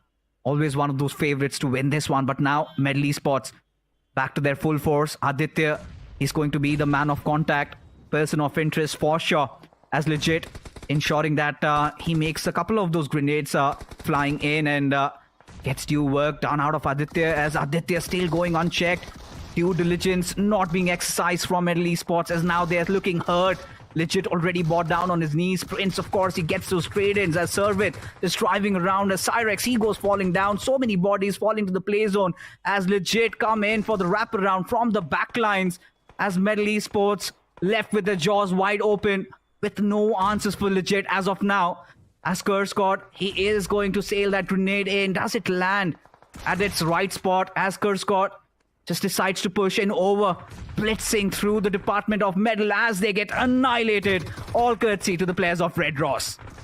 Also, a third party came from the side of Team Versatile and Medal. They have been eliminated. Legit Esports, a blessing in disguise from the side of Team Red Ross at this point. Now they have the control of the northern eastern side of the circle. Red Ross, one of the player out in the open. Equinox has spotted them down. Equinox is aware of the position of course. God of Legit gets a confirmation point onto him as well. 6 finishes already and still looking for more. The circle is in no man's land. Everyone has to take up inside the circle, but wait a second, Ortho with a grenade deals with the last player of Team Legit Esports, and now Legit has been eliminated on the 4th spot. Team Versatile still fighting against the plus of Team Red Ross as Beast are down on his knees and begging for the rescue mission at this point, and Versatile might be looking for the confirmation. Look at the floodgates opening up for Versatile. They've got everything in their control. The only force to deal with has to be in the form of Red Ross, as OG and Viscott just rather opting for a healing battle. 5 first aids remaining. Of course, could provide a denture. In Versatile as Equinox right in front of him. He spotted him off in the far fray. Just about to load a couple of shots into his heart, but Somraj, he gets that opener against Artho. And now Beast and Phoenix, 2 players surviving as Versatile. They might just pinch in through, trying to take control over the entire map. Goes in for the flanks as his Power and Raiden together, working in tandem with each other. With Red Ross having no time to breathe. Of course, they need to get that revive on one of their fallen teammates. But this is where Viscott strikes, and suddenly Somraj was almost on the verge of a collapse. He did survive it, but not for enough as Phoenix. He strikes back, and suddenly Versatile, they have been robbed. Oh, in a miserable position right now. And there you have it, Red Ross. They will be capitalizing on this situation and will grab themselves a very unwanted chicken dinner, something that they will relinquish and something that they will rejoice as they pull off a rather very awkward game, but nonetheless, it is a chicken dinner. In fact, sheer commends to, of course, Viscott from the backlines, just dismantling the players of Versatile and making way for Red Ross as they cruise through, get the chicken dinner home. Versatile, they were almost on the cusp of getting a back-to-back just to get robbed by Red Ross. Beautiful display of BGMI coming in by this young squad. Viscott, oh boy, definitely rained on the parade of Team Versatile. Versatile on the verge of getting a winner chicken dinner. They had it everything covered. And Red Ross, they strike the right moment. I think more than Red Ross, I think the players of Team Versatile are going to remember this chicken dinner of Red Ross, because literally Red Ross, they snatched it from under the nose of Versatile, and that's our Hindi desk. I'm sure they're also as shocked and elated as we are. They certainly are. Just having a good gala time, of course, inside of the studio, something that I think 3 of us really miss, but I'd still take the cozy comfort of our home setups. But yeah, of course, the stage or the studio, whatever it is, we would love to be a part of there. But let's not make it about us, Shadow. Let's make it about how good Red Ross was in those final few moments. I think from a point where they were almost on the verge of going extinct, they somehow managed to, keep things alive and pull this one off. But for Cincinnati kids, it was looking so nice. Eventually, in the very start, they got a couple of finishes. Of course, a decent game, I must say, in terms of Vikendi. They did pull off maybe 10 plus points, courtesy to all those finishes. Decent amount of position points, but can't really rule out Orangutan and Viscott being so sneaky. And just when Versatile thought everything was going according to the script, according to the plan, he was there to flip it all. A very entertaining game of Vikendi, which kind of took its time to cook. It was simmering, but eventually when it came down to boil, boy oh boy, what action did we get to see. Quite an unpredictable match. Of course, everybody thought that Versatile had this till Red Ross and till Viscott happened. Viscott was going for the heal battle. He was just minding his own business, going for the heal battle. But the moment he ran out of his bullets, ran out of his first aids, he saw the players of Team Versatile were right in front of him. And this is the moment he took down Somraj. He was about to take the other player also down. But I think Phoenix DBS was just enough to land that final blow and reward the entire team with the 10 placement points. I think Red Ross is going to be pretty happy. But I think someone needs to remind the players of Team Versatile that it's a league format. It's not a 3-day affair. It's a league format. You guys don't need to earn all the points on day number 1 itself. I think Somraj just wants to ensure that he's heading inside of the grand finals. And let's not forget, he is the defending champion and might as well play as a champion. Shut the haters, not be the ones being the late bloomers. Of course, Somraj has had his tryst with having a tag like that, but this time he wants to ensure everything is dandy, all good in the hood. And I think this is where Somraj is starting to test his true potential with his team, wants to know how far can they really go and how deep can they really go. be aggressive. That's out there. They've got the players. I mean, it's just not about S-Power and Equinox. You could also see Raiden being phenomenal as well in the game of Sanhok. Even today also, he's been doing his job. Somraj as an individual, I think one of the most improved players in 2024 season. Worked on his IGLing, worked on his assaulting skills just to even, make it outshine. I think he's a complete player, complete package. We saw, I think he kind of got around 8 finishes in that game of Sanhok, became the MVP for his team. So I think heading on into 2025, Versatile are definitely one of those forces to be reckoned with. But hey, we could all be jumping the gun. It's still those early times to tell. But Red Ross surely did steal the show over here. I think going back to their history, they have had their time in the officials under a different banner.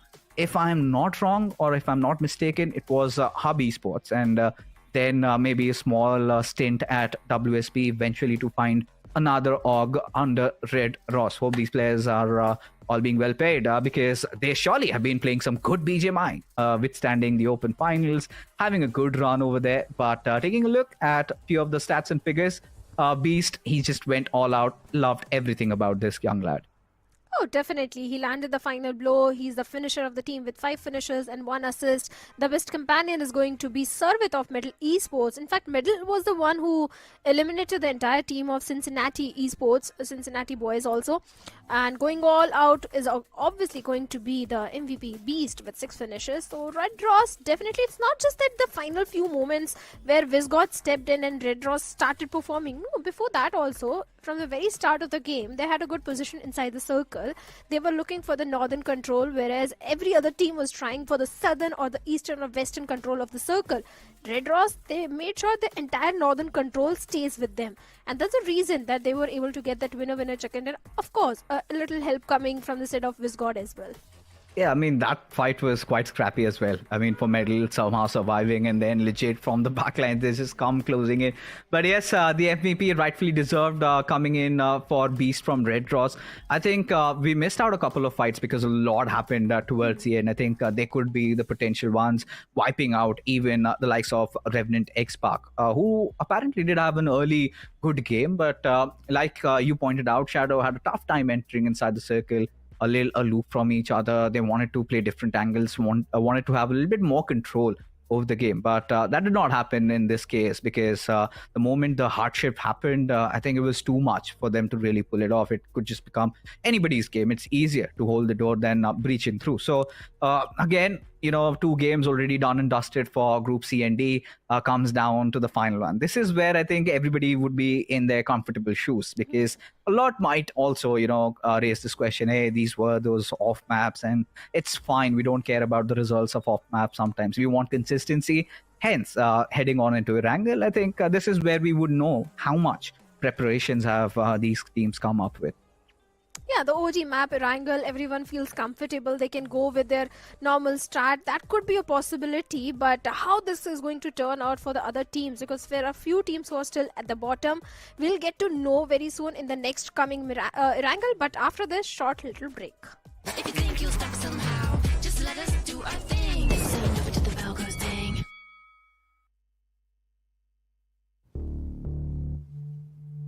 हाँ, तो गाने के बोले तेरे वास्ते में कर लूं अपने स्क्वाड से फाइट। कब तक हम ऐसे डिफेंसिव खेलते रहेंगे?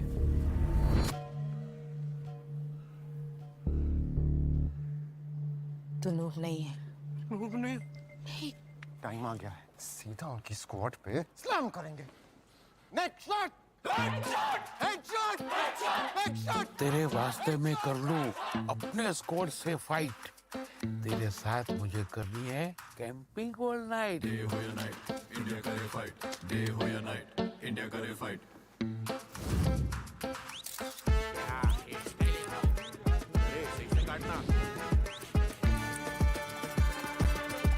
मैं नूब नहीं हूँ। मैं नूब नहीं हूँ पापा। नूब नहीं हूँ। मेरा बेटा नूब नहीं है।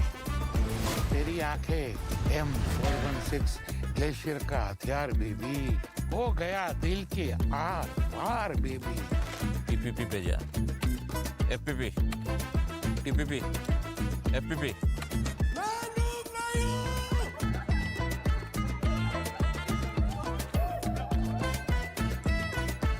काम कर,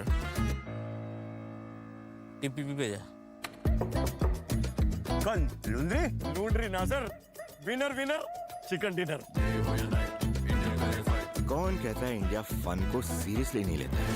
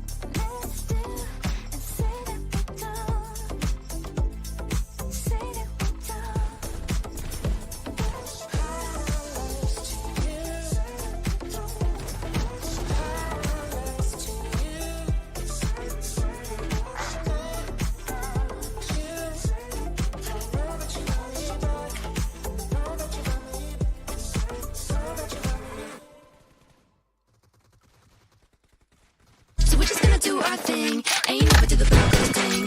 We're gonna bring you down. If you think you'll stop somehow, just let us do our thing. So you never do the Broncos thing.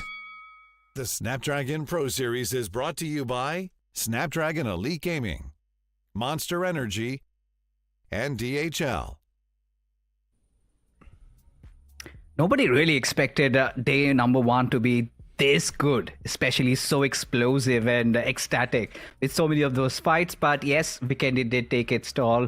It was quite slow in the start, but did pick up pace. And now we are done with 5 of our matches, with one more game remaining. Ladies and gentlemen, welcome once again. You are watching Snapdragon Pro Series. This time I've got Necro along with me. Of course, he was pretty much chilling, watching Vikendi. How did you enjoy that match?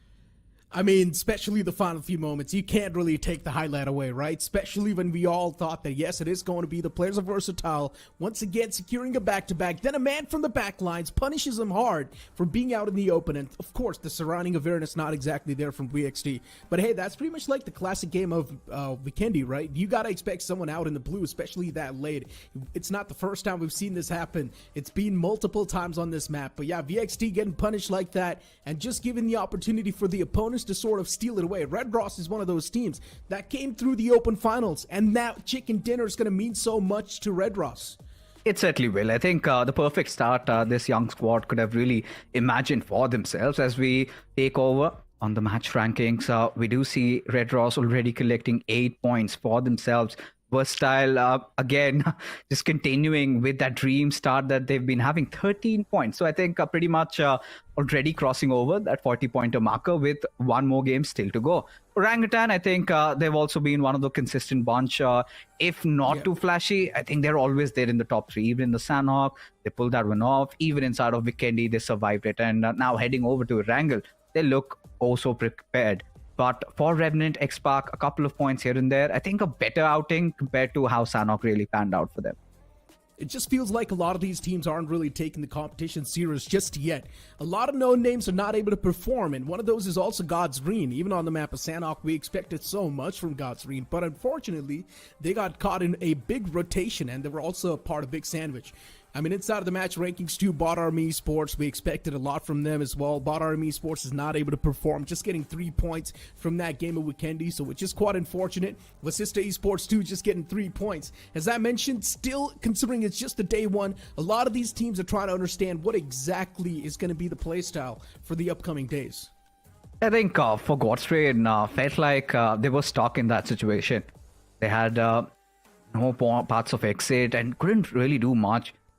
Was kind of surprised with Gujarat Tigers crumbling down, because Gujarat Tigers, ideally for Clutch God, this is one of his strongest maps. And taking a look at the overall rankings, of course, Versatile just took 2 games to overcome Carnival Gaming already, and by a mile, I must say. So far 11 points lead with 1 game to go. they have been looking so good. Even for Red Ross, 2 games played, 25 points. Surely can make it to top 3 if they play their cards right in this one. I know, right? 46 points from VXT, as you mentioned, just in the span of 2 games. That is definitely quite remarkable. Red Ross, one of the newer faces on the block, still doing so good. Now, that just amps up my hope even more for the teams that have moved on from the Open qualifiers. So far, we haven't really seen teams like Myth perform that well, because Myth, off the rip, even in the game of Sanhok, they were taken down quite early. So it's quite an unfortunate affair, too. Even in the map of Vikendi, we did not really see the performance. But let's just hope that maybe in the future games, Myth can perform much better.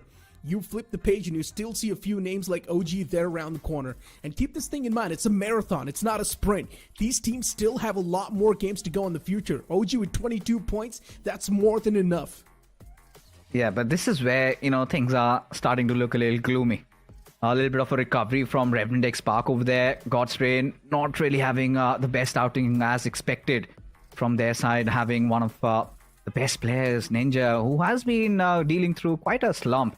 For Cincinnati kids, we really anticipated Vikendi could be the game where they break through, but wasn't really the case. But 8-Bit, they've also been having a little bit of an off day so far, but who knows, in that last game, they could really pull off something miraculous. We've seen with 8-Bit, we do not expect a lot out of them, but this 8-Bit looks quite promising considering their standings in the recent official event. But for K9, this is going to be such a huge surprise for me. Just 2 points out of 3 games. I don't think it's acceptable by their standards. K9 Esports, at this point, I'm not even sure what exactly is going on with K9 Esports. Because look, Fixes, we've seen a lot of these known names pull off pranks like these. On day one, they just don't really perform. We think, what's going on? Maybe it's the downfall of a certain team. But then on day 2, they just perform out of nowhere. And Gujarat Tigers is a prime example of that. In the Open Finals on day 1, Gujarat Tigers was nowhere to be seen in the overall board. But then on day 2, Gujarat Tigers were just dominating. So maybe the same thing can happen with the players of K9 Esports. As I mentioned, it's a marathon, it's not a sprint. They still have so many more games to go in the future. They can easily make the comeback, even if they hit the average of 7 to 8 points per game. Oh yeah, they can certainly do. There's no second thoughts about that. And but I think work needs to be put in right now, because ever since this squad has been formed, we haven't really been witnessing them having those good games, right? It feels like something is missing. That oomph clearly not there in this roster, because they were the ones who used to bring the party, who used to bring the fight, and had so much fear instilled in their opposition. But this time they are completely found missing. And now heading over towards Erangel, again, it's going to be Group C and D facing off against each other. However, they would be quite comfortable, because this is one of those maps where everybody knows the lay of the land. They know what needs to be done. But who knows? There could be a spanner in their works if we get to see another one of those Southern Circles. One thing is for sure, VXT, with the way they've been playing, it feels like they might just be the one to take this chicken dinner home as well. I mean, they won the first game of Sanhok, and keep this thing in mind, VXT, they have been pretty strong on maps like Miramar and even Erangel, because these maps, in their opinion, they're their strongest. So of course we do expect VXT to perform on those maps as well, but then you can't really take away the fact that you've still got a few more names like RNTX Spark, Metal Esports 2 in the mix. Even you've got 4MV, a team that can just out of nowhere come through and dominate the lobby as well. You've also got GT, Gujarat Tigers, who's just waiting to be unleashed in the lobby. First 2 games not exactly their way. It is completely understandable. They started things off in Sanhok, so it is completely fine. An off start can definitely catch a few teams off guard. But you know what? Something that's catching me off guard is going to be the plane fly path, starting all the way from Primorx towards Milta Power. Oh, another one. Another curveball right off the bat. Certain trajectory. So I think it's time we fasten our seatbelts and anticipate a lot of those early actions coming our way. A lot of those drop fights, especially contention for those vehicles. Maybe around Milta City. We have that garage. We've seen loads of fights breaking out there. Primorsk, I'm pretty sure it's also going to be crowded. You've got Miracle Esports dropping down. You've also got the likes of 8-Bit dropping down over there, just around Ferripe, and maybe a little bit of a control over those bridges. But what I'm really keen to see is, where do Versatile go? They're heading over towards Pachinki, because if you remember, during the official events, Versatile was one of those teams that was constantly struggling, Necro, with finding a nice drop location. In fact, a constant drop location, and eventually they went back to Pochinki. But with this lineup, I think like they are prepared for it. But hold on, there might be a drop collision coming their way. Yeah, there definitely might be a drop clash. You've got Vasista Esports moving towards Pochinki. And I guess somewhere down the line, maybe the players of VXT as well, realizing that same fact, getting their hands on the vehicles, prioritizing vehicles first, and some basic weaponry in their hands, and then move in towards their main designated drop location. Still, we all are waiting for the first circle to pop up on the screen. But before that pops up, we see a few names in the elimination feed pop up. Ninja's going to be the first casualty inside of this fight. Bot Army Esports, they really do take it up close and personal this time around. And off the rip, it feels like they're wiping out the entirety of God's Reign. 3 players already fall prey. 1 more man to go. Oh my goodness, this is looking so bad for God's Reign at this point. Literally a message sent and well acknowledged by Destro. He's been dropping down ever since the earth was created, and suddenly it feels like these new kids have got so much power, they've got passion in their eyes, thwarting one of the biggest giants in the esports community of India right now. With Destro having to tuck his tails and run, I think God's Reign will have to become well prepared next time. Surely they won't this time around. Hold on, Fixes. GT as well taking a fight against the players of RGC. Bunny was the casualty in that entire kerfuffle. Clutch God is going to make it out alive from that spot. Run away. That's 1 free point already secured. A few scrappy points here and there distributed to the teams. But yeah, definitely a big blow to the players of God's Reign. Day 1 not exactly theirs. They looked so unprepared in that one. Of course, it's a 50-50 fight. But it felt like Bot Army Esports, they had come in well prepared. Keeping all of their troops tight. Everybody in good angles, having those proper trades going on where God's Reign just looked lost. No response, no retaliation from their side. How the mighty have fallen from having one of the most spectacular 23 season. 2024 has been one of those years that Destro and the boys would really want to forget.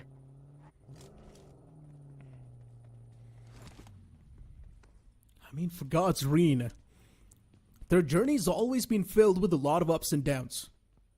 In the past, also known as Mogo Esports, after all of that big circular moments when it comes to those orcs, they're once again back to ground zero in God's Reign, where it all started.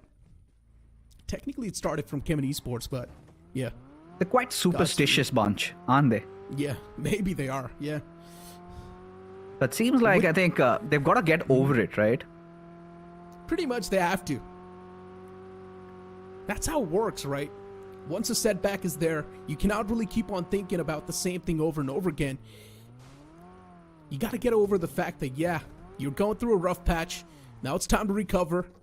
Understand what exactly is the depth of the field. And then play around it. But right now, it feels like God's Reign is still on the struggling side of things. If you remember, Destro's one of the main problems was he was playing it a bit too passive. Even in the recent third-party tournament that happened. That was one of the main problems of Destro. Driving his team in too much of a passive manner, considering he holds so much firepower. Look at his teammates. His team seems mechanically stacked. They're just waiting to be unleashed in the lobby, but still, that passive and defensive approach is something that's really hiding the potential. You know what, I wouldn't really call them too passive in their approach, but what I feel like has been going wrong is their timings of engaging in duels. Because, you know, when you go back right to the roots of where the problem is, I think they've been well read by the teams. Teams are better prepared. And a lot of these third parties aren't really helping their case because they've always been the ones dropping down around the edges, just sparring Sanhok, and then they just wait around, floating around the lobby, and the moment that hardship occurs, if they feel like they can engage in a third party or maybe force a fight, they do that. But that leaves them susceptible to fights from different fronts. And that is one thing they've been having issues with dealing. And this is not happening maybe just in this tournament. This has been happening throughout the entire year. And it seems like Destro's got no answer for it. I don't know how they need to go in for a revamp, but surely if things aren't working out for you, you need to get back to the basics. And we haven't seen God's Reign really experiment. They've been making a lot of those changes, but hold on, for Army Esports, A little bit of a breach coming in from the players of Revenant X-Park as Pragot trying to thread the needle. Devotee out in the open. He just gets caught there, standing or rather sitting duck. And Revenant X-Park showing no mercy. The man just vaulted right in front of him, and he took him down. I'm not exactly sure what was going through Devotee's head, but one thing is for sure. He shouldn't have been taken down by that same person who vaulted from that window. I'm pretty sure in the first place that was supposed to be a major distraction, but what just happened? Shadow messed up big time, and Scary just got a free elimination on the board. Scary instead gets traded too, but Revenant X-Park, already the blunders happen. IGL's not in the game anymore. Let's just hope for the best in the future, maybe. Even Monty falls down. What am I watching? This is such a systematic dismantle. Bot Army Esports, it feels like they don't even stand a chance. It's a hot knife through butter. At this point, Henry having no other option, sort of try and find any pieces that he can pick up. Position pretty much compromised as Revenant X-Park make quick work of Bot Army Esports. Certainly Shadow's elimination wasn't really in the maths over there. Revenant X-Park, a little bit of an untimed error, and yeah, this is something they have to live with, considering the fact that they have to get inside the circle. And now, obvious position compromised coming in from Bot Army Esports' side. The last player, Henry. How long can he survive is the big ask. Cooks up another grenade. Does he manage to salvage another finish off of X-Parks over there? There you have it. Another player brought down on his knees. Henry still burning. Not to be shown any mercy whatsoever. Spray God will get that revive. And there you have it. Revenant X-Park beginning their run in Erangel with 4 finishes at 1 player's cost. I want to say almost a flawless squad wipe, but that knockout of Shadow, as you mentioned, it's not something they saw coming at all. They all thought that, yeah, it's going to be smooth sailing, taking down the players of Bot Army Esports without even any sort of struggles. They pretty much did, but Shadow got knocked out by his own vehicle because he ejected while the vehicle was moving. He messed up big time. Happens. Well, you know what? Let's just try to overshadow that fact and let's move on with the conversation. Would not want to put a little bit of more salt on top of the wound over there. So, yeah. Looking at the circle itself, in the Smack Center, you've still got a few more teams like Cincinnati Kids, Metal Esports. Right next to him is also OG. Legit Esports making their way towards the centric part. But you can see this time around Myth, they're playing it too passive. That's how Myth likes to play, or at least that's how they played in the Open Finals. I think really suits their style of play, at least in this one, because have been on the receiving end of things every single time they've come out to play. Been one of those teams have had to deal with those early threats, but loving the position coming in from Metal Esports. This is where they're feeling quite settled, but Orangutan is looming over their heads, but legit, they've also got such a good position to defend. And whilst all of that is happening, look at Destro. He's still living, whilst Bot Army Esports can't really say the same for them. Pretty much. I mean, for it's alive, it's looting. I feel like you should not point it out. At this point, it's just rubbing the salt on top of the wounds, right? But if you want to get into some analytical stuff, I really would love to see Destro in the coming days just be super aggressive. Turn off your brains, just be aggressive. Test out the lobby. See what sort of limits you can push your team to. That's one of the best ways to start drawing the lines, in my opinion. Just push your team to the limits. Push yourself and your team in one of the most awkward spots that you can, and see if you can make it out alive, or what are the chances. That's one of the places where you can start drawing the lines and knowing exactly what yours and your team's limits are.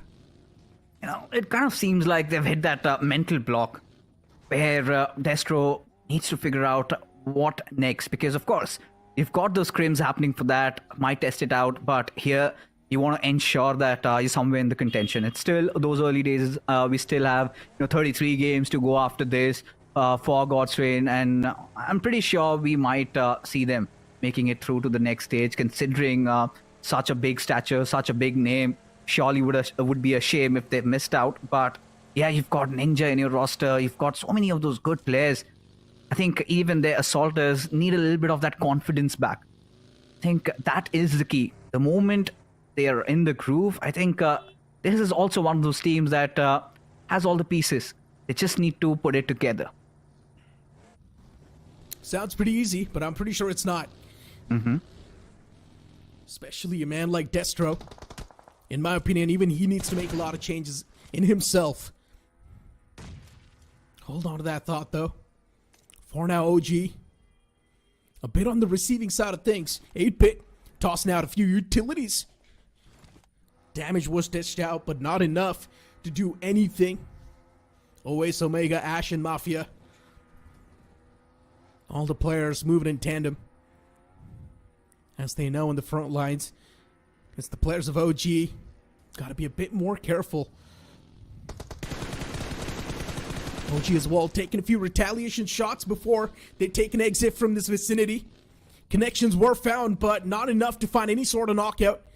Just some warning shots. Suppressive shots taken. Both the teams quite stubborn. None of them want to leave this vicinity. Instead, both of them want to hold it down. Starting to get a little worried about Orangutan. Especially with how they have themselves positioned, of course. Could pay off in dividends if played right. A little bit of a scatter from their side, but I feel like they might be a little too exposed. Maybe from adversities coming in from elsewhere, something that might have gone unchecked. Especially with it bit right beside them and with a couple of squads also injecting themselves, maybe in the foreseeable future from the southern side. I think this is a point where OG looking quite stoic at this point, but once the next circle shift happens, they need to rendezvous. They need to regroup and maybe think of their next approach next, because right now I think Medal Esports and Legit, they must be enjoying the position they have to themselves. Even when you take a look at Cincinnati Kids, Necro, they've got a nice spread going in. This could be a trap for Somraj and the boys if they are a little careless about it. Still, the circle's too big, though, for any sort of trap to be executed. Teams and the players, they're easily going to find themselves a bit of that shelter to play with. As long as you're inside of the circle, that's all that matters. And majority of these teams are just waiting for the next circle to pop up. I'm really hoping for the circle to go up north towards the Yasna Poliana and just shift out in the open rice fields. It'll be a fun circle to cast. So far, it's been quite the centric, quite the standard zone. We haven't really seen a lot of things get spiced up. A few squad wipes, yeah. Other than that, nothing else. In short, it's stale. Taken. Yeah, I mean, I get your groove over here. It's been stale. It's been boring so far. We want some action. Especially after how we had blood gushing through our veins after we witnessed groups A and B collide. So much happening around this time, and there's suddenly the pace being brought down. All of these teams, I think understandably why. It's one of those generic circles, Necro. All these teams taking their sweet time. It's the final day of the evening. Everybody wants a good game. And as a result of which, it's all about those waning shots being fired. Not a lot happening inside the lobby so far. Yeah. OG making their way as well. For OG, they've got quite the centric part. So they're going to be happy. Nothing to worry about just yet. The next circle's going to pop down south. OG, they find themselves in a really good spot. But Cincinnati Kids, they need to move inside of the circle. They had a lot of intel to play up north, but now as the zone moves down south, Cincinnati Kids, they might just walk into a spring trap set by the players of OG. A few shots were taken by Veron, so that's going to give the spring trap away. Cincinnati Kids now know exactly where to go. And you can see them hugging that road as well. Playing from that road line. At this point on time, Cincinnati Kids going to be happy, even if they get their hands on any sort of dips. Towards farm area, all the compounds are completely empty. So if teams do want to move down south, even that's going to be a viable option. OG, they find themselves quite a lot of these isolated compounds to play with, and OG is now going to decide to spread themselves out quite a bit. I think I like Orangutan's repositioning over here. Certainly one team that can get good value out of this one. This is one of those circles that OG really love. Along with them, 8-bit. also have a very good position to themselves. And finally, I think the air is cleared right now. We know it's going to be a farm circle. A lot of these teams have found suitable compounds. And at this point, I think we are yet to see another hardship. And that is where all hell breaks loose. For now, Versatile, in the mix of things, taking fights, drawing arms against the players of Myth officials as Maxioso. He has a nade tossed over at his direction as Aquinox. He will be going in for the run-in. But look at this raid. Just blows his own teammate up. And Aquinox, does he survive? Does he live? Nope, I don't think so. He can't. He does. Oh no. Oh no, not yet, my friend. It's Myth now, approaching and charging forward, but still, one single man! He takes them both down! What just happened? S-Power! That reaction was insane! Milliseconds! S-Power shuts down the first man, turns around, flicks down the second man as well. Those were some quick reactions from that player, but a bit of that miscommunication from Raiden just costed Aquinox's life. VXT, I'm not sure if they're going to be having smiles after this or are they going to be pissed, but anything will be justified. A beautiful clutch shrouding that mishap over there. S-Power, of course, the mechanical genius in him just took over. Relied purely on his instincts over there. A beautiful clutch again coming in from S-Power, and this is something that you would expect from a player of his caliber. Just doing why he's been hired and giving the supporters of Versatile so much hope, so much faith. But yeah, that situation was quite funny, hilarious nonetheless, because I felt for a moment maybe Aquinox could have been brought back to life. But hold on, Versatile Necro aren't really out of woods yet, because their older foes have arrived. It is going to be Vasista Esports just chipping them down, making their presence known across the Potato Hills. Yeah. Fixes. Think about this. S-Power might just be using 200 IQ. The only reason why S-Power joins so many different orgs is to know their playstyle and strategy and then settle down with one. That's 200 IQ. That's what S-Power's been cooking so far. Give this man time to cook and he will cook the entire lobby. Think about it, right? Technically, he knows every single team's technical playstyle. I mean, if you're putting it in that way, surely you have to tell S-Power this, because he's been having such a tough time defending all those allegations at his way about him being a clan hopper. But yeah, I mean, if you see it from that POV, I'm going to take it for S-Power. But now, as the circle inches in a little bit towards that eastern side, look at Orangutan. They've got the right position to play around with. Could have AKOP instantly is uniting alongside Aru and Vizgod over there, as Metal Esports seems like now they have to leave their fortress. Now they have to make a run inside the circle with so many of these teams watching out. You've got Cincinnati Kids, their presence known, and now Juicy on the verge of getting taken down. There you see, Sarvit. That was mental. That was quick. That was fast. Such a quick burst, and the man already finds the knock, and here comes the push from Metal Esports. The cavalry now arrives as they want to wipe out the entirety of Cincinnati Kids, and Flock, he leaves the man behind. Flock does not even care. Every man for himself, that's what Flock says, and he just dips out of that spot. At this point in time, Cincinnati Kids themselves now, they're getting ripped apart from all the different teams, even legit Esports. They step in the playing field, as even they take one man away from Cincinnati Kids. Nowhere to go. Flock is going to be the only player standing. And it's such a rough patch as well. Where can Flock go? That's my question. Metal Esports in that dip. For now, they're going to be safe, but they still need to leave this dip and move in the safety lines. And that's where Metal Esports is going to face a lot of struggles. Yeah, they have to do it fast. So many teams, especially Versatile, coming in from the backlines. But now, Vasista Esports taking on the likes of American Esports. Beard Baba comes out of his hiding, out in the open, exposed and brought down on his knees, and done and dusted. As Vasista get forward in the back for themselves, as Versatile go in for the charge in.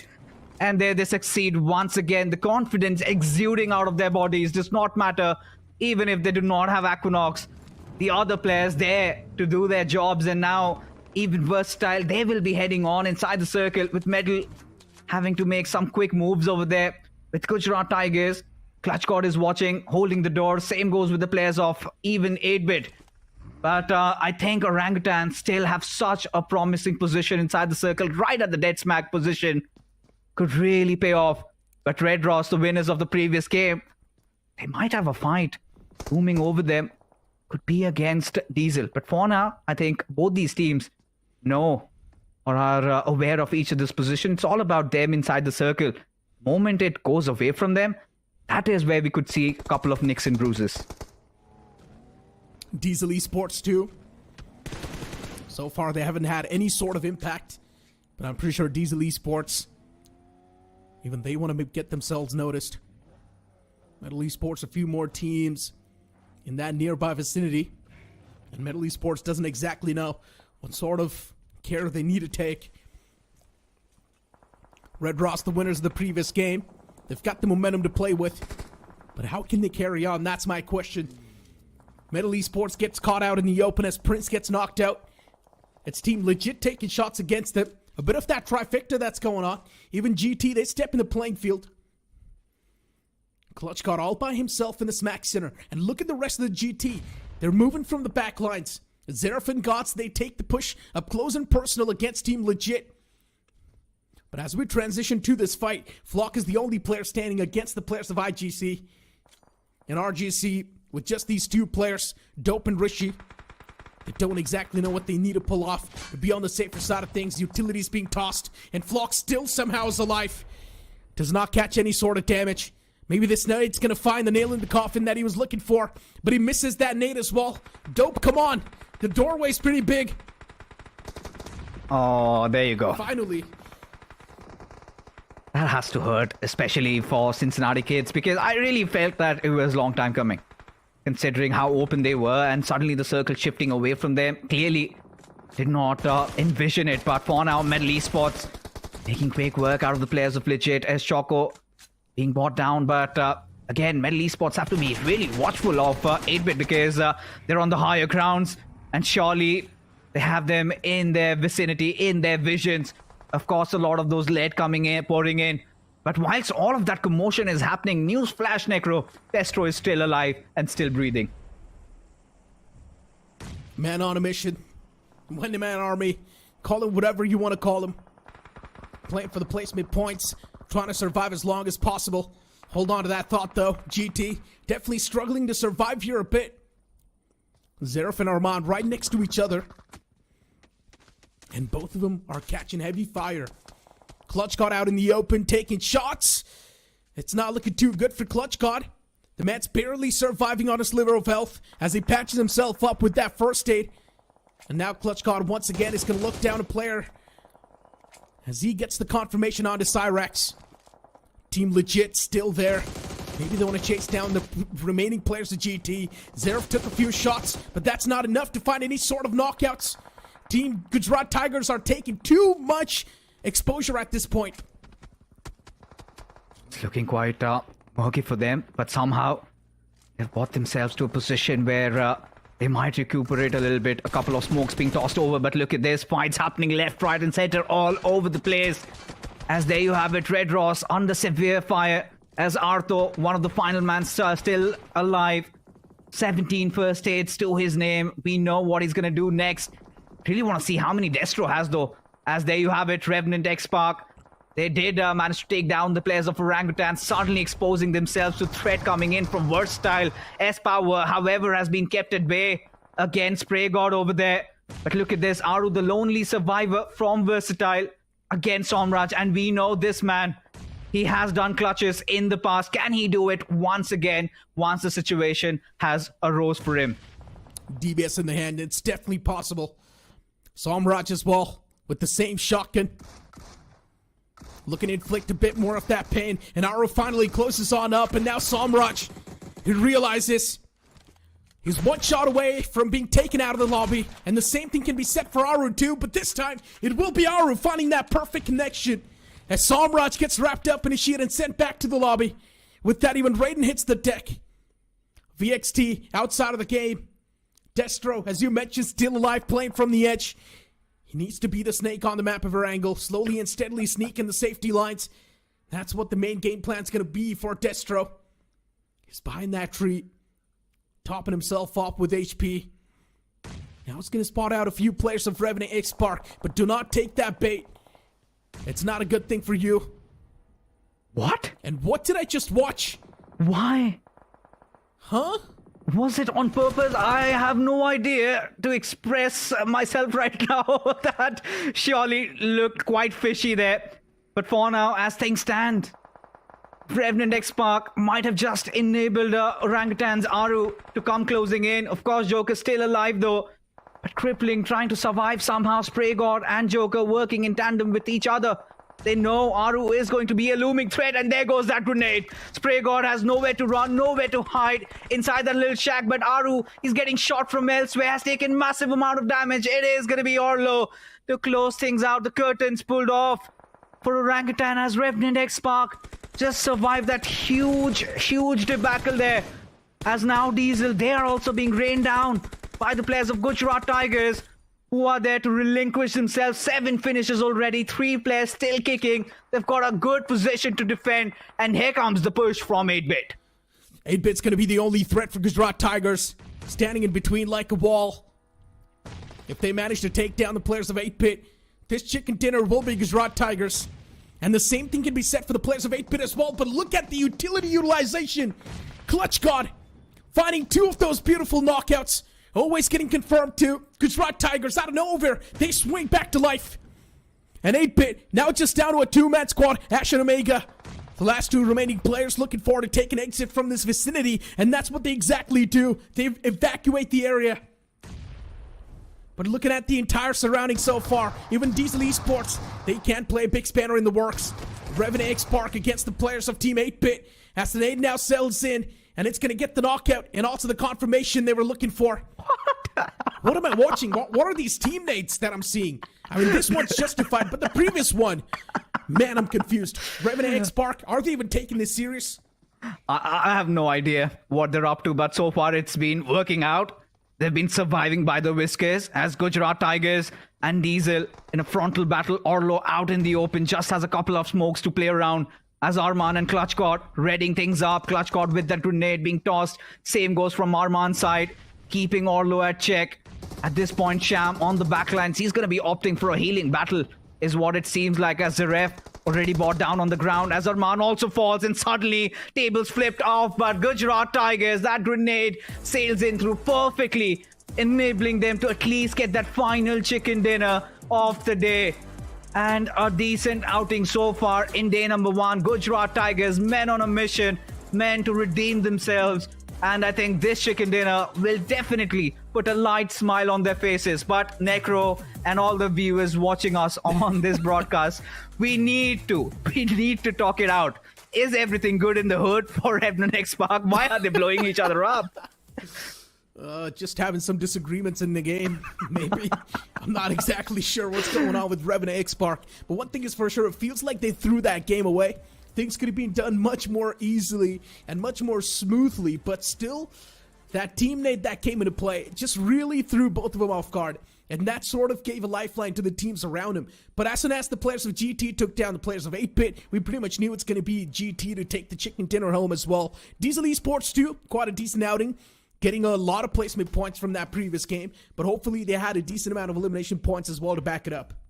Yeah, they certainly do. And I think, this is the spark that Gujarat Tigers need, especially to be ignited at the right time, because it is day 1. They are coming soaring through with confidence from the open finals, having dominated that stage despite not having a good day 1. So now, I think for Gujarat Tigers, these are not new players on the block, right? These are players filled with so much hunger, with a desire to prove and get better, especially after having such a cursed year individually also. And for Clutchcord, this means the world to him to sort of stage that comeback story after so many of the other OG players have done that. You know, we've seen Mavi doing that. We've seen Owace, we've seen Ash pulling that one off.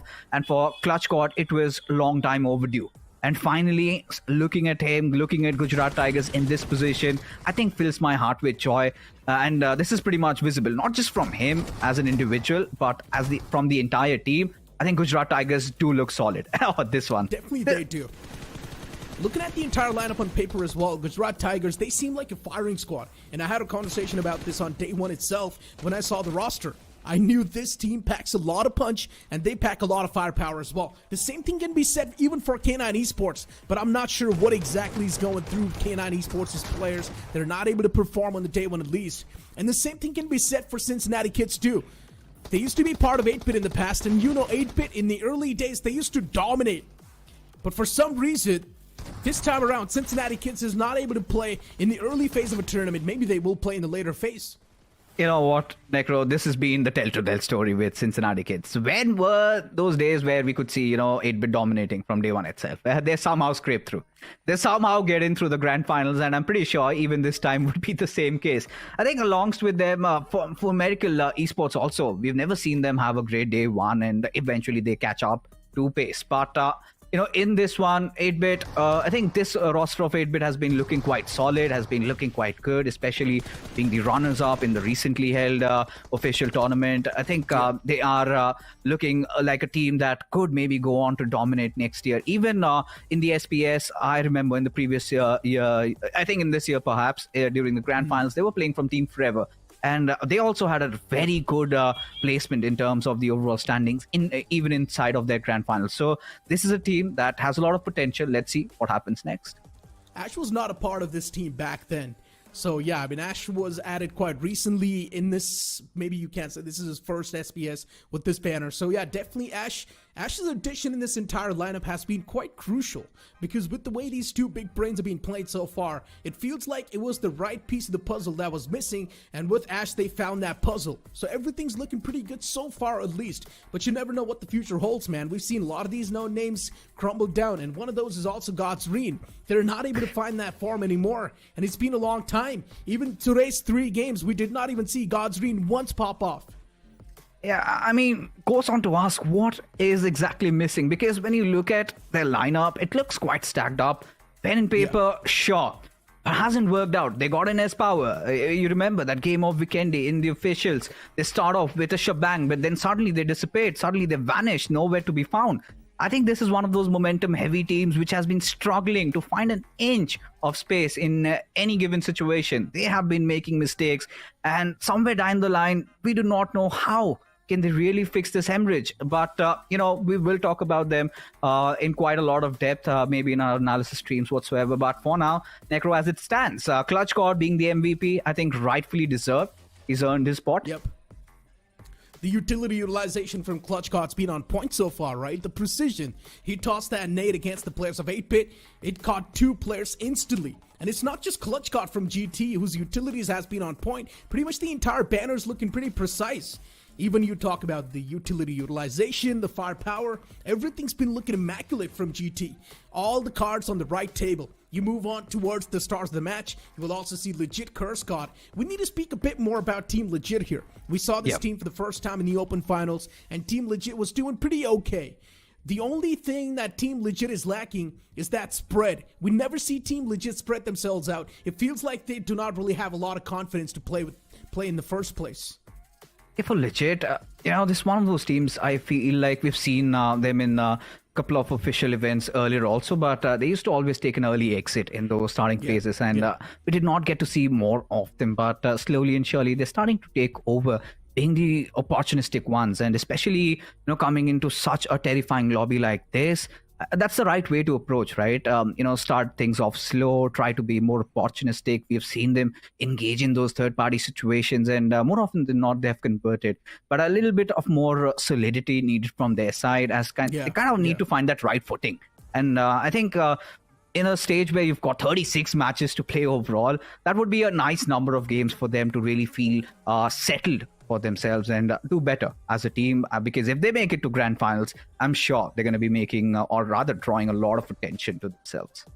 Especially passive teams like Legit are always going to try to play around that average, right? 7 to 8 points per game. But so far, Team Legit hasn't been able to achieve that. And that's a big sign of concern. I do understand still a lot of the games that they're in the future, but trust me, Fixes, the days, they pass by pretty quick. And you don't even realize that, okay, yeah, this phase is about to enter.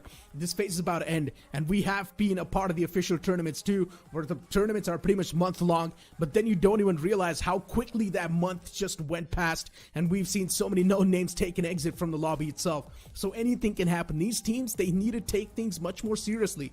I'm not exactly sure what was going on with the players of Revenant X Spark, but still they can't afford to pull off shenanigans like those because, of course, they're one of the best teams in the lobby. Yeah, of course. And considering the fact that right after the officials ended, we could see Revenant X Park not really even making it inside of the grand finals in various third-party tournament. And we were all sure that it's just them messing around, not really taking it with the utmost seriousness as it was supposed to. And now this is a tournament, right? This is one of those tournaments.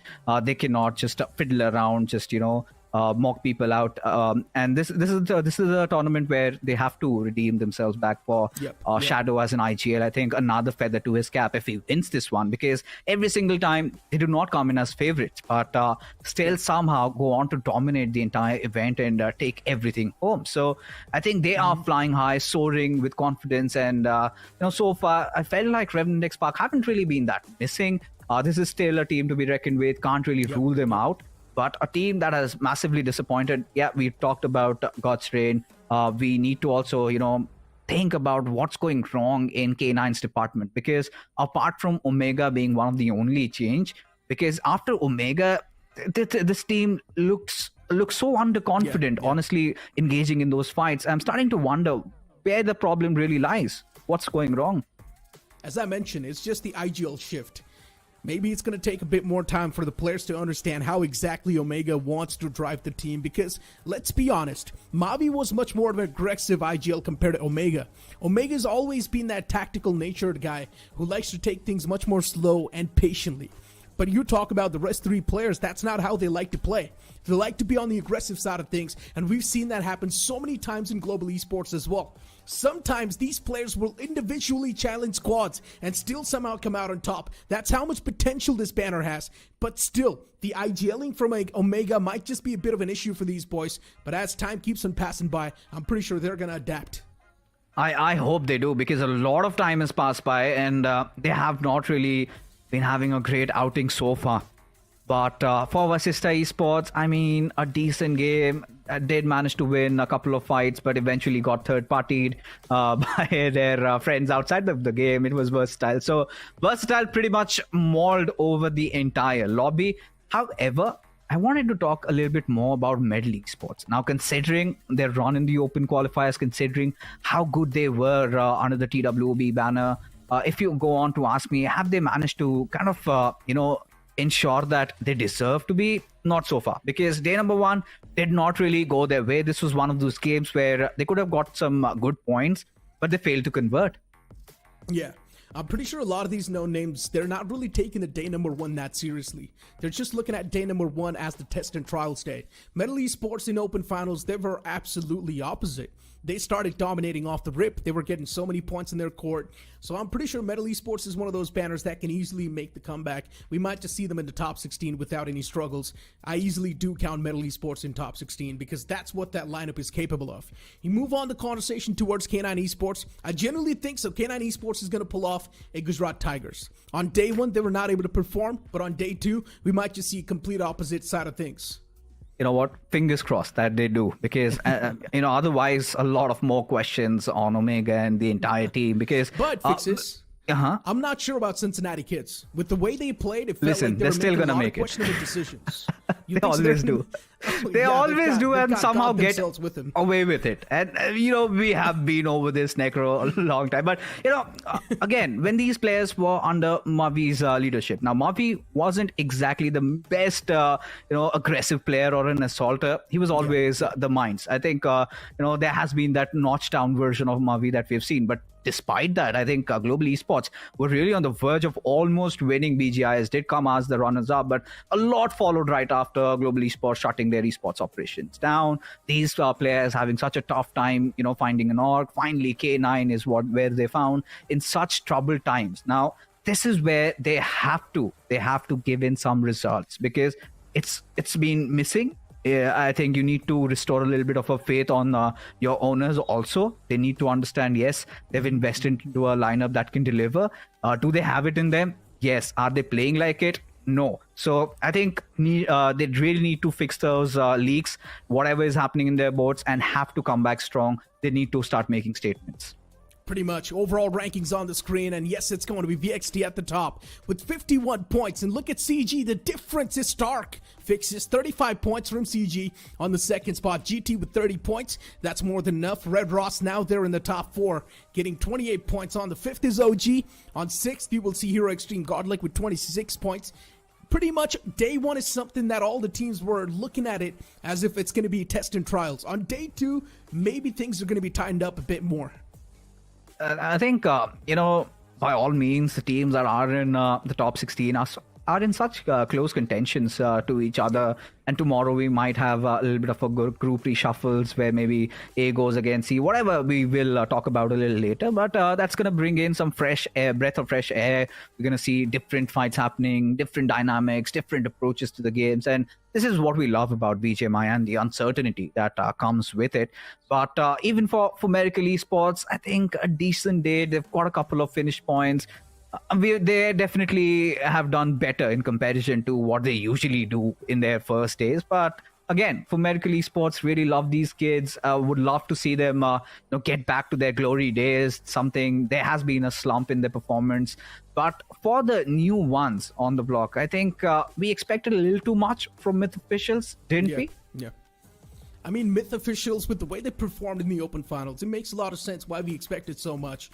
Because look at the performance now, it's completely opposite. In Open Finals, Myth officials was dominating. It was one of the most consistent teams that we've seen. And considering we're also seeing this team for the first time, so of course, expectations were amped up even more. We thought this might just be one of those teams that is like the dark horse of the tournament, and that might just surprise all of us. This might just be the new Big Brother Esports, or this might just be the new Phoenix Esports that we all wanted to see. But so far, Myth officials, they've let us down, at least on the day 1 itself. But as I mentioned, day 1, you can't really comment a lot. Maybe on day 2, things can be a bit more tightened up. Even teams like RNTX Spark, they can make things much more competitive on the day 2 itself. But you know what? We've also got an interview lined up with Dragon OP from 4 Miracle Vibes. So we'd love to see what Dragon OP's got to say. Of course, welcome my friend. It's been a while, huh? Yeah, hi Nikros and hi Fix. It's been a long time. Hey, can you hear me, guys? Fixes, you've got something to ask? Yeah, of course. So Dragon, you can hear us, right? Yeah. Hello? Yeah, so all right. Team Limra for Miracle Esports. Of course, I've got to rightfully touch your nerves there. What's going on? Why is Gokul not there in your roster? Who's your IGL? So many questions of my mind. But yeah. Right now, as of now, I am doing the IGL right now. Wow. So, yeah, I just stepped down from being an assaulter and trying to do IGL right now. I mean, most of the things it will be difficult, but I have 2 filters in the team. Even my brother will do the filtering, Poco. But yeah, it is a tough job, but I will do it. I will catch it up soon. But what went wrong with Gokul? I mean, you guys were doing fairly well. Of course, BMPs did not go their ways. Of course, I mean, if it's very personal, you can avoid that. But did he not suit to your future plans, or what went wrong? I can't say that in live, bro. It's just an internal issue. That's it. All right. All right, you know what? It's fine. You know, sometimes the internal issues, they're supposed to be internal. But Gokul, so far, your new roster, what are your thoughts about them, and what do you think needs to be improved to get that A game on? I think the players are good. You know, it's not they are not performing. We all are performing. But the thing is, as if I stepped as a new IGL. Like little bit mistakes are done by me. So if I change those mistakes or do better, the team will perform better. I'm sure of it. Okay, so I mean, of course, the transition is always very difficult, right? You've been one of the big guns for Limra in the past, now for Miracle Esports. Why this sudden idea to change into a role that was working out? Could you have not found a better IGL somewhere in the market? And how difficult has this transition been for you personally? Because now you have to micromanage so many things. We could have found a better IGL, but the thing is, right, language is issue. Because we speak Tamil, that's it. We can speak English, but it won't be easy. It will be difficult in communicating for the new IGL also, for us also. So I stepped as an IGL because I was doing IGL for before 3 years ago, I think so. So let me take a chance and see what happens. I took the risk. One thing is for sure, a lot must have changed from, of course, 3 years back and now. So I'm pretty sure IGLing now is much more tougher, considering you need to get into those quite technical details. But a final question from my side, Dragon, knowing the fact that, yeah, the past, Team Limra's past was quite nice, but now adjusting with complete new players, and it's going to take a bit more time. So how do you think your SPS journey is going to look like? Are you going to be there in the finals dominating once again, or maybe you think there might be a lot of issues? I don't know. We had issues when we started the lineup as we for Reaper, Baba, and my brother. I think the mistakes are being cleared, and I hope you guys see us in the finals. Okay, yeah, exactly. That's what we wish to. You know what? I think no, Dragon. You can do better than this, because I want that assurance from you, because you've got so much of that fandom recently in that TV show that we had. You barely missed out. You were up against those big names in terms of voting. So I want to give that little bit of reassurance that you are going to be making it inside the grand finals. Yeah, we will do it. Best of luck, my friend. And thank you so much, Dragon, for joining with this interview. It really does mean a lot. But yeah, just clearing a lot of the stuff out, right? And saying that we asked a lot of the technical questions too. We asked a lot of internal questions too. He said, yeah, he does not really want to say it on stream itself. It's better to keep it internal, so we're going to let that private conversation be private. But Fixes, as we know, Dragon used to be a part of Team Limra in the past, and he was also the assaulter for the team. And we've seen a lot of the times as well, Dragon just being in the past, just med-stratting out of his way, getting the consistent points for Team Limra. But this time around, he's the IGL for team, so it's really going to be affecting a lot of his firepower. Honestly, I am in shock. I never really thought that we would get to see such a young player. Yeah. I think he's 17, 18 and still IGLing a team. And right now in the shoes of Hector, I believe. I think he had his fair share of criticisms even when we had that recent big third-party official where he decided to take over the chains. And now for Dragon, it's going to be such a big transition phase. But he's got a lot of time on his hands. Let's see how that change entirely takes over. I mean, all we can do is hope to see 4 miracles in the future in the challenge final itself. We'd love to see the boys perform once again in the challenge finals, in the grand finals, in front of a massive crowd, because they definitely do deserve so. Even Team Limra in the past, it was quite a tough banner, honestly, to face off against, and we've seen Team Limra perform so well even in the grand finals. Unfortunately, barely miss out on that podium finish, but hey, there's a lot more to say. Fixes, right? And as we know, challenge season, it's going to be a marathon. It's going to be lasting for long, but for now, it's time for us to take a leave. The day comes to an end. That's going to be it from me, Necro, and Fixes. We'll see you guys on the day 2 of the week 1 itself. So we're just gonna do our thing, and you never do the broken thing. We're gonna bring you down. If you think you'll stop us somehow, just let us do our thing. So you never do the Velcro thing.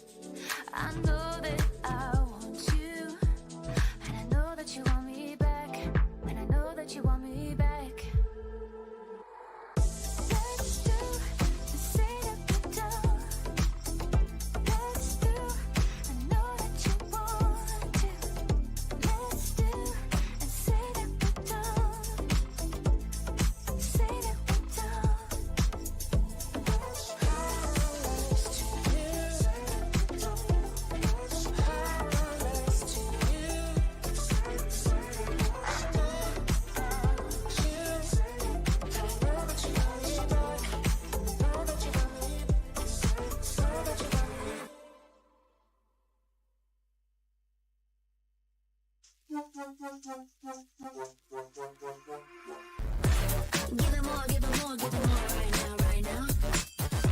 Give them all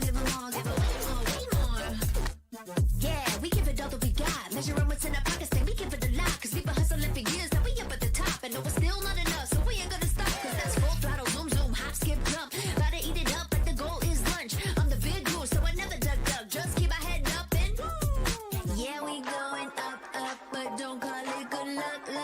Earning what we got, cause all we do is give it. Yeah, we going up, but don't call it good luck. Earning what we got, cause all we do is give it more. Give it more, give it more, give it more right now, right now. Give it more. Give it more, give it more, give it more, give it more. Give it more. Give it all, we got, we give it all, we got it more. Oh yeah, give it more. Give it all you got. Now they know about our dedication. Not just hard work, it's also patience. Stripped away, edit, ignore the hate. And now we big Tom scatters and it's us for the take. And we eat, dream about it every time we sleep. Making moves just look at my feet.